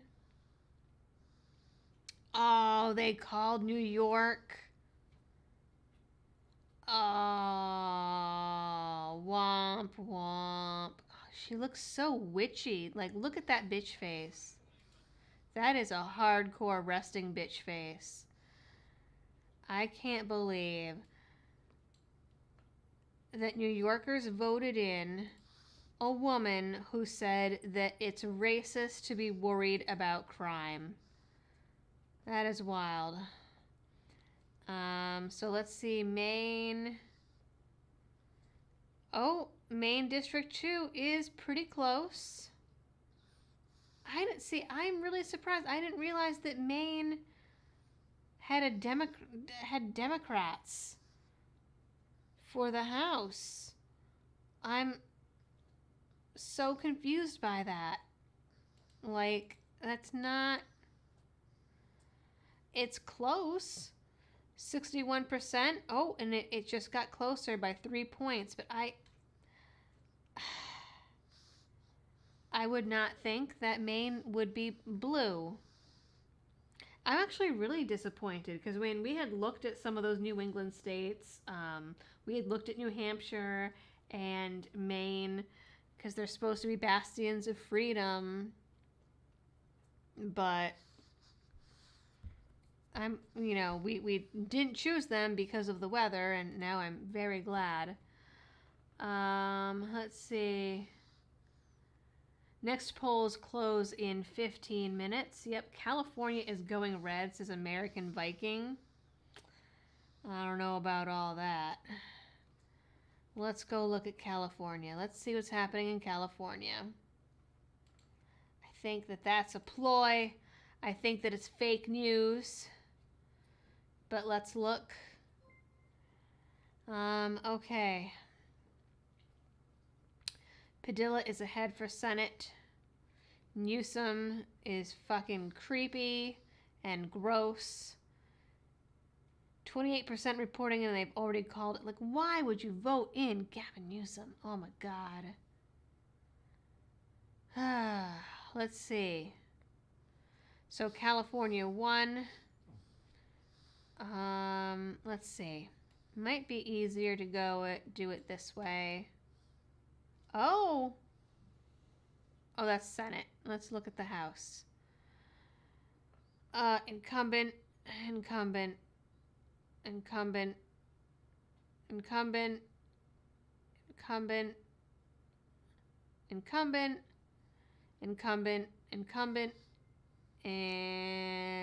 incumbent. All right, so far there is no extra red happening in California. And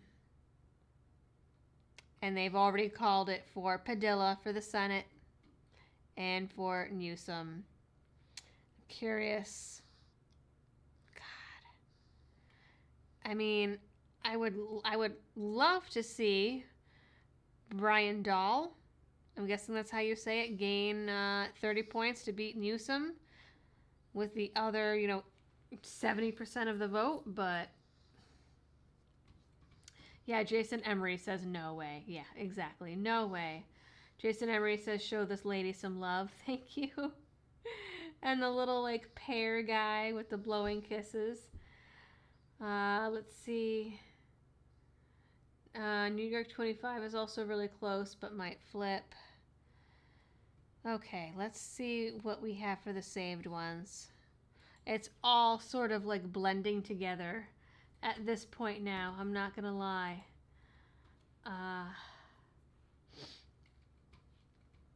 Oof. This is so disappointing. Come on, Lauren Boebert. Michigan 7 is looking even better for the Republicans.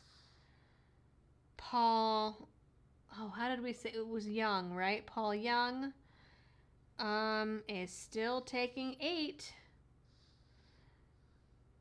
North Carolina, yeah. I think Wiley Nichols got it. That's disappointing. New York 17 is still looking like it will flip. Still by almost 8 now. Right? Yes, almost 8 with 83% in, so that's probably called. New York 25, also 3 points. Still, Herschel Walker, still, God, that is so tight. 85% of the vote. I mean, this is going to end up going into a runoff. Because someone said he needs over 50% to avoid a runoff. There's no way at this point, I don't think. Ohio Senate has been called for J.D. Vance officially. I saw that headline. This is just not moving here. Pennsylvania. Oh, you know what? I'm going to find that New York Times article that I posted in the Discord of when to expect results. Let's see. Whoop. Boop, boop, boop. We gotta cover this up. Cover this up. Hi, baby. She's back asleep. Okay.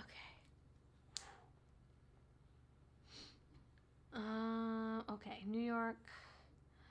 I know that I posted it in the Discord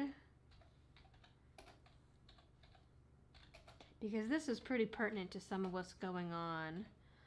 When to expect results. Here we go. Almost out of free articles. Yeah. So this is something that was on the New York Times earlier. It took 2 weeks to call every state in 2020. This is when to expect results this year. So these were the states called on election night in 2020. And they're saying that Alaska took 8 days, Nevada took 4, Arizona took 9. Wisconsin and Michigan were the next day. Pennsylvania was 4 days. North Carolina was 10, and Georgia was 16. And they're saying 6 of these states have competitive Senate races this year that could determine the balance of power in Congress, and so to expect them to take longer. I'm curious what they're showing. Oh, they have a forecast and everything. So they are saying half and half. It's up to, and chance of control is a toss-up, but it's leaning blue according to New York Times. For the House, they are definitely pointing. It's leaning Republican slightly. Their forecast, according to the New York Times. which is very different from what 538 was saying earlier. I will zoom into this for you guys here so you can see this a little bit better. So this is what the New York Times is predicting, that it's a toss-up leaning blue for Senate, and that it is a toss-up leaning slightly right for the chance of control in the Senate, though the current composition is Republican by 16. So this is what the New York Times is saying. Polls close at 11 p.m. Eastern in 2 states. Here's what they're saying. It's past 11 Eastern. Okay. Arizona Senate looks like a toss-up. I want to know if they have fixed all the voting machines in Arizona, because we still have not heard about that. When we last looked, there were still 5 voting locations that did not have their machines working in Arizona. Let's see. Let's take a look. Well, Maricopa County specifically.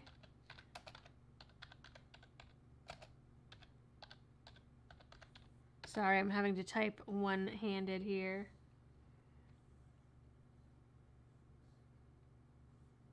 Oh, here we go. Here's something fishy. So there has been an emergency GOP lawsuit to extend voting hours in Maricopa County, and a judge has rejected it as of an hour ago. 5 minutes before polls closed in Maricopa County, a judge on Tuesday denied an emergency request by Republicans to allow voters to keep casting ballots for an extra 3 hours.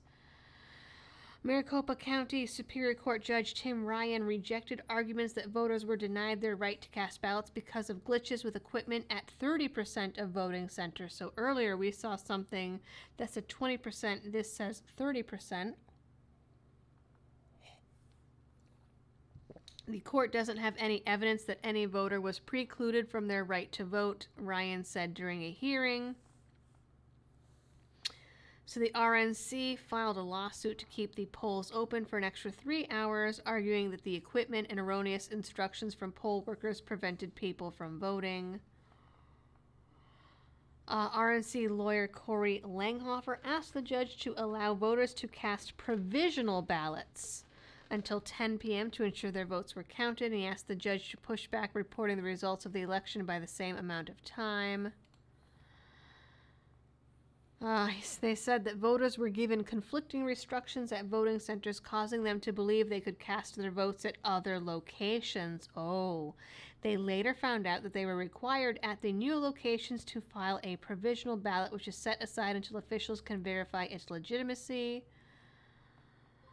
And the lawyer and judge said that nope, no one was disenfranchised. Voters had nearly a month to cast ballots by mail. Liddy also argued that extending voting hours could open the door to claims of election fraud, which some GOP candidates have repeatedly raised since 2020 election. So, are the machines fixed? We don't know if the machines are fixed yet.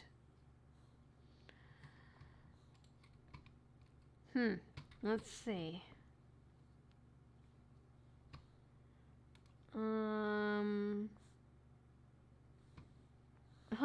The LA Times says it's sparking false conspiracy theories.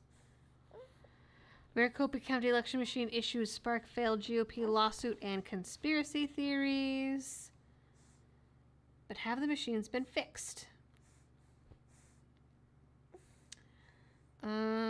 Because last we heard there were still 5 locations that had broken machines as of 7:45 tonight. That was the last time that original article was updated. Let's see. Newsweek. When was this updated? We have no updates currently. If anyone... Whoop. Oh, hi. You want to sit up? Oh. Yeah, it's toasty in here from all the lights, huh? If anyone has any updates on the voting machines in Arizona, that would be great. All right, let me scroll down. Jason Emery says, shoot me a message. Love your politics. Liberty Doll for president. I don't think I would want to be president. How many pipes broken polling location, says Eve Dale. John Sparks is in from Tennessee. Hello, sir. Nomad says, I'm in Arizona and this is absolutely garbage. Ha, I see. Solo Pilot says, oh yeah, the machines are fixed. Yeah, they did as far as we know. Maricopa said it was a printer issue. Okay. All right, so we are assuming that Arizona machines are fixed, as in the error has gone away. All right, so this is the current map. We are still at 45 and 45. We're still at 156 versus 98 in the House. Let's check up on these hot races here. Boebert still down. Michigan 7 is still turning red, as is Michigan 8. North Carolina looks like it's going to go blue. North Carolina 13. New York 17 is still red, 94% of the vote. New York 25 is still red, though barely.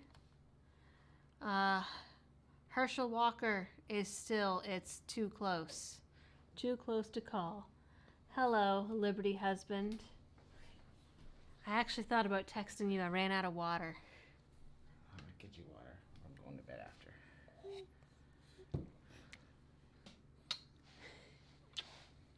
Surprise, you're on camera.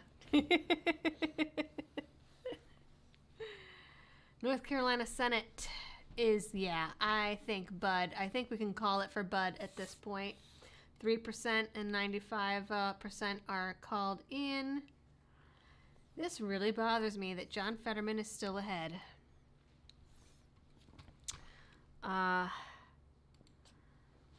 Damn, there's still almost 500 of you people here. This is wild. Let's see. People are saying hi. Oh yeah, Liberty Dad has been on here before. A couple of times. Very, very briefly. Refresh the page. It's 170 to 116 for the House. Okay.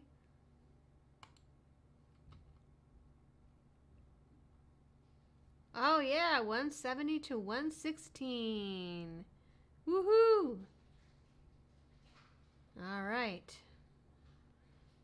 We're gaining on them. Man, the Senate is just not moving. Not moving. Thank you. Sure. Fry some snacks too. Awesome, because I'm hungry. And it's the chocolate one. Thank you. Freedom fuel. See you in the morning. And actually, oh, it just turned midnight. It is officially morning. I don't know how much longer we're gonna stick with it, but we'll stick for at least a little bit longer. Baby's gonna try to eat this. Sorry that this is in the microphone. House is now 183 to 146. Damn, is it really going that fast? Nope, not yet on here. I'm watching from Canada, praying for a brighter future down south, says C. O'Neill. Sorry that I'm going to be eating a little bit here.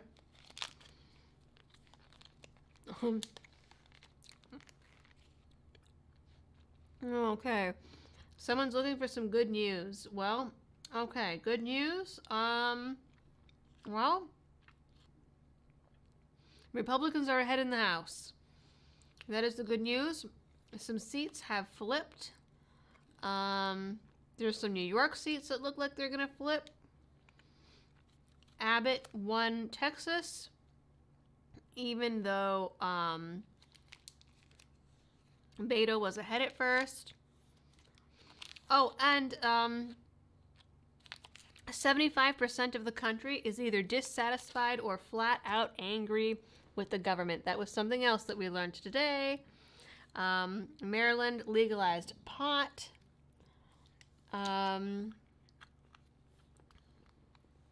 Nope. Hey. You can drink water, but not out of this. You're going to spill it everywhere. And, I don't know. I don't know if I would call this a red tsunami, but we're definitely flipping some seats. Next polls close in an hour. This is the current map as it stands. 46 to 46 on the Senate now. All right.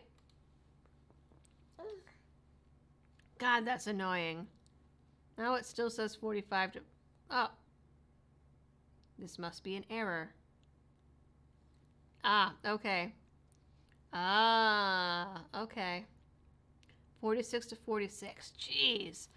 Wouldn't that be crazy if it's a complete deadlock? And it ends up like...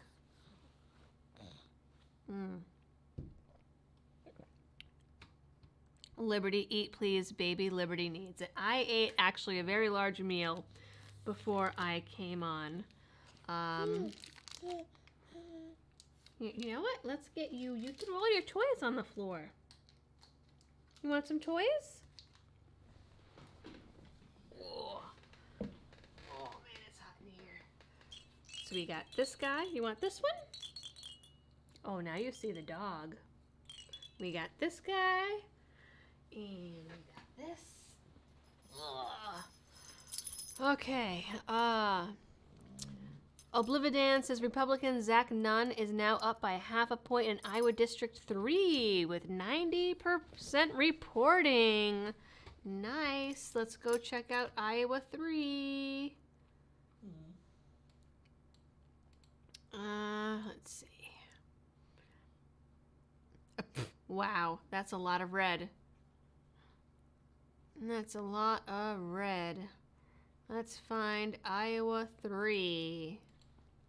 Yeah, Zach Nunn ahead by almost a full point with 90% reporting in. You know what? We'll star this one to keep an eye on this one. Oh, Iowa has passed its pro-gun strict scrutiny ballot initiative. That is good to hear as well.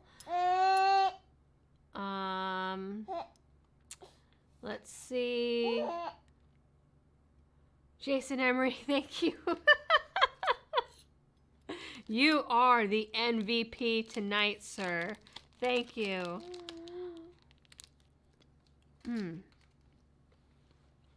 Let's see. Iowa makes 26 free states, if I remember their ballot issue right. Let's look it up, actually. Just in general, wow. That's a pretty good amount. Let's see.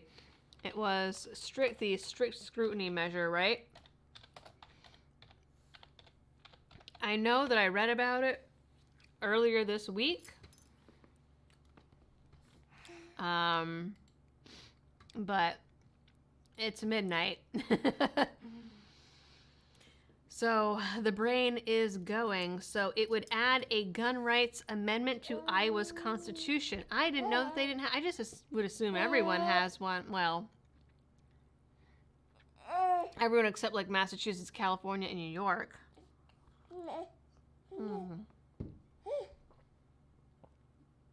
Supporters say a constitutional amendment is necessary to protect gun owners' rights to keep and bear arms. Opponents worry it could make it more difficult to pass new gun control. Well, hell yeah, because gun control is unconstitutional. And make it easier to overturn existing gun laws. So this was the Iowa Firearms Coalition was behind it and was working for more than a decade on trying to bring Iowa into alignment with 44 other states that have constitutional protection for the Second Amendment. Well, there's my answer. When I said I assumed most states would have it, 44 states, and now Iowa, so we're up to 45. So it gained approval in 2019 and 2021. And now it's up for the vote. Nice. All right. So basically, the constitutional amendment in Iowa has passed, and it basically makes the Bruin decision on a state level for Iowa, where they need to show strict scrutiny, compelling interest or compelling need for any new gun control law, and the law has to be very narrowly drawn. So that is awesome. Good for Iowa. Congratulations, Iowa. Someone was just asking for good news. There you go. You got some good news. That is very cool. Maybe I'll have the energy to do a quick little video about that tomorrow. Herschel Walker is ahead. Again, let's see.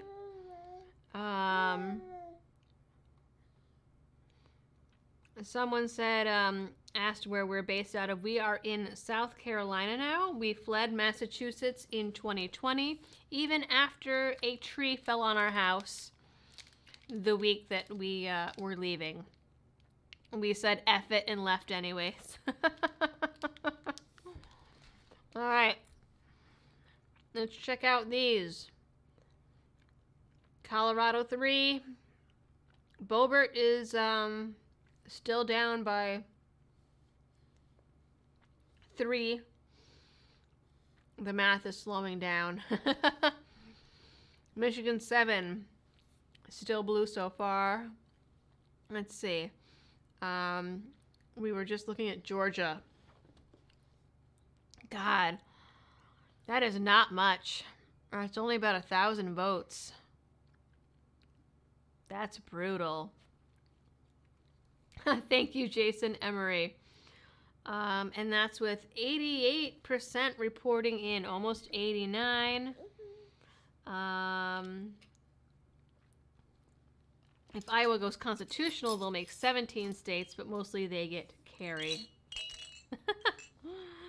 Let's see, we're allowed body armor and armor-piercing ammo, etc. Where are you based out of, John?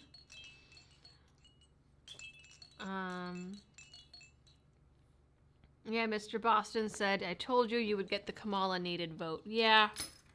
I mean, it's already been that way for a few things, so...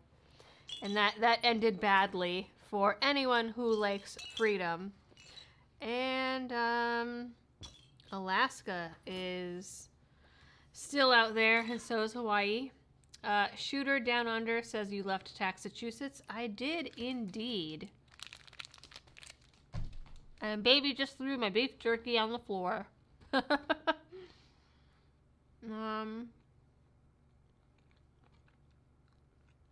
John B., that was just Iowa for that constitutional amendment.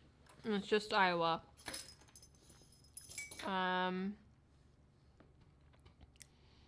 Okay, Republicans are now leading by 50 seats.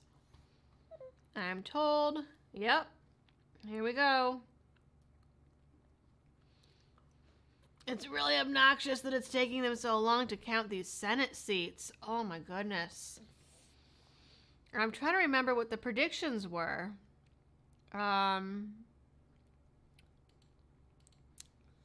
Let's see. I don't remember the predictions as to Red Mirage. The forecast was that the Senate would be 54 Republicans to 46 Democrats, and the House would be 246 Republicans to 189 Democrats, at least from interactive polls. I'm not sure what... Oh, that's right. Final election update from 538. That was the one. So the Republicans had a 59% chance of winning the Senate and 84% chance of winning the House. So it was a toss-up as far as Senate. Pretty high up there for the House was the final predictions from 538. So far, that is looking to be true. Tim Ryan has conceded, says David Neal. Okay. I don't remember what state that was. LD sounds like she's Dragon. I am, in fact, Dragon. Tim Ryan was the incumbent. Okay. I know that I should know what state that is, but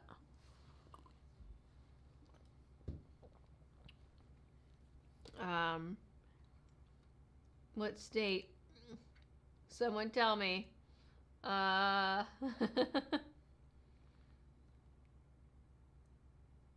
guys aren't being helpful. Tim, Ohio. Thank you. Thank you.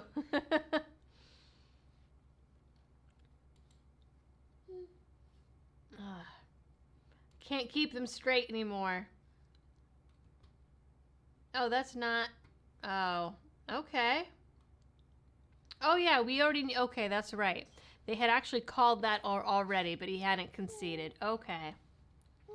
126 to 173 now for the House. These are starting to move quickly. All right. I wish the gap would, like, open up some more. But, I mean, so far so good. Looks like a drop in the water, says Anthony Stone. Yeah. I mean,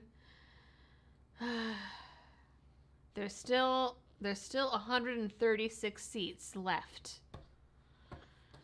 It's projected that Democrats will win 120. Oh.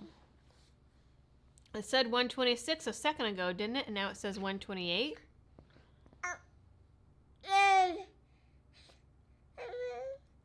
Oh, okay. So this is just the projections or what?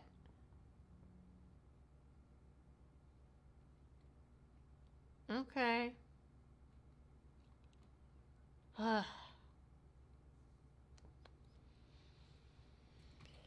Missouri. Someone's saying Missouri. Let's go check on Missouri. And yes, Liberty Baby is a champ. You want to go play? I think you're okay. You're okay.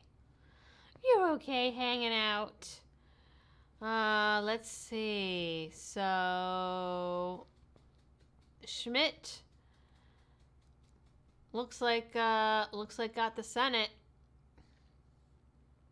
55% to 42 with 76 reporting in. So I would say that's he's probably going to take it. 2 Democrat and 6 Republican seats. Cori Bush won. Gross. Let's go this way. If anything switched. So Missouri District 4 is red, 71%. District 7 red, 71. Yeah. I mean, everything's sticking red. Cori Bush won in District 1. and Cleaver in District 5 as far as Missouri. And I think that Schmidt's got it. Okay, Arizona. Yeah? Yeah?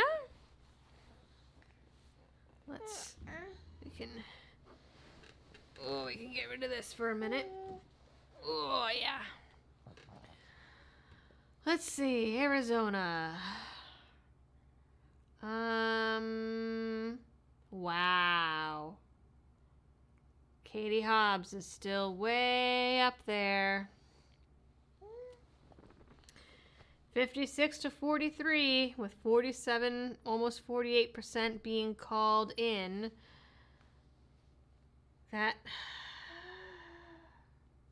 That's really disappointing. Oh, damn. Arizona won.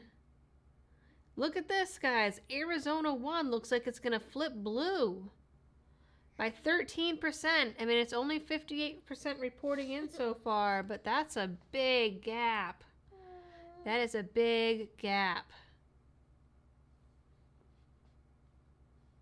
Though it's like some of these counties, like nothing's even in. So let's see.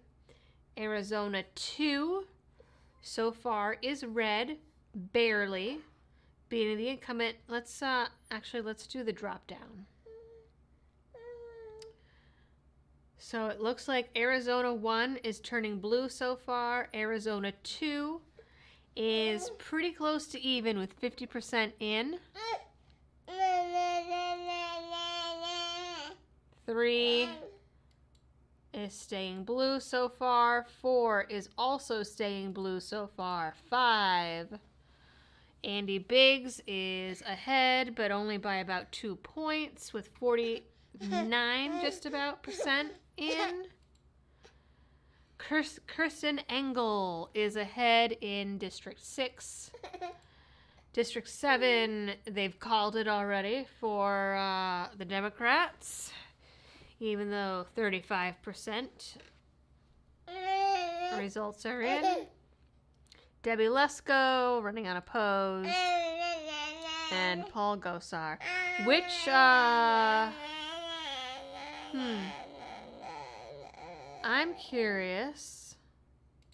Let's see. Now, how does this work? 0% reporting in for Maricopa County, but Katie Hobbs has 58% of the votes.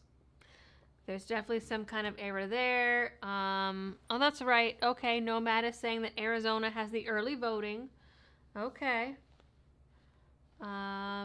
They stopped counting in Arizona an hour or more ago. The percentage hasn't moved a bit. Okay, I thought some of these were stuck.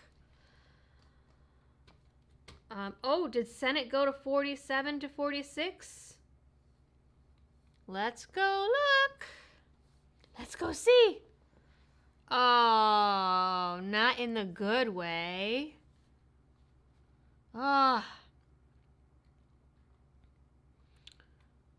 With 7 seats left in play.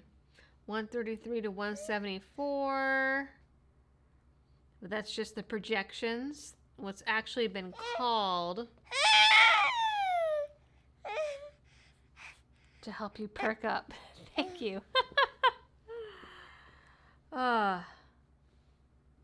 24 minutes ago, Stacey Abrams offered congratulations to Kemp, says David Neal. Yeah, someone else had said that she was conceding. So they're not even counting in Arizona anymore, so we won't know tonight. I'm trying to see. I have my headline aggregate thing. Harriet Hageman, not sure, defeated Liz Cheney in the state's primary and won the at-large congressional seat. Natural Resources Attorney sailed to victory with 71% of the vote, with 47% reporting. And she is a Republican. So let's go check out Wyoming. see that for ourselves. Yeah, Mama's right here. Just one giant square. So that is nice. Bye-bye, Liz Cheney. Let's see. Senate Democrats, Walker and Warlock are close. Republican wins in Guam. Yes, that's right. Thank you. I pulled that up forever ago and kept meaning to talk about it. Let's check in on this and cover this real quick while we're waiting for some more results. Guam elects first Republican delegate to U.S. Congress since 1993. The U.S. territory of Guam has elected its first Republican to represent the island as a non-voting delegate to U.S. Congress for the first time in nearly 30 years.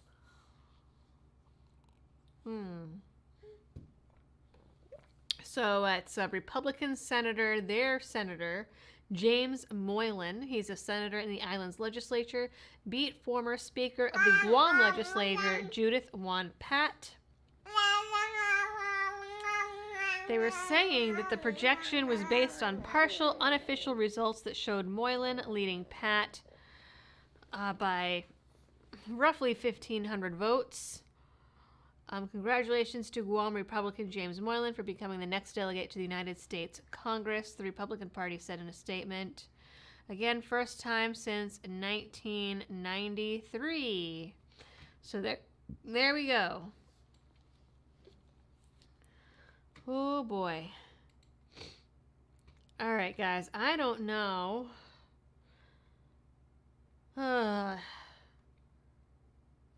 Who's still counting? None of your damn business, says the little one, and cranky and needs to be put to bed. So she sleeps with me, so she goes to bed when I go to bed. Yeah? Yeah? Mama is fading. Mama is fading. She did just wake up from a nap, if you weren't here earlier. 47 with 7 seats left. Yeah, so these are the projections, the Fox News Decision Desk projections, and this is the races that have actually been called down here. So the projections are 47-47, so deadlock in the Senate again. The House ahead by 40. Well, 39. How could Guam results be on about 100-hour time difference, says Gary Shoemaker. BS in California is leaving. Good night. And hopefully we have more good news in the morning. Oh, Diane Bishop says abortion is projected to be enshrined into the California Constitution. Jeez. I mean, that is something that I struggle with a lot, in that, like, I don't feel like I can legislate other people because I don't know their situations and their scenarios and blah, blah, blah, blah, blah. But I also find abortion so completely morally repugnant. And I don't know if you guys saw, NPR the other day actually played an audio clip of one happening. I haven't listened to it because I don't think I could stomach it, and I'm pretty sure it would just make me cry. But I mean, I can't, like, I don't know. It just makes me so sad and upset, and I think about, well, what if that had been this little one right here? And children are downright miracles. And as I posted on Twitter a few days ago, it's like, you know, the definition of what a baby is and when a baby is a baby changes completely depending, like, the goalposts change based on how wanted the baby is. And that is just So sad. So sad. Thank you, Midnight Visions, and good night. Brad H. says, hello, everyone. You are just tuning in. CNN has 2,000 people watching, too. And yes, Night Call, I am still here. Whether my brain is here is debatable, but I am still here. And there is still about 500 people, which is absolutely wild to me. When the food shortage starts, we eat the rich. The rich gentrified left, says chromosomal hoarder. CNN has its whole staff watching. Says Smokin' Buds Q for freedom. That's funny. What is a woman, says Nightcall. What is a baby? Well, that is an excellent question. Because it's like if you have a miscarriage at 9 weeks or 11 weeks or whatever, then oh no, that's so sad. You are a mother and your baby is in heaven and you will always be a mom to your angel baby. But if it was an abortion, well, it's just a clump of cells. Like, and that language comes from, I know people that are very staunchly pro-abortion and we'll say it's just a clump of cells, but then when you have a miscarriage, like, oh, you're always a mom. Like, there is no moral consistency there. Gabe Russell says, oh, time for bed. Roll for initiative. All right, where's my D20? I actually have a D20 over here. Oh, crit hit. Natural 20. I don't know if that's to go to bed or to stay up. That's pretty amazing. That just happened. David Neal says, Ohio District 13 has gone blue. No. Let's go look at Ohio District 13. I'm going to get that, like, feverish, insane second wind any minute. Let's go District 13. Oh, yep. Oh, man. By like 5% with 96 reporting in. The fabulous Lomax says, I guess no one here is a biologist. Nope. So someone said CNN is, all the CNN staff is watching CNN, and Eve Dale says, except for Don Lemon, he's no longer allowed in the building. Hey, you want Sophie? I know that you guys are like, oh, she's cranky and needs to go to bed, but don't let her fool you, because if I were to leave right now and take her to bed, it would require at least 2 bedtime stories to get her down. I know this. Fine Ape says, I'm still here. I'm not a day walker like most. And Cap and Mac is still here. I think, are you guys the only 2 mods that are left? I think you are, but I mean, I don't imagine a troll being in here like this late for like no reason. It would just be like dumb. It would be a lost cause for a troll to show up this late. All right, we got an update on the numbers here. So we're still 47-47 for Senate and 138 to 175 in the House. Oh no! The gap is closing. It's closing. Bad Dog says 20 means to go to bed.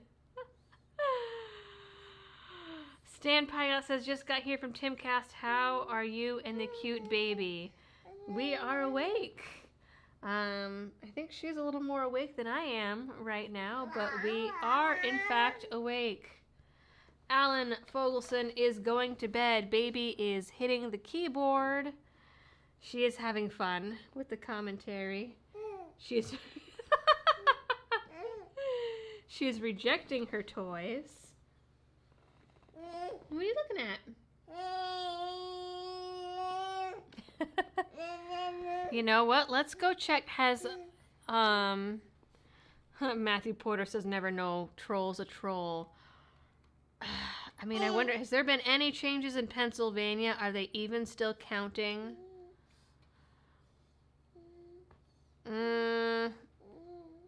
Oh, Zach Nunn might keep it with almost 93% in. Boebert is still down by 3 with 77%, almost 78 called in. Michigan, I think, is stuck.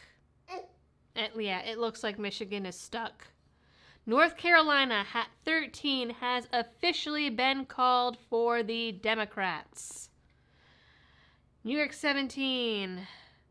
I think it's funny. They're not officially calling it yet, but there's only 6% of the vote left, and he's ahead by 6.5. New York 25 has gone blue. It was red for a while. It is back to blue. Georgia, Warnock is ahead again, but barely. This one is going to be contested, I am sure. They officially called North Carolina for Ted Budd, so we can take that out. And Pennsylvania, 82% called in. Fetterman is still ahead. So I think this has moved, right? As far as the percentage, not even sure. Minnesota, says John B. Sure, why not? Let's go take a look at Minnesota. Have we looked at Minnesota at all today? I don't think we have. I think you're the first one to ask, at least that I have seen. So, governor, oh, gross, Democrat. Oh, really? McCollum, Phillips, Ilhan Omar. They've already called it for her. Oh, 99% reported in. Yeah, Ilhan Omar won. I know, people. Here. Is that what you want? Let's see. Governor results. Tim Walz incumbent. They've called it. 70% in, and he's ahead by 12. That's probably gonna stick. Let's see. So they are looking here at 6 and 7. Both of those are incumbents, so that's not a flip. Oh, Minnesota 2. Let's go check Minnesota 2 here. Currently is red with almost 31% in. Right? Okay. So that's something. Timcast is still on too. Wow. Okay. Man, this is pretty cool. There's this many of you here, and I'm competing with Timcast. Is she going to be transcriptionist when she gets older? Possibly. Who fell asleep? Someone fell asleep. I just saw someone said that they just woke up because they just fell asleep. Thank you, Jason Emery says because you're awesome. And Second Wind. Johnny Hammersticks says Oregon 114 is passing worst gun law recently. Yeah, I saw that it was, last time we looked, it was not looking good. Let's go look at it again. 114.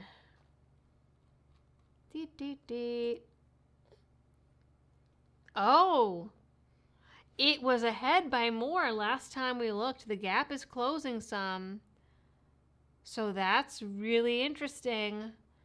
It's only ahead by about 2.5% with 63 reporting in. Which is interesting considering like this one's already been called. ensure the right to health care and remove the slavery. I'm glad to see that this is so tight as well. There might be hope. I actually have a friend out in Oregon right now. He's as red as they come, and for some reason is out in Portland. I actually texted him earlier, making sure he did not respond. Oh, yeah?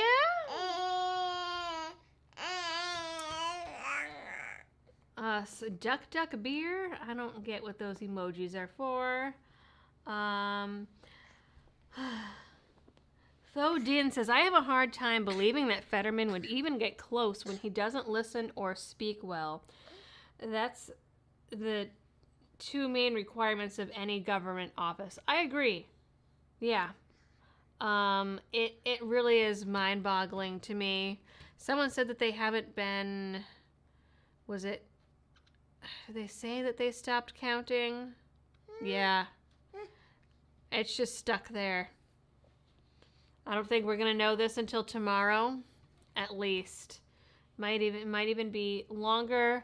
Johnny Hammersticks is predicting a runoff for governor.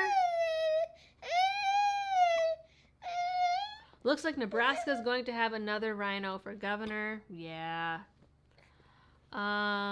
Did Elon win? He did tell people to go vote Republican. When everyone goes to bed, that's when it gets wacky, says the outdoorsman.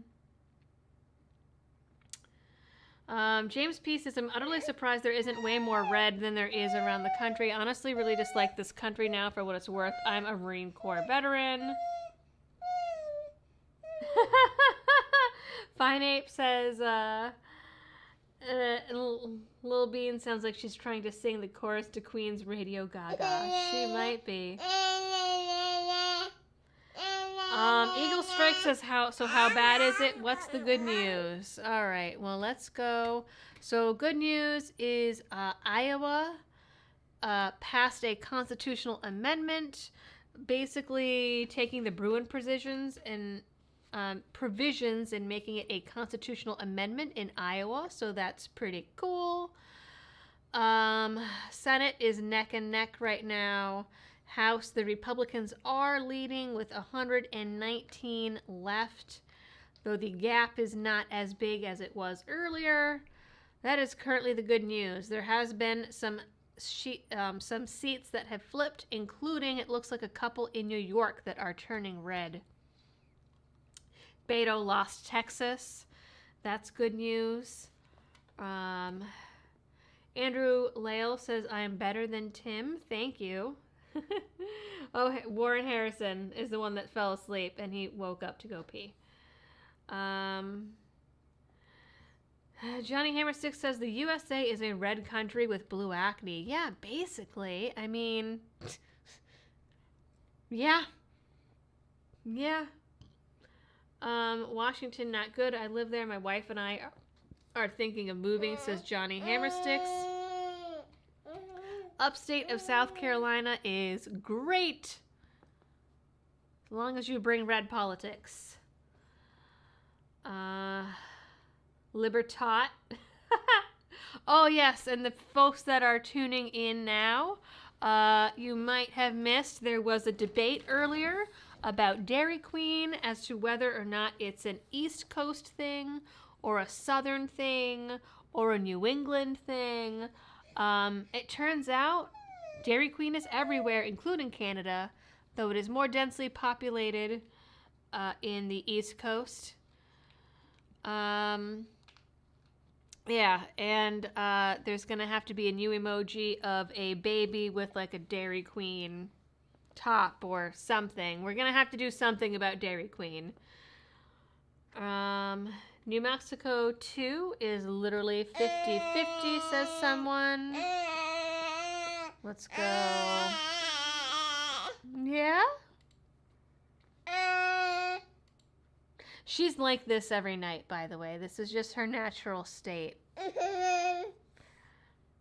What did you say? Which New Mexico? I already lost it.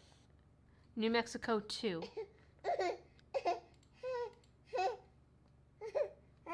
Oh, okay. Yeah, I mean, by like a little hundredth of a point here for the Republican incumbent. Wow. I can't even speak, you guys.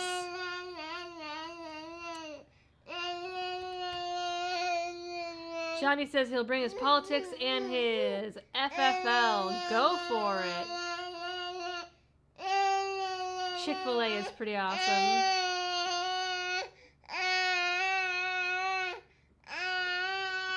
Yeah? What do you think? What do you think of the results? Where's your keys? Here we go. Is she crying over Texas? I don't know. I know that Abbott won in Texas.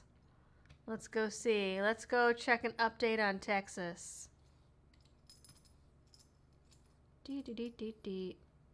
Oh yeah, someone asked earlier if she's teething. She has 8 teeth, and she has had 8 teeth since she was 8 months old. Oh wait, no. No. She got her last tooth in September 14th, and she was getting them every 2 weeks for a while, so she is very overdue. So let's see. I mean, 24 Republicans in Texas. Let's see. How many of these were incumbents here? It looks like most of them, right? Let's see.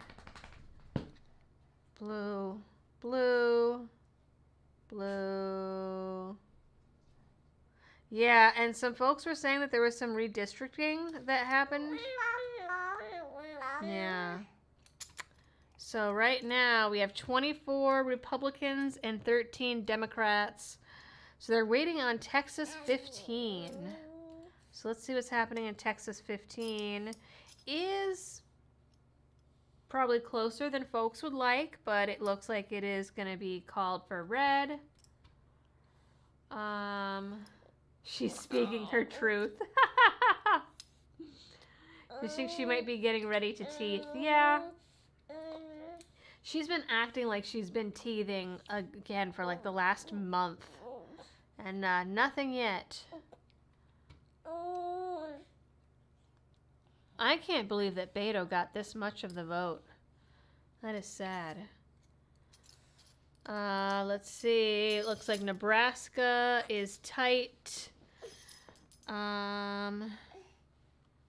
Let's see. Utah Senate GOP Senator Mike Lee defeats independent candidate Evan McMullin. Really?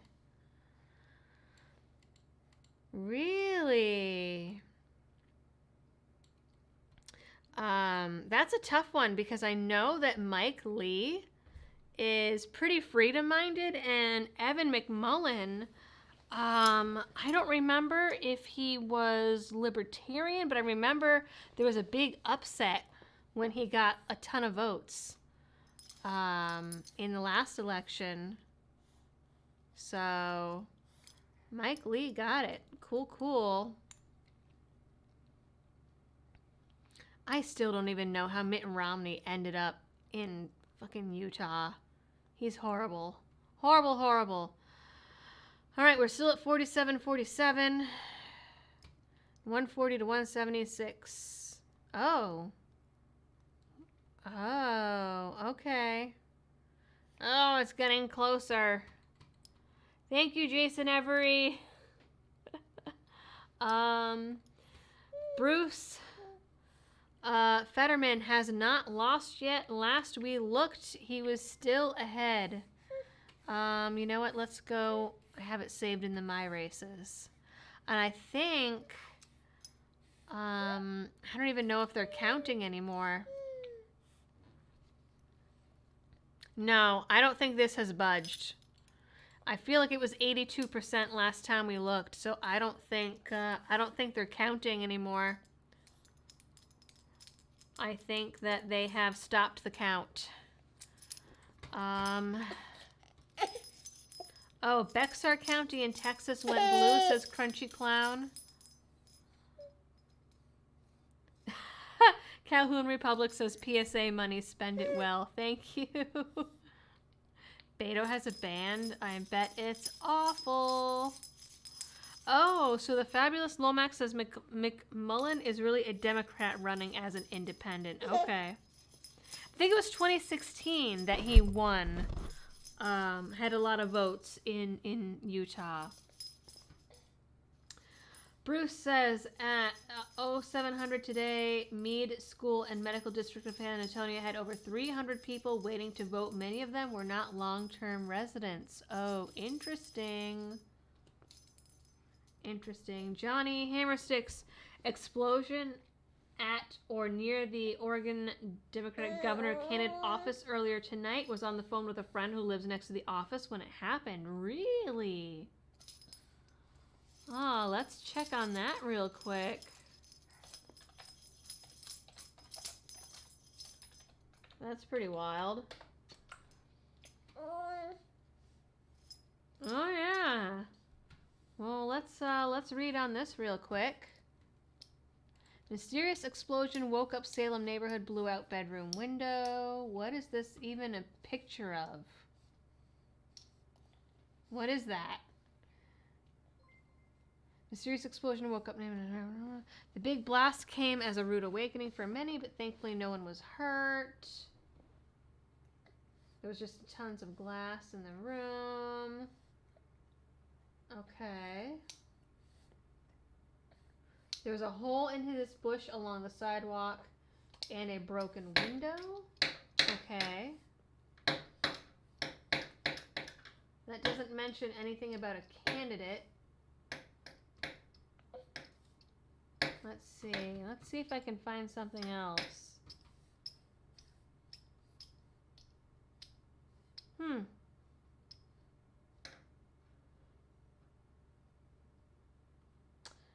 There's nothing else coming up. That's really interesting. Shooter Down Under says, sending you love from the land down under. Now I've got that song stuck in my head.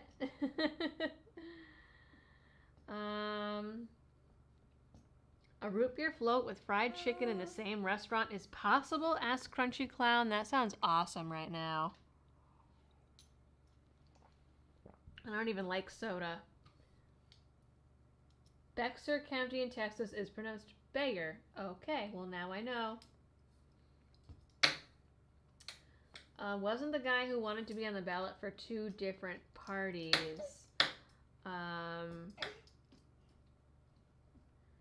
You can, so you can do that where? Was it here? Oh, I was looking into that recently. A drum solo from Liberty Baby. Yep. Oregon governor is so close, says someone. Let's go check it out. Whew. We might only give this another 10 minutes. I don't know how much life I have left in me. Oh, it is pretty close. And I don't know how much life she has left in her. Tina Kotek. Wow, yeah. 1 point difference. 56% in.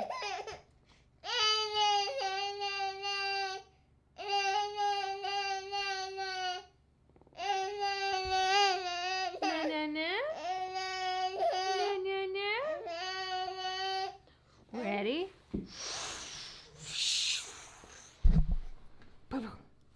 Hi. Yeah, that's a smile. Hello. Hello. She likes to stand up. I don't know if she's hungry yet. She hasn't been awake again that long, and she was like eating that whole time. Georgia governor race finally called, someone says. Let's go look. They called it for Kemp. Yeah. Oh, yeah, we saw that. Abrams did concede earlier. St. Miles says, thanks for all you've done. Thank you. If races are too close, they will get recounts. This is going to be interesting. Walker less than 1 point at 95% counted. All right, let's go check there. Ugh. I would really like to see how that ends for the night, but... Oh, I'm in Georgia already. Let's see, that's by county. Oh, see here they have Warnock up again. So either something is not catching up. Someone. I definitely have noticed there were different different numbers on different sites.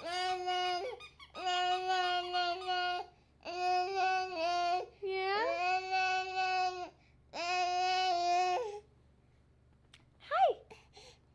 Yeah. Hello. And pulling my hair.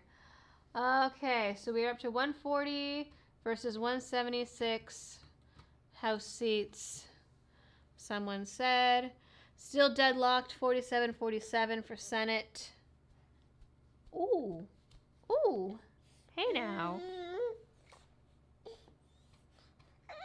All right. Yeah, Mama's right here. Oh, okay, guys. Oh, I think we might have to call it for the night. She is getting pretty tired. I'm pretty tired. Oh, we got bumped up 47-47 here. Officially. So, who got called? Who got called? I don't know who got called.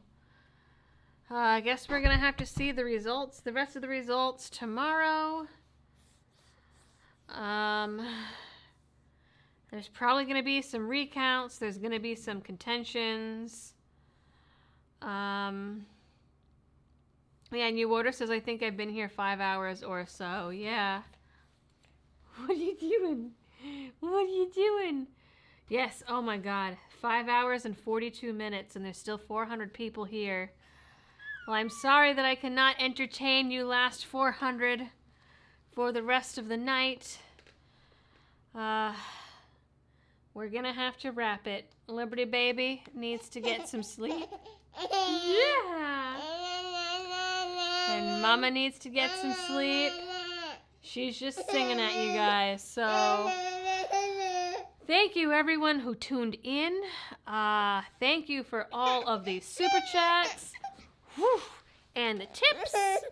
And hanging out with me and Liberty Baby. Yep, just in time. She's running out of baby patience. Baby patience. So again, thanks everyone for hanging out this long, and the mods who have been here this long, Fine Ape and Cap'n Mac. You are the last ones. You guys made it longer than anyone else. And I see that there are some new members that have joined.